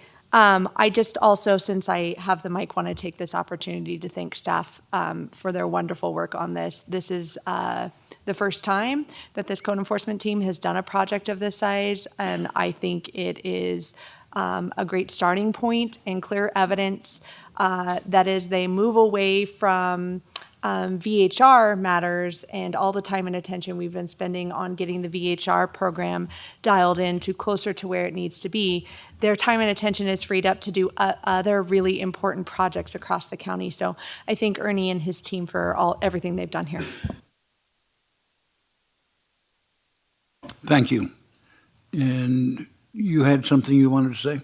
That was a joke, but it's no longer going to be funny, so. Okay, any further comments from the board? All right, we'll go to public comment. Jason Gibson, I'll take the opportunity to use this moment. We received a notification from agency about the garage sale from hell. When I moved home, I spent 9 months living in my van in the backyard. There was so much material in the house, so much dust. My folks were self-employed, so mother was always robbing Peter to pay Paul. She was a collector of many things. She was very frugal in maintaining her autonomy of economy. Nevertheless, we did receive a letter. We have acted upon that letter. We've got 3 homes that are recovering from the COVID pandemic. Not that you applied any of the American Rescue Plan Act funds to residents who deserve them the most. So we're still recovering. We've got a driveway that we're liquidating our effects to and through. Thank you, sir. We don't have any has vehicles out in the nothing front to of do with the the yard there. matter. And the notice that the county served us was a complaint from a neighbor who utilized the opportunity. Thank you very much, sir. Have a seat. And I'm going to bring it back to the board now.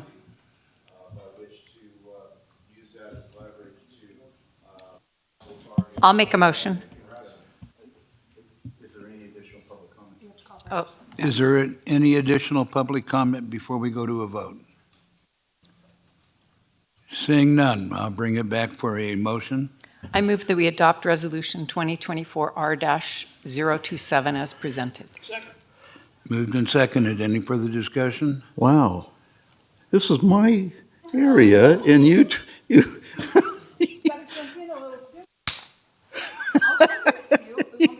No, I'm good. I'll vote for it. Certainly. Call for the vote. Aye. Aye.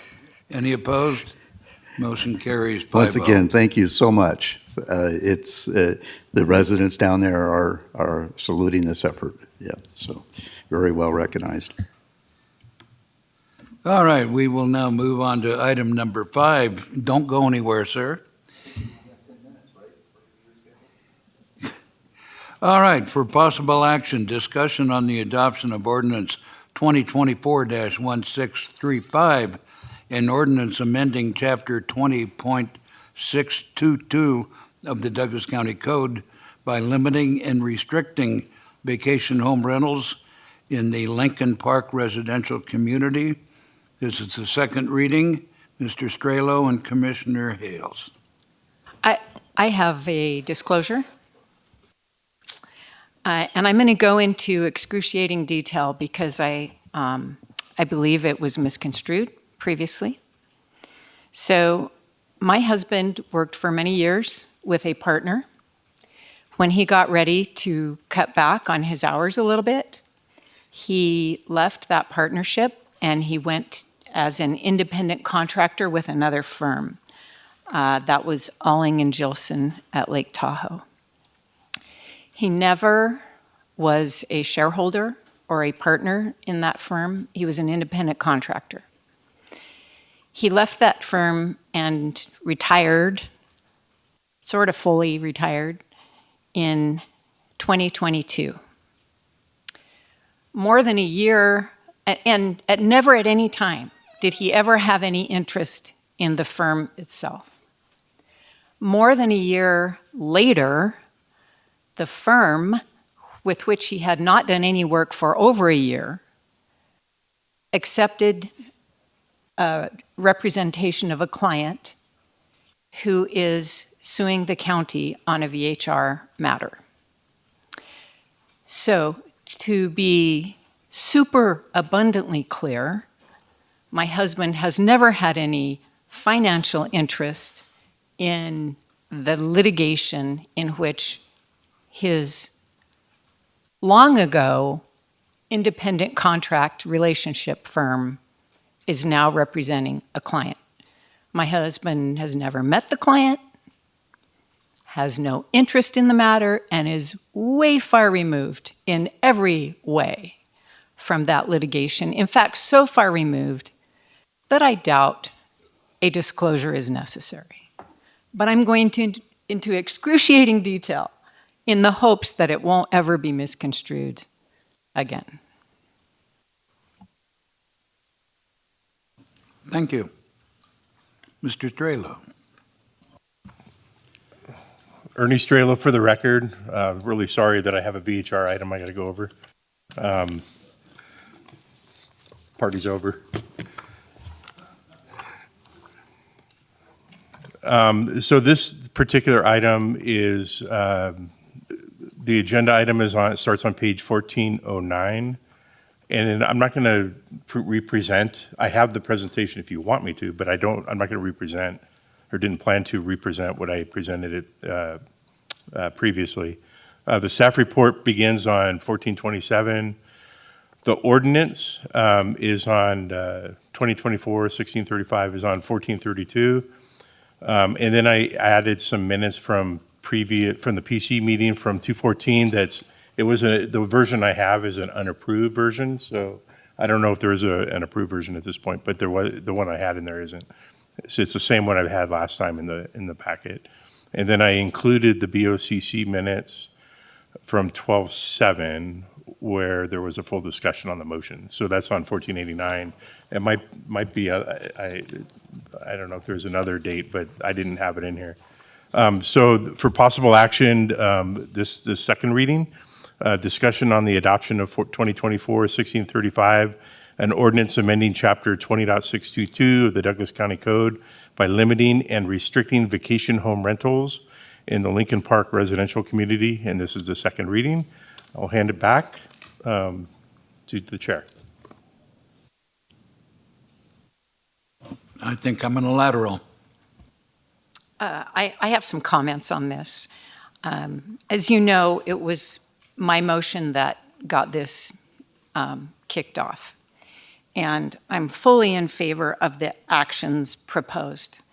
I think it's important to use a scalpel now that we have a groundwork laid and provide the VHR board some sort of a roadmap for them to see what works or what might not work in terms of fine-tuning regulations at the lake to make sure that all property owners that we get the balance right between property owners.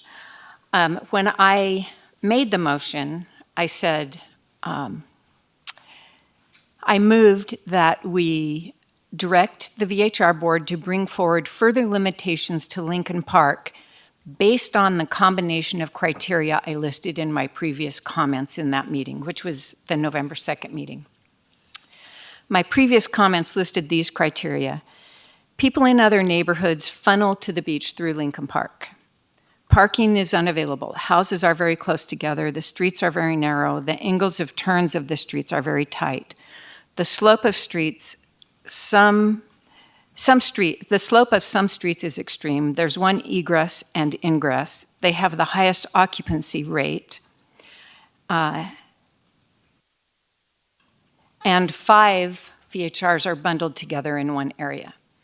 It's important to me that those criteria be embedded in the ordinance because we are providing a roadmap for the VHR board on how to grapple with further restrictions.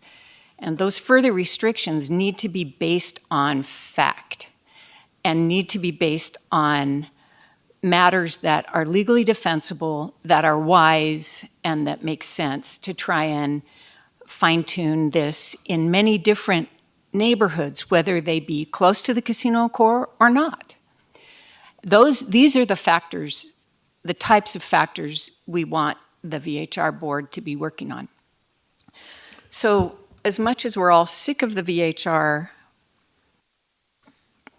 subject, I want this to be right. And I want to give the VHR, number one, the county's, well, not number, another consideration is the county's being sued for restrictions based on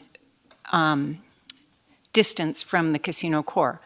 If that lawsuit is successful and we haven't listed other criteria in the ordinance for further regulations, then this change could also be at risk. So for me, it makes a lot of sense to embed those where it says in paragraph 5, due to the unique characteristics of the Lincoln Park residential community, I want those characteristics listed.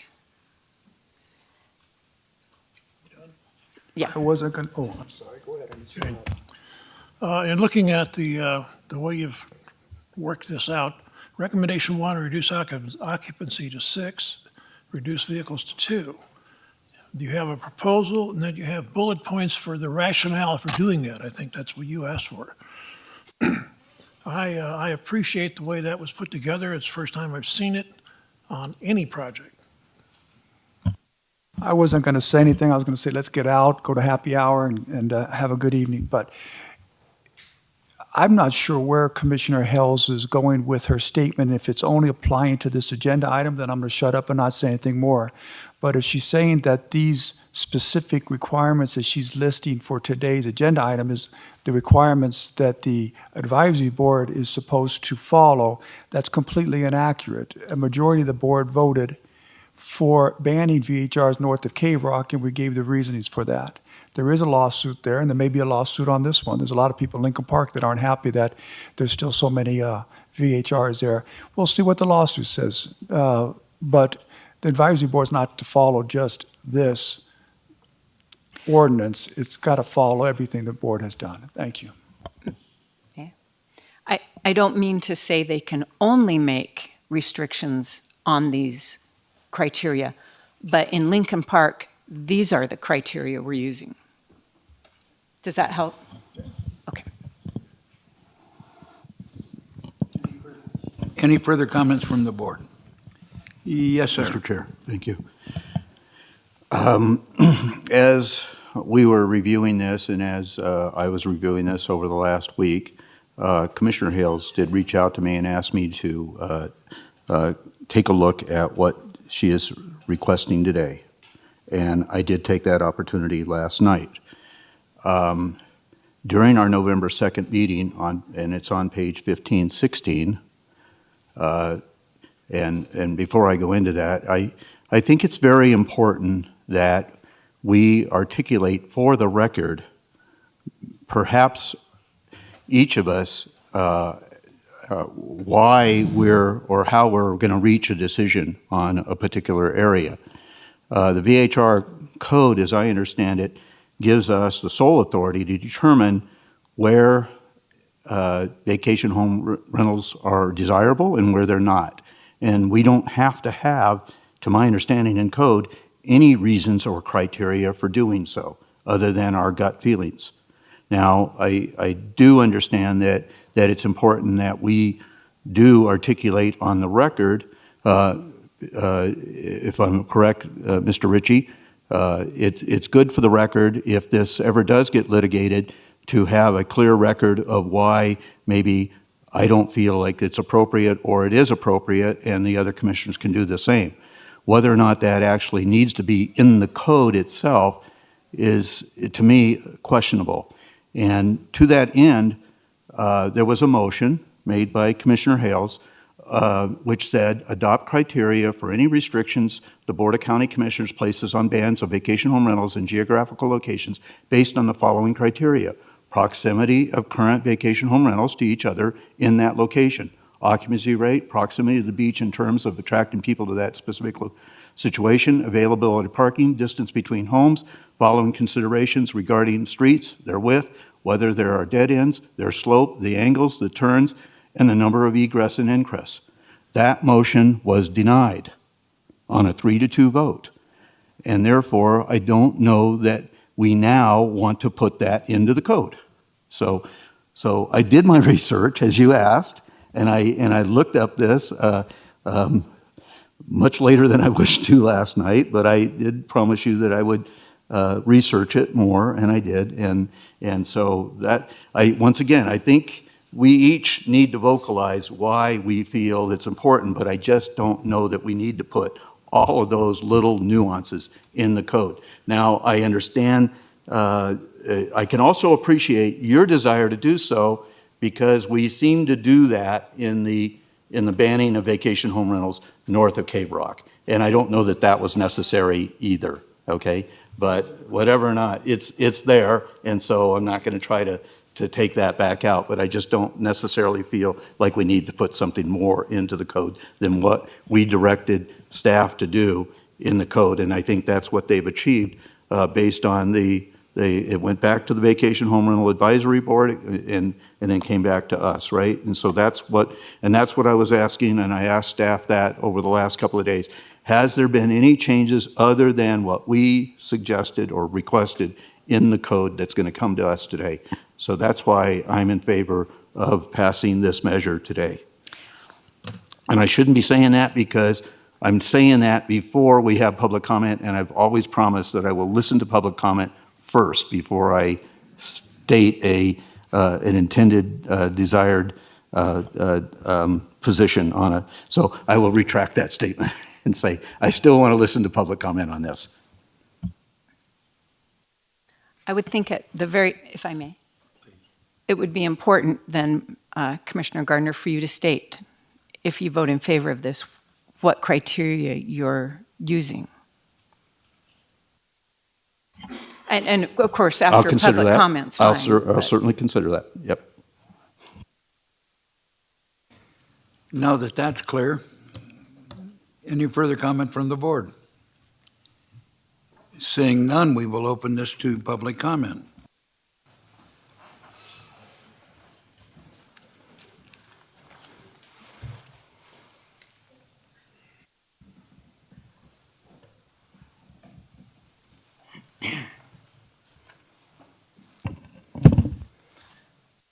Good afternoon, Chairman Rice and Commissioners. My name is Chad Gherkin. I, along with my wife and 2 children, reside in Lincoln Park. I would like to take this opportunity to thank the board for their efforts to effect positive change within Lincoln Park.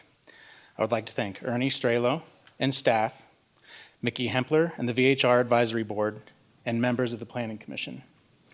The changes that will hopefully be adopted and implemented today are the result of your exhaustive and collaborative efforts. The problems we had were identified, and change will be actuated in a manner that I believe can be effective. The process to get here has not been rushed, and it has seen overwhelming support each step of the way. Thank you for your efforts to implement measures within Lincoln Park to help address our concerns of safety and density. The implementation and adoption of these changes discussed today will provide the framework for change. However, As with all code and regulation, it will only be as good as the subsequent measures of enforcement. It is my hope that Mr. Strelo and his staff will continue to have the support and backing he needs to effectively administer and regulate the VHR program. Commissioners, thank you for letting these changes see the public process through. I understand that there are varied interests at the table. However, the approach that has been taken has been leveled and is based on solid foundation, with safety of the residents and visitors being at the core. Thank you on behalf of our family and the residents of Lincoln Park.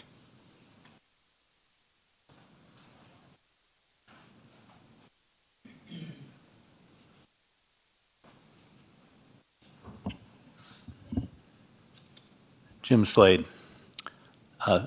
Thank you, Commissioner Gardner, for catching yourself and not encouraging everyone to tell us how they were going to vote and why before you heard public comment. I know you have always been very good about listening to public comment and being very fair about it, as opposed to the current chairman.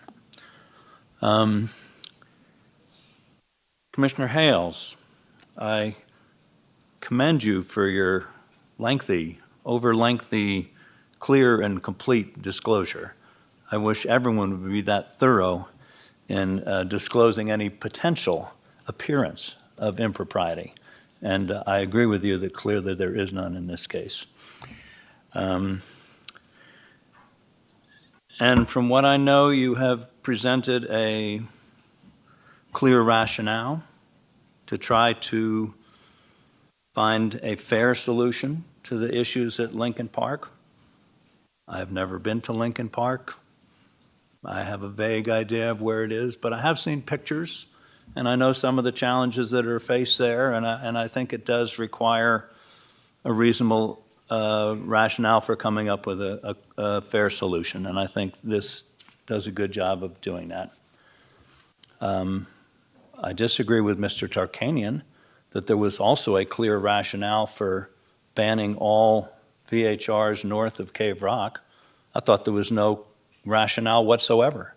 To me, as I've said before, it was a capricious and arbitrary decision with no basis in fact or reason.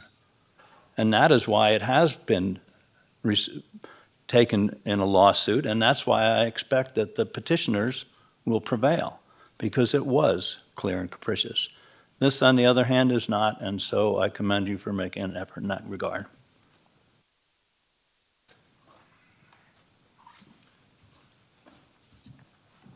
Jason Gibson, monitoring agency for the last 3 years. This is the most contentious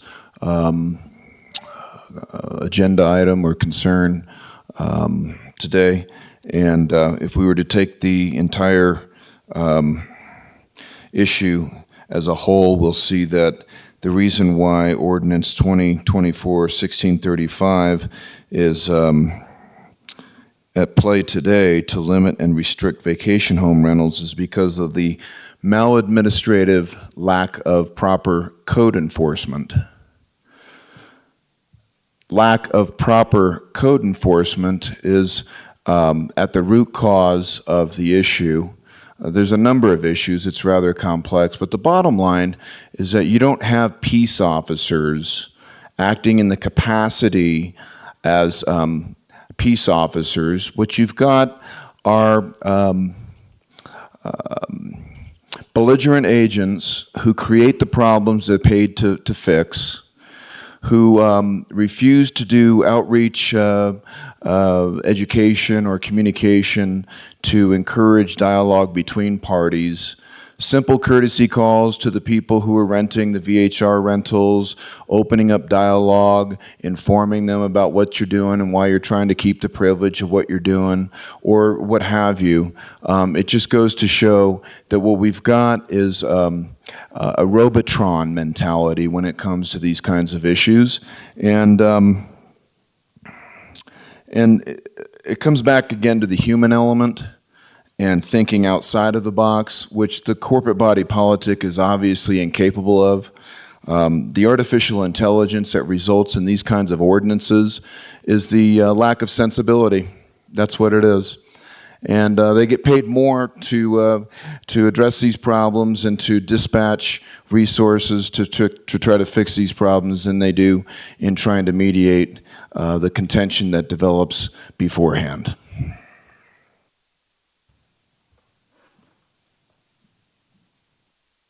Is there any further public comment? Seeing none, I will bring it back to the board, and we will start with Mr. Gardner, and we'll work our way across to me.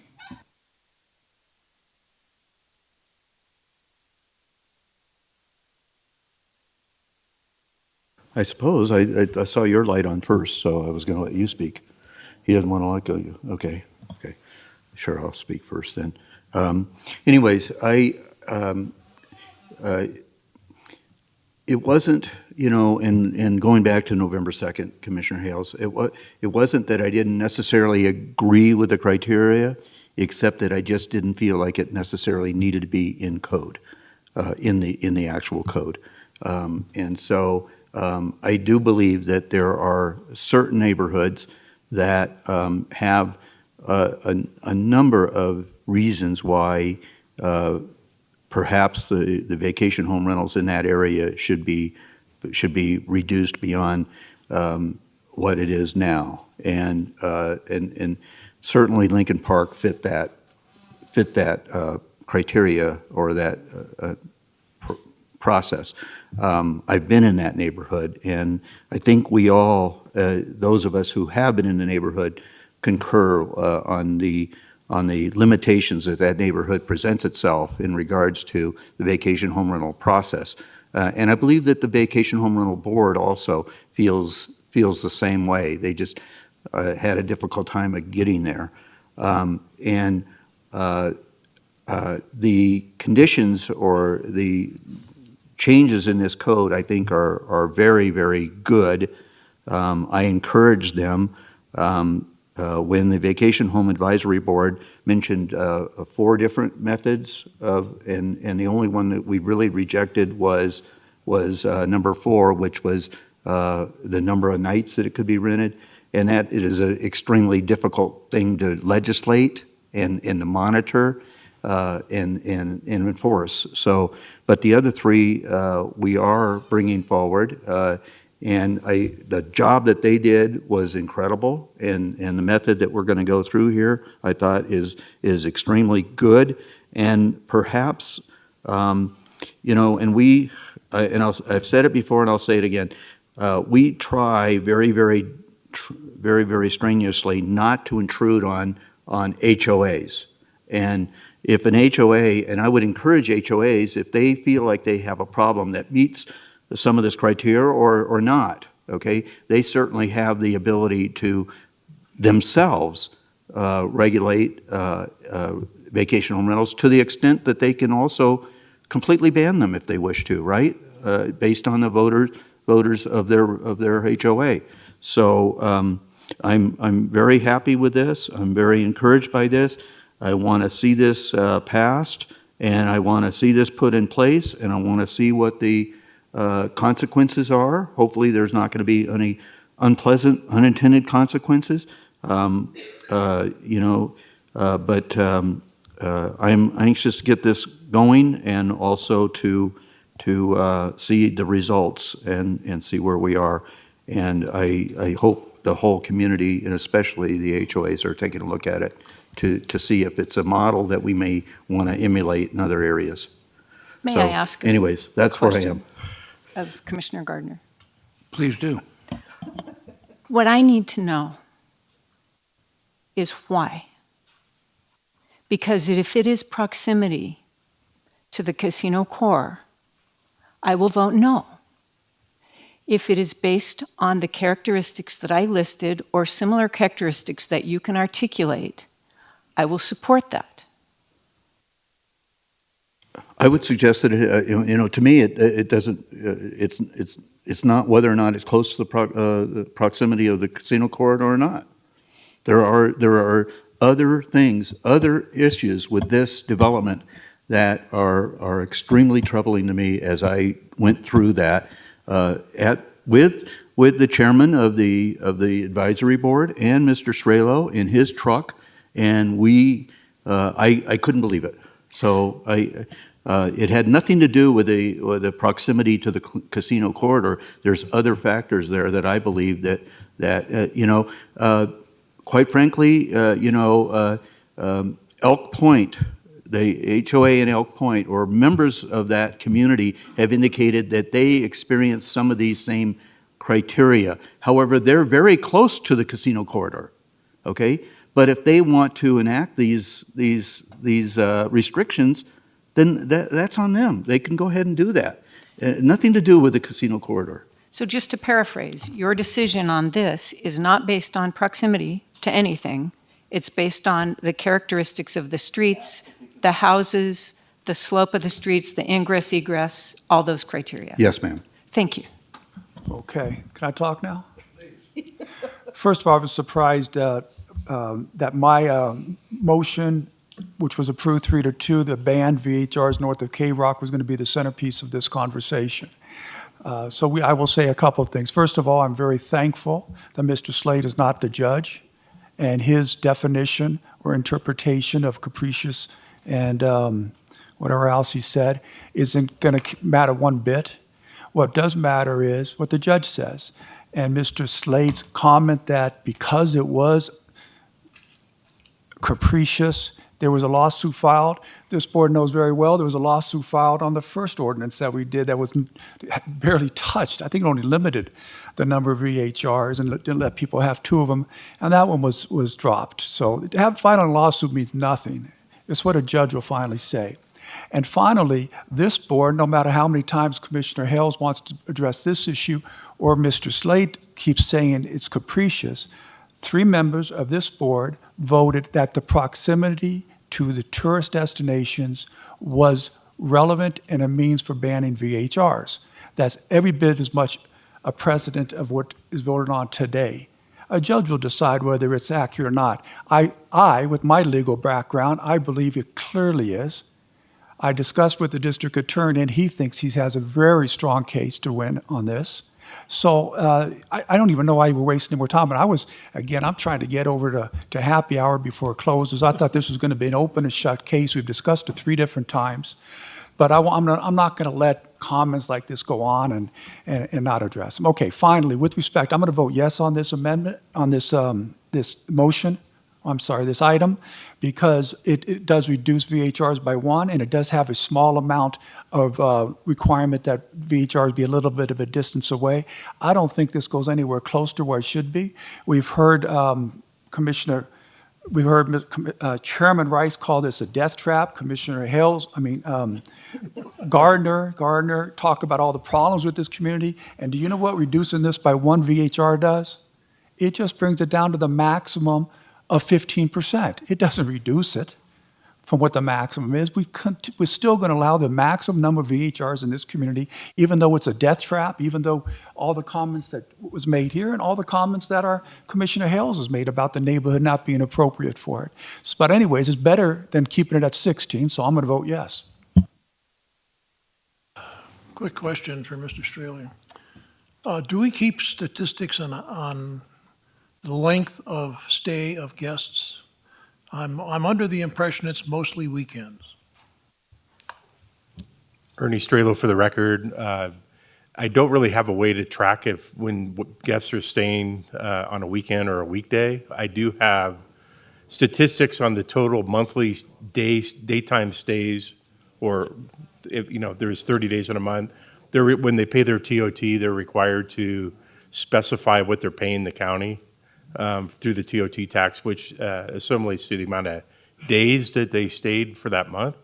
But it doesn't tell me what those days were. It doesn't tell me if it's a weekend or not. The reason I ask is somebody mentioned something about the patrolling of what's going on. If we get a call that somebody's raising Cain, by the time we get up there, it's done. We can't say yes or no. Ernie Strelo for the record, in response to Commissioner Nosad. I actually have a person that works up there now, up at Elks Point. And that person also works Friday and Saturday night. So if there's issues that occur that are safe for that person to see or accompany a sheriff, then we do know a lot faster than we used to. This is our first year of doing that. But he does regularly go through a lot of these constrained neighborhoods, usually on the weekend, because that's usually when the activity occurs, based on the public reports of nuisance, of whatever that goes on up there. And how many do we have paired up like that? How many? How many enforcement officers are accompanied by a law enforcement officer? Well, it depends. It depends on how many are working. So there's typically 2 sheriffs assigned on the weekend till midnight for VHRs in Tahoe, assuming that there is not a priority 3 or a priority 1 call going on. And then there is 1 code officer that's on duty. And how many VHRs do we have? 550? 568. Okay, so that's, what, 275 per enforcement officer? Assuming that all of them are problems, yes, sir. Anything further? Have a motion. Well, before you do your motion, let me get my 2 cents in here. I've been sitting here very quietly gnawing on my tongue. This is my area, and I'm very sensitive to VHRs. I know the importance of VHRs. One thing I will say, living there, and I have lived there for over 30 years, the entire basin is a tourist area, period. It doesn't matter whether you're close to the casinos or whether you're close to Cave Rock. It's a tourist area. People go there for the lake. People go there for the hike. People go there for the gambling. People go there for many reasons. So I hate trying to box in the tourists that come to enjoy Lake Tahoe, because there's a myriad of reasons why people come, and there's a myriad of reasons why people want to stay in VHRs. I know that I personally, my family, have rented VHRs because we wanted to be together. And you can't do that in a hotel, you can't do that in a motel, but you can in a large VHR. And trust me, I've got a big family. And trust me, at 9 o'clock, everything turns off. So I can understand the plight of the people that live next door to VHRs. I live right around the corner from what was one of the most notorious VHRs, the Paiute Party House. And thank you, Mr. Strelo, you took care of that problem, and it's not because I'm a commissioner, it's because they were a problem for the entire neighborhood. And because of the ordinances that we have put in effect, they were able to take them from a level 3 to a level 2. And that, so far, has resolved all the problems. The reason I'm going to vote for this motion is because I have personal knowledge of what Lincoln Park is like. I worked for the Sheriff's Department for 20 years, and I worked the patrol boat, and I spent a lot of time in that area. And I know what it's like, and I know what it's like to try to turn a vehicle around up there. Pardon the expression, it ain't easy, folks. So that's why I am voting in favor of this. But I wanted to put on notice, or at least on the record, that the entire basin, all of Lake Tahoe, is a tourist area. And I don't see why we should say how far you are from the casinos, because most of the people that go to Lake Tahoe aren't here for the casinos. They stop at the Indian place headed up the hill. So at any rate, that's my 2 cents worth, and you had a motion. I'm taking this straight from the cover sheet. I move that we adopt ordinance 2024-1635, amending Chapter 20.622 of the Douglas County Code by limiting and restricting VHRs in the Lincoln Park residential community as presented based on the staff report, public comment, discussion among the county commissioners, and the unique characteristics of the neighborhood, including narrow roadways, a lack of street parking, limited space between residences, parentheses, density, difficulties for emergency responder access, and limited snow storage areas. I second that. I will second that. Beat you to it. Oh, I'm sorry. All right, having said all that, slap your hand. Having said all that, all those in favor of the motion, say aye. Aye. Aye. All opposed? Motion carries unanimously. Thank you. And thank you, sir, for coming up all the way down here. I know what the roads are like. All right. For presentation only. Did I miss one? No, I did not. Presentation only, announcements, reports, updates from county commission members, including updates on the various boards and/or commissions that they may be a member of, or a liaison to, or the meeting functions they have attended, and any request by a commissioner for discussion of a future agenda item. And we will again start with Commissioner Gardner. Thank you, Mr. Chair. As indicated here, I represent this board on the Carson Water Subconservancy District, the Visitors Authority, Carson Valley Visitors Authority, the Carson Valley Chamber of Commerce, and the Parks and Rec Commission, amongst others. And I just wanted to indicate, if the public is not aware of it yet, our Carson Valley Visitors Authority had a retirement of our CEO back in, I believe it was December. And so we're in the process of, they have a group of officers that are in the process of looking at applicants for that vacant CEO position. Hopefully that'll come to fruition in the next 30 days or so. Also, the Chamber of Commerce has started a new subcommittee called Economic and Community Development Subcommittee. And we've had 2 meetings where we're deciding to meet on a monthly basis to take a look at the different issues of that. And it's been very fruitful. And we're processing that. But I appreciate the attendance of staff members also. I know Ms. Pauling was at one, Mr. Dallaire was at one. I know Nikki Rudelbach, our Economic Vitality Manager, was at the same one. So I think we're getting some good information out of that. And that's the group that brought forward the recommendation based on the repaving of the and revitalization of Highway 395 and the businesses, and that's what brought forward. Oh, and Commissioner Hales was there also, so don't want to forget that, okay? Yes, So I was invited I appreciate you bringing that serve forward. on that committee, Right. so yeah, I Yep. attend those too. Yep. And then the other thing I wanted to mention is last meeting of the Carson Water Subconservancy District meeting, the levee repair at the Carson Valley Golf Course has been completed. And we saw a video by that group of a number of projects that took place in Douglas County over the last couple of months, 5 different locations, I believe it is, along that river that help for flood mitigation and property damage.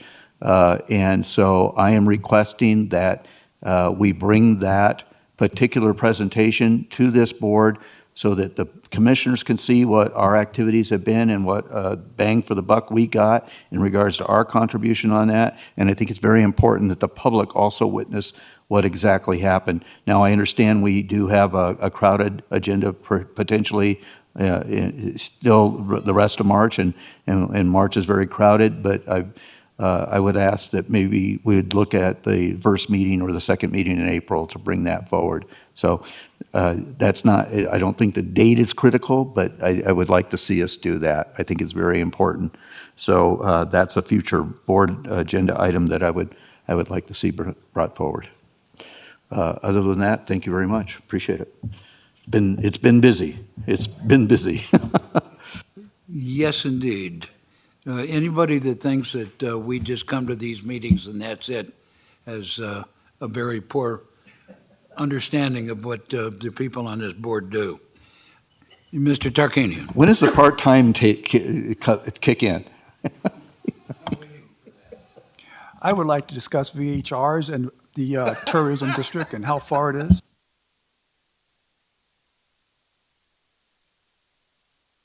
Too soon. Slap his hand, will you, please? Mr. Nosad. So the Regional Transportation Committee board meeting, and it took about 12 minutes. 3 items. Disposed of them rather quickly.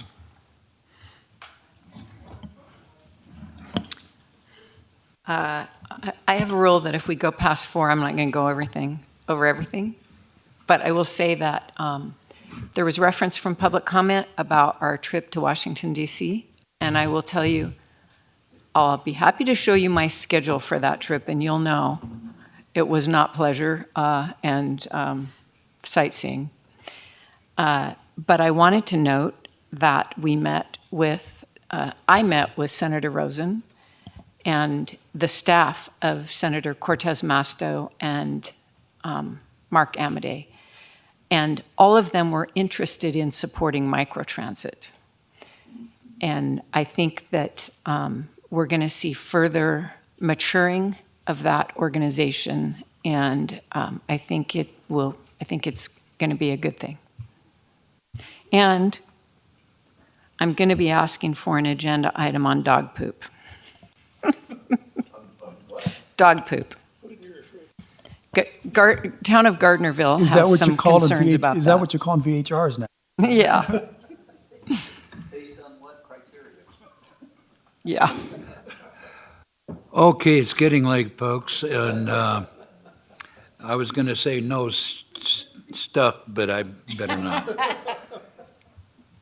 They don't know me that well.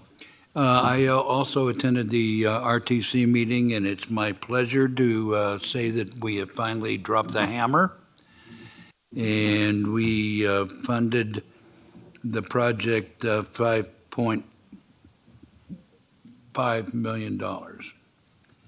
Muller Parkway is going to happen. And if I remember correctly, that was a 3-0 vote. There were 3 of us present. Okay. Having said that, we will go to closing public comment, and then we will head for the parking lot.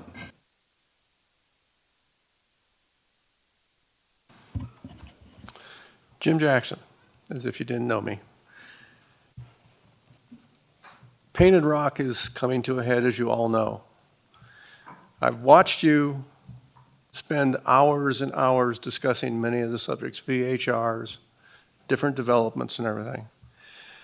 My hope is that you are spending as much time behind the scenes on Johnson Lane and the Painted Rock problem as you are on these other ones.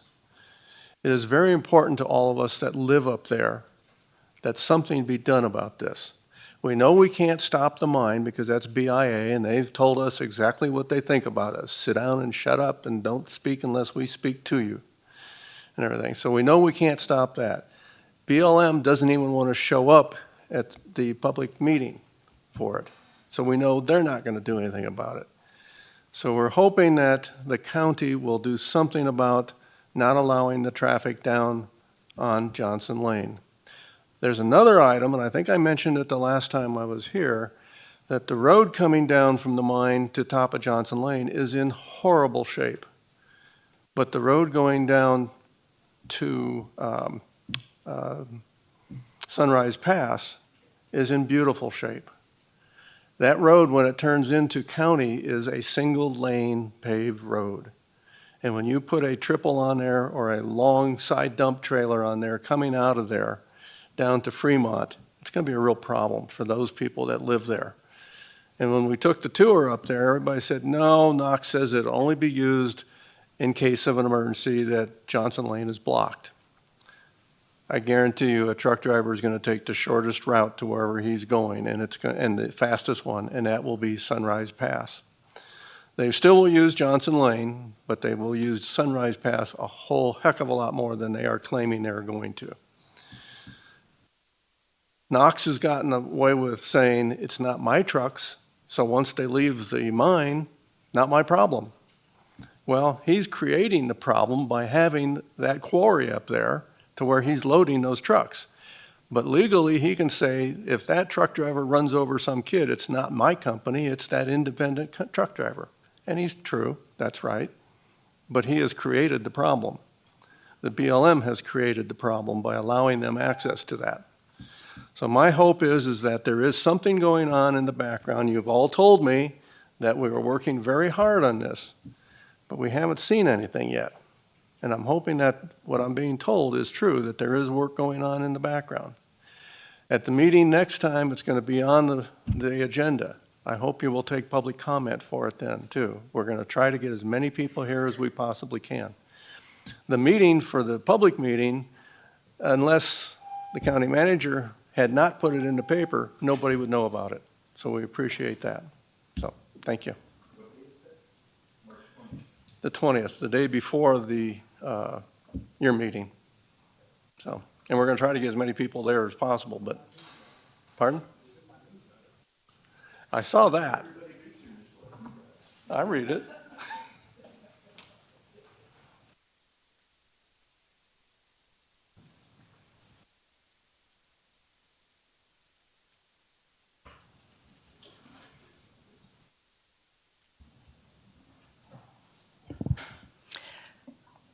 Good evening or late afternoon.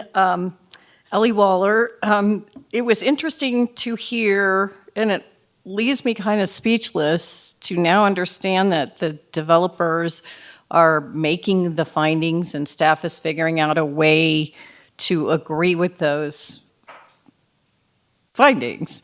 I don't know what to say about that. I believe something needs to be revisited to give the perception that there isn't a bias toward developers. Also, I think a top priority is cleaning up a broken code. I know our Planning Commission has talked about it. I know you have talked about it. I know it is a priority through what we looked at the master plan. I don't think it can happen as quickly as the unintended consequences of like what happened today with this development that went into a denial mode because of how code directs or the master plan directs approvals. So I don't know what we do about that either. The other issue with the development agreement, the county may enter into development agreements. They're not required. And when they do come forward, a lot more scrutiny needs to happen. I didn't live here when the development agreement was in progress and process, and I think there are a lot of people in the public that would pay attention to some of the extraordinary measures that went into the writing of that documentation, and now the unintended consequences, again, of what happened today. Thank you.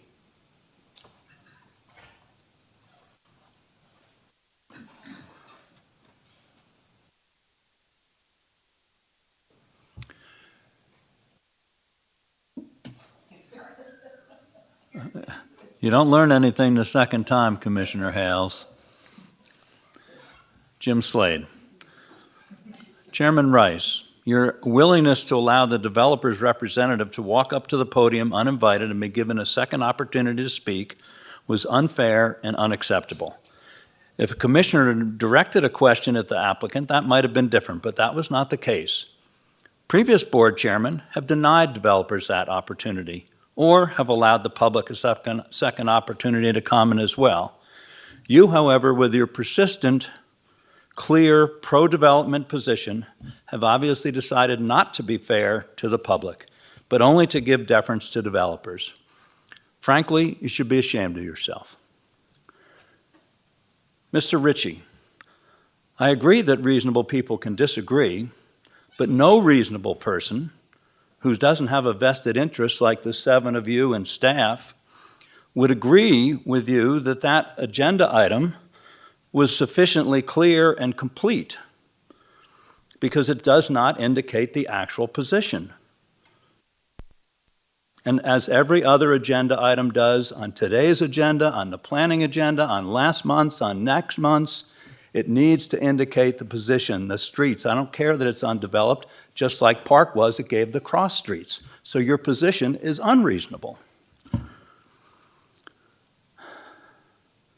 Respond, so you will now have the opportunity the pleasure of responding to an open meeting law complaint due to your stubborn insistence that this agenda title was sufficiently complete to a high degree of specificity as required by the OML on such an important matter, even though common sense and the reasonableness standard do not agree with your position. Ms. Davidson, you took exception to some comments and stressed that the norms and procedures should be enforced. But it's like the question of applause here. When there's something that the board likes, like the Highway 50 designation, then applause are fine. But if the board or the chairman doesn't like that issue, then applause are denied. So where was your outrage when Commissioner Rice was very disrespectful towards me, pointing at me, wagging his finger, raising his voice, and saying that I was full of you know what? Where was that outrage? And what about his repeated lies that have clearly violated the norms and procedures, not to mention the strategic plan, that were not honest and ethical conduct, as all mentioned here, and no integrity and accountability, and no respect and fairness? Where's your outrage with that? And as to Mr. Tarkanian and his concerns about happy hour, seems a little early for that. I don't like to get between a man and his drink, but, you know, it's a little early for a cocktail for me, but we'll have one sometime.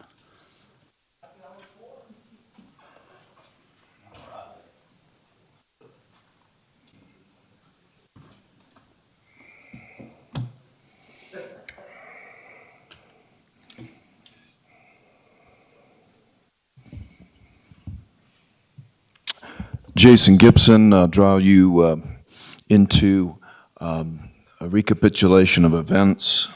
On November 30th, I announced to this board that I had successfully appealed Gardner and Rice's false arrest. They orchestrated a situation prior to a board meeting where I was arrested in a private driveway for obstructing a peace officer, resisting arrest, and for traveling without registration and license. I invoked the fifth, the right to remain silent, the right to counsel, and that's when they used the resisting arrest charge by which to abduct me. That was on November 30th. The next day they used Michael Johnson, the new judge, to essentially draw me into a trial by ambush for the remand of the appeal. Which was another blatant demonstration of the unlawful use of force and the American judicial principles of our constitutional right to due process and a fair trial. It was then and thereafter, on the 21st, where I appeared before this board and I got Rice on the record admitting that he had me falsely arrested, and it was Deputy Clerk Amber Lane who omitted those comments from the record, and it was the video company that omitted the comments from the record, where they intentionally obstructed those comments. But we've got two witnesses who are stepping forward, who were here when they heard you say that, and then thereafter, that incident, they continued to utilize their influence. On January 4th, they, maybe they didn't have as much to do with this one, but once the wheel's in motion, it just keeps going. So on January 4th at the Zombie Nerf War commemoration, where I challenged Coverly and Elgis to a friendly game of Zombie Nerf War, I was arrested for assault and battery by an ex-cop, and I was jailed for that one. And what I noticed when I was jailed is that you've got 6 to 9 guys on duty walking around looking like they're busy with a whole lot of nothing to do. They booked me twice because they have nothing to do. Then they stole my license plates the following week, and then just February 1st, they targeted me after the board meeting, pulled me over on 395. So you're really on a roll, buddy. You just keep it going, because my schedule of fees are going through the roof, and you think you're above the law? And then the last meeting, they were sitting over here laughing and joking and putting a thumbs up and just really getting a kick out of this whole thing, aren't you? Thank you, sir. Any further public comment? Seeing none, I will entertain a motion to adjourn. The meeting is adjourned.